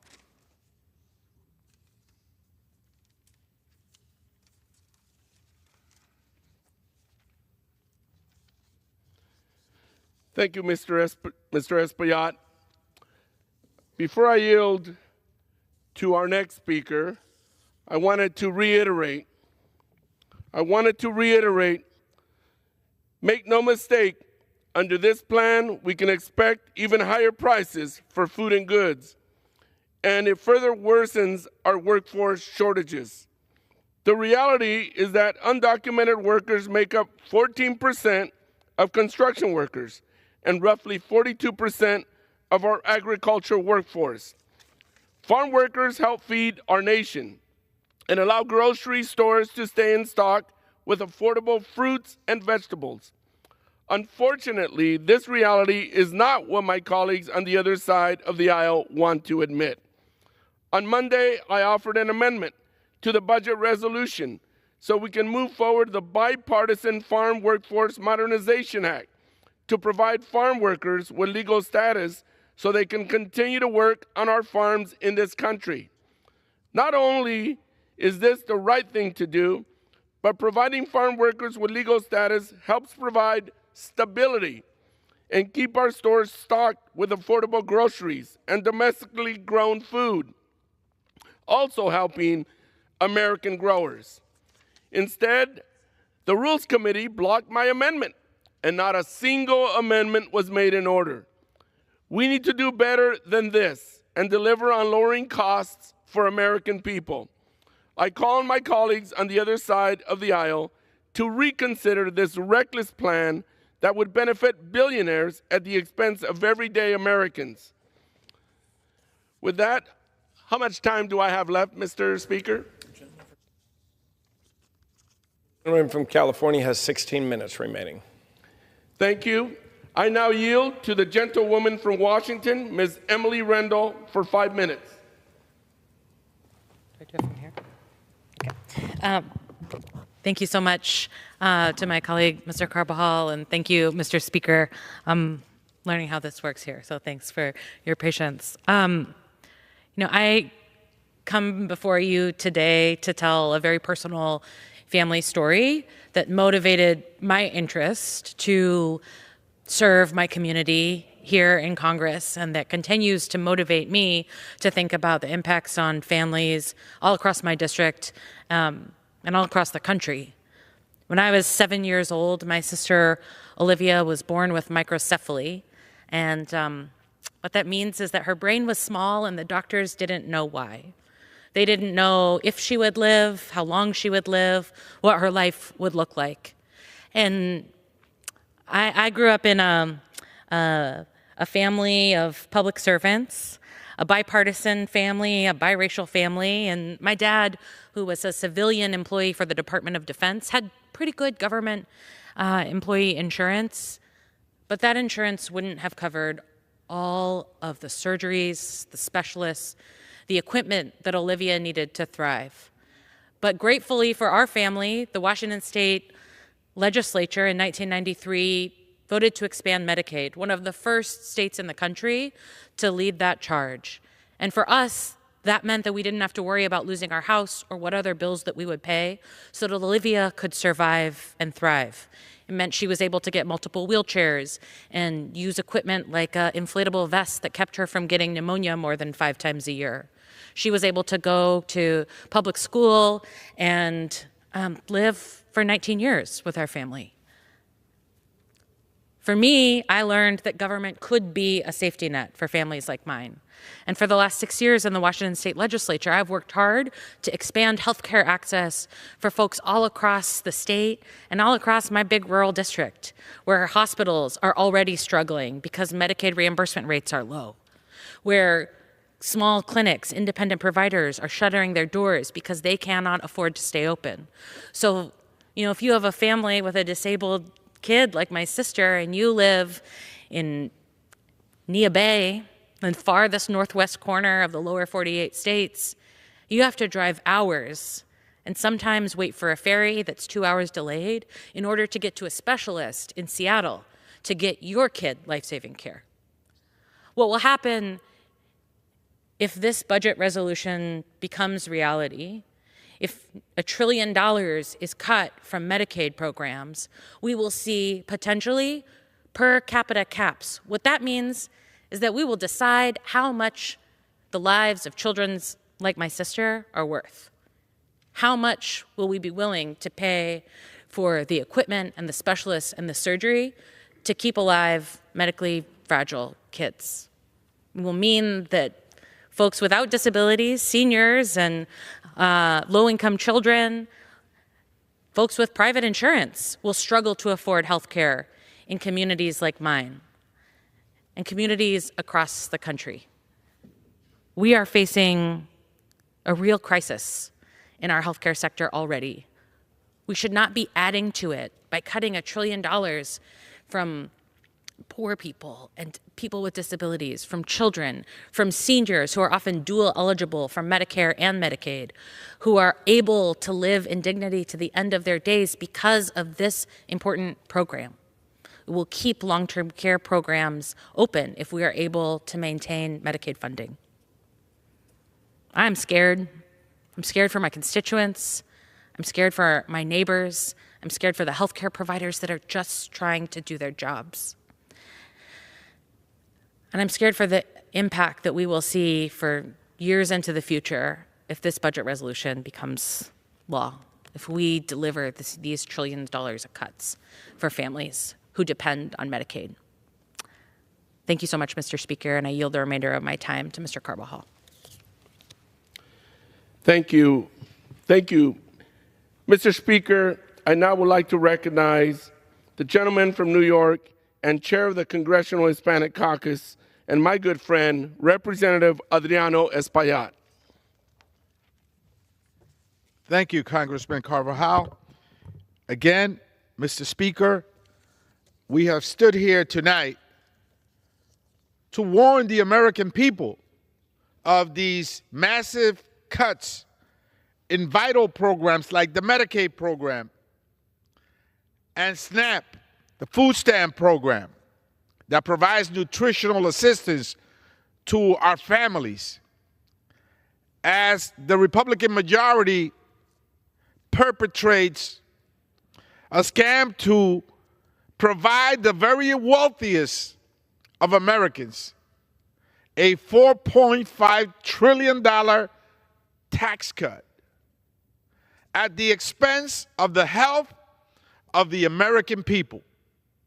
By cutting Medicaid, a vital program for Americans all over the United States, not just urban areas, but rural areas, suburban areas, from the north, the south, the east, and the west of the country.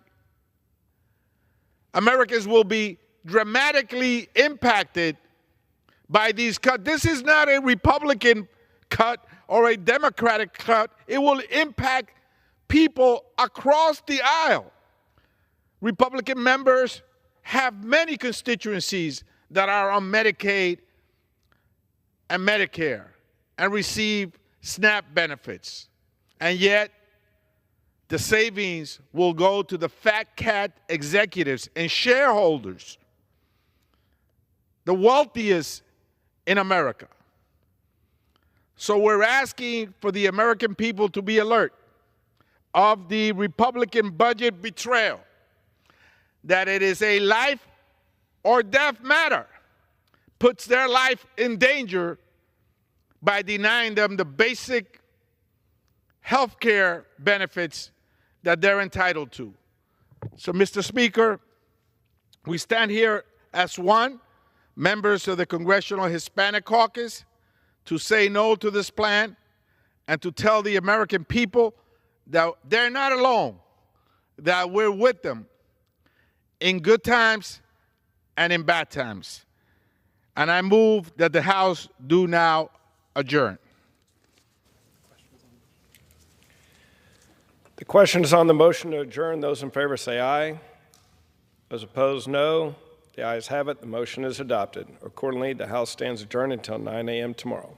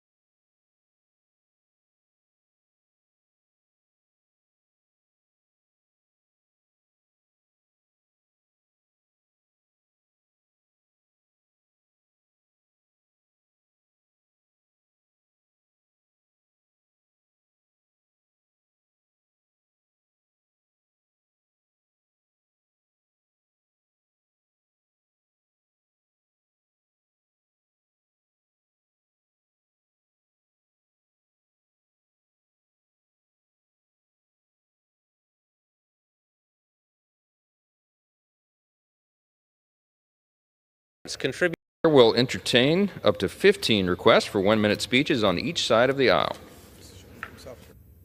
Purposes, gentlemen from South Carolina seek recognition.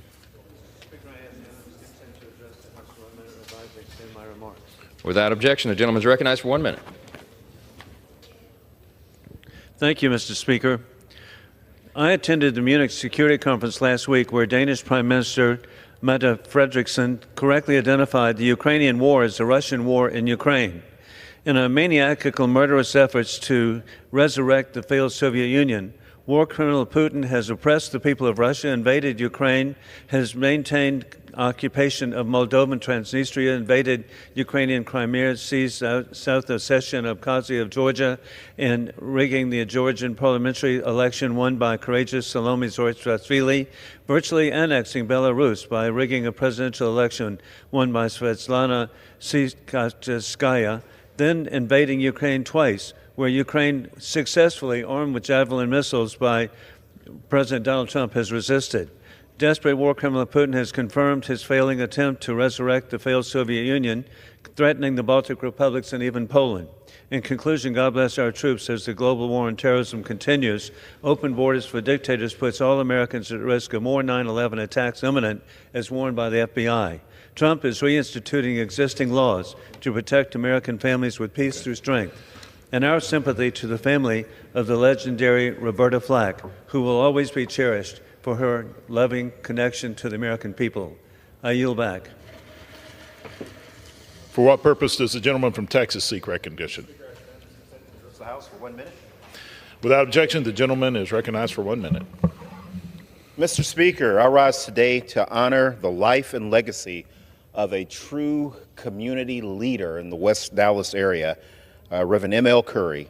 For 44 years, Dr. Curry preached the Word of God from West Dallas and beyond North America, always living by the words of his first sermon, "Here I am, Lord, send me, I'll go."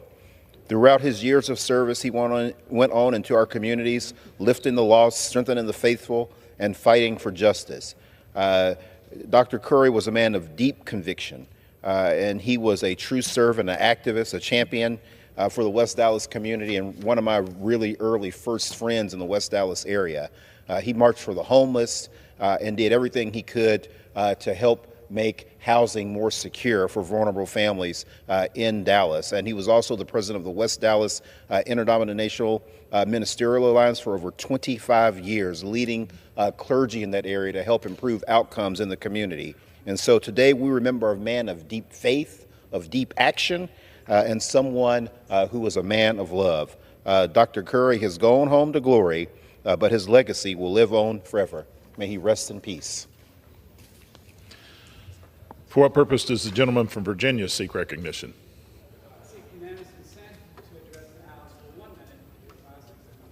Without objection, the gentleman is recognized for 1 minute.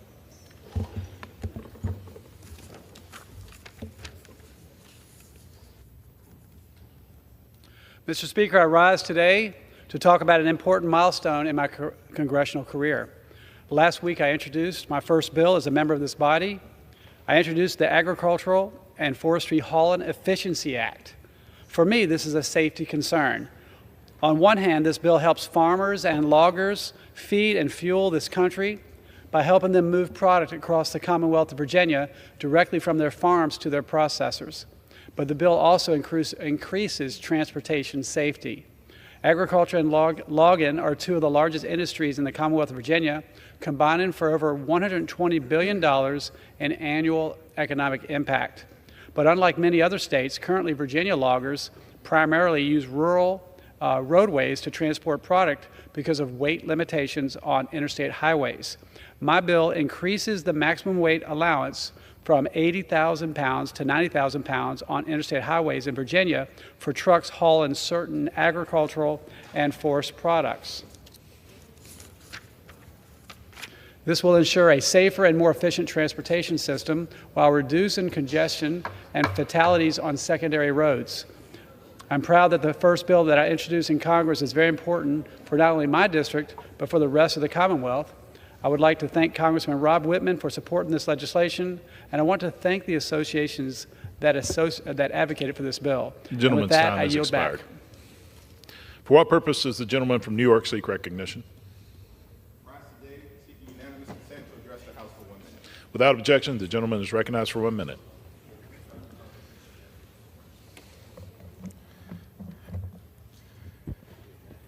Thank you, Mr. Speaker. I rise today to address one issue of concern to the American people, and then an incredibly important issue related to the district that I am privileged to represent back home in Brooklyn.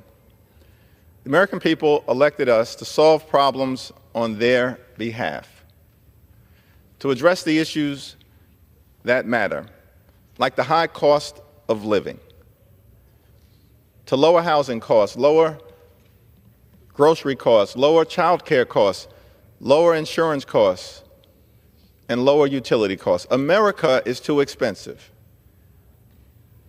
And we need to build an affordable economy for hard-working American taxpayers at home in Brooklyn and all across America. That's what we were elected to do, to solve problems, not to make things worse. Republicans have decided to proceed with a budget resolution that sets in motion the largest cut to Medicaid in American history, up to, if not beyond, $880 billion in Medicaid cuts. Children will be devastated. Families will be devastated. Everyday Americans with disabilities will be devastated. Seniors will be devastated. Hospitals will be devastated. And nursing homes will be devastated. Democrats are going to stand on the side of the American people. And that is why each and every Democrat opposed these out-of-control, harmful potential cuts to Medicaid that were part of the Republican budget resolution. And we will continue to stand on the side of the American people to solve problems for hardworking American taxpayers, to make life more affordable, and to ensure that in America, when you work hard and play by the rules, you should be able to provide a comfortable living for yourself and for your family, educate your children, purchase a home, one day retire with grace and dignity, go on vacation every now and then, and of course have access to high-quality, affordable health care, not to take health care away from the American people. Mr. Speaker, I rise today to pay tribute to the 2024 Pop Warner Football 9 and Under National Champions and to welcome them to the House chamber. The Mo Better Jaguars, straight out of Brownsville, never ran, never will. Throughout the season, the Mo Better Jaguars team displayed incredible skill, resilience, courage, intellect, and determination on the field and off. In a year where our local NFL teams went a combined 8-26, it's rough to be a Jets and Giants fan at this moment. The Jaguars did their thing and put together a remarkable 12-0 undefeated season, not giving up a single touchdown before the Super Bowl. During their championship run, people from all walks of life, including the owner of the iconic Junior's restaurant, came together to support the Jaguars to make sure they could travel to Florida, participate in the Pop Warner Super Bowl, and bring the trophy home to Brooklyn. And what a show they put on. Running back Ron Rolock made the play of the game with an incredible one-handed catch on 4th down to seal the victory for the Jaguars. It was an incredible team effort. Thank you to the dedicated coaches, loving parents, and families, and to the entire Brooklyn community for supporting these amazing young men. Welcome to the House chamber, and congratulations to the Mo Better Jaguars on your Super Bowl victory. I yield back.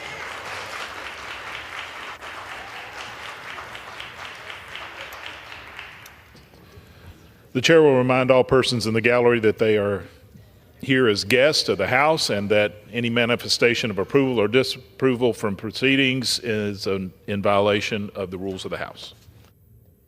For what purpose does the gentleman from California seek recognition? Without objection, the gentleman is recognized for 1 minute. Thank you, Mr. Speaker. Well, in the budget resolution document, there is no mention of Medicaid or any cuts to it, or Social Security, Medicare, any of it. So that is a lie that continues to be told on this floor and in the media, and people shouldn't buy into it and then swamp their member of Congress at the result of these lies and have these aggressive town halls. You're being lied to when they say this stuff. We're going to contemplate this budget resolution in the budget reconciliation process, and that'll be in front of the people to see. So with that, I did want to talk about the situation in Israel a little bit, and Hamas and the way they have so brutally murdered and abused people there. It's been 500 days, and it's time that we recognize Hamas for what they are, because you know what? They're not wearing any coexist stickers on themselves or on the bumpers of their cars. They do not want to get along with Israel. When the goal is, in much of that world, to destroy Israel, this is what we're dealing with. And so we need to remember that in whatever negotiations go forward as we get the hostages back. I yield back. For what purpose does the gentlewoman from Florida seek a recognition?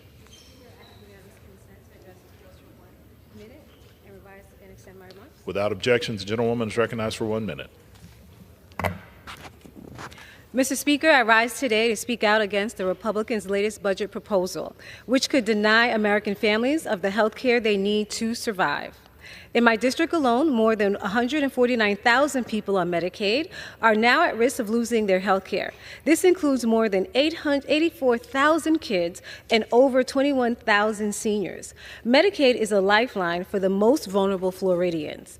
In Palm Beach County, Medicaid has allowed Reverend Latifah Griffin to care for her 10-year-old son, who suffers from pain and has severe difficulty walking. Her son has cerebral palsy and depends on a wheelchair and pediatric extended care. In Analucha County, Medicaid has met Virginia, an adult with a disability, has a home health aide to care for her every single day so she can not just survive, but she can thrive at home in her environment. These are the people who will suffer the most if these proposals move forward. I'd like to let you know that I'll do whatever it takes to push back and to make sure that every vulnerable American has the services they need. With that, Mr. Speaker, I yield back. For what purpose does the gentleman from Florida seek recognition?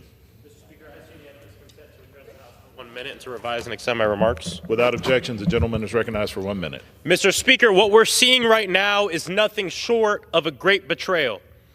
Donald Trump, President Elon Musk, and every single Republican in this chamber that voted to advance the Republican budget resolution last night have been looking their constituents in the face and lying. Social Security, Medicare, Medicaid, SNAP, programs that millions of Americans rely on to survive, they want to make cuts to. They want to tear apart the safety net that millions of seniors, veterans, disabled folks, working people, and over 38 million children rely on. They're willing to leave you and your families to suffer, and after they voted for the bill, they clapped about it. Why? Because in a few months, they want to pass massive tax cuts for billionaires and mega corporations, and they want your children and your grandparents to pay for it. This isn't just about politics. It's an attack on everybody that has to clock in and out every day for work. Yesterday, House Republicans wanted to forcibly remove me from a committee for calling out this administration's grift, but they don't have a single damn thing to say when it comes to protecting health care for children and seniors. I yield back. Members are reminded to refrain from engaging in personalities toward the president. Their and to direct their comments to the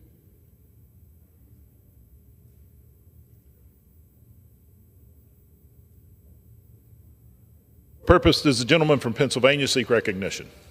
Mr. Speaker, request unanimous consent to address the House for 1 minute and revise and extend my remarks. Without objection, the gentleman is recognized for 1 minute.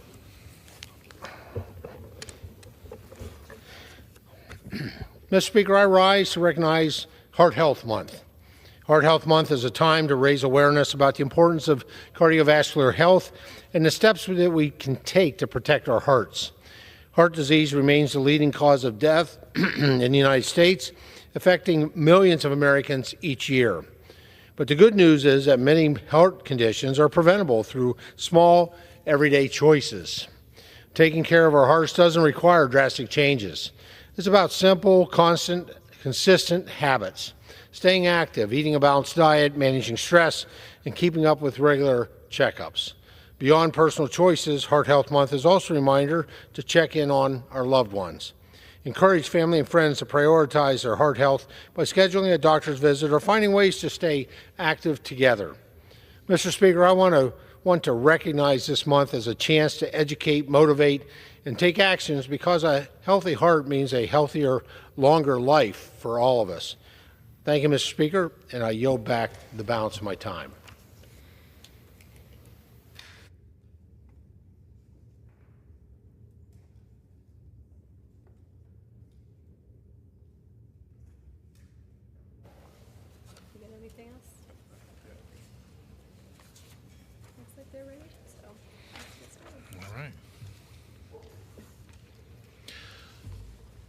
For what purpose does the gentleman from Virginia, Mr. Griffith, seek recognition?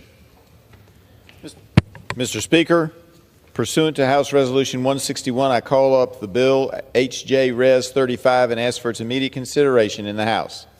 The clerk will report the title of the joint resolution. House Joint Resolution 35, Joint Resolution providing for congressional disapproval under Chapter 8 of Title 5 United States Code of the rules submitted by the Environmental Protection Agency relating to waste emissions charge for petroleum and natural gas systems, procedures for facilitating compliance, including netting and exemptions.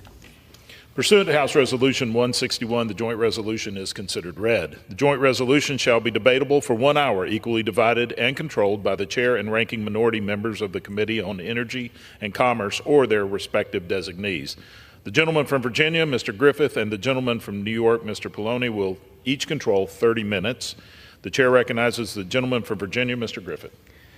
Mr. Speaker, I ask unanimous consent that all members may have 5 legislative days to revise and extend their remarks on the legislation and to insert extraneous materials on H.J. Res. 35. Without objection. Mr. Speaker, I yield. May I move forward? Yeah. Gentleman's recognized. Mr. Speaker, I yield myself such time as I may consume. Gentleman's recognized. Thank you, Mr. Speaker. Mr. Speaker, today I rise in strong support of H.J. Res. 35, a resolution providing for congressional disapproval under Chapter 8 of Title 5 United States Code of the rules submitted by the Environmental Protection Agency relating to waste emissions charge for petroleum and natural gas systems, procedures for facilitating compliance, including netting and exemptions. Sponsored by my friend from Texas, Mr. Pfluger. H.J. Res. 35 will repeal the disastrous rule by the Biden administration that punishes our small and mid-sized energy producers here in the United States. The so-called waste emissions charge starts at $900 per metric ton for last year's reported methane emissions and then increases to $1,200 per metric ton for 2025 emissions and increases one more time to $1,500 per metric ton of emissions for 2026 and the years thereafter. There are about 9,000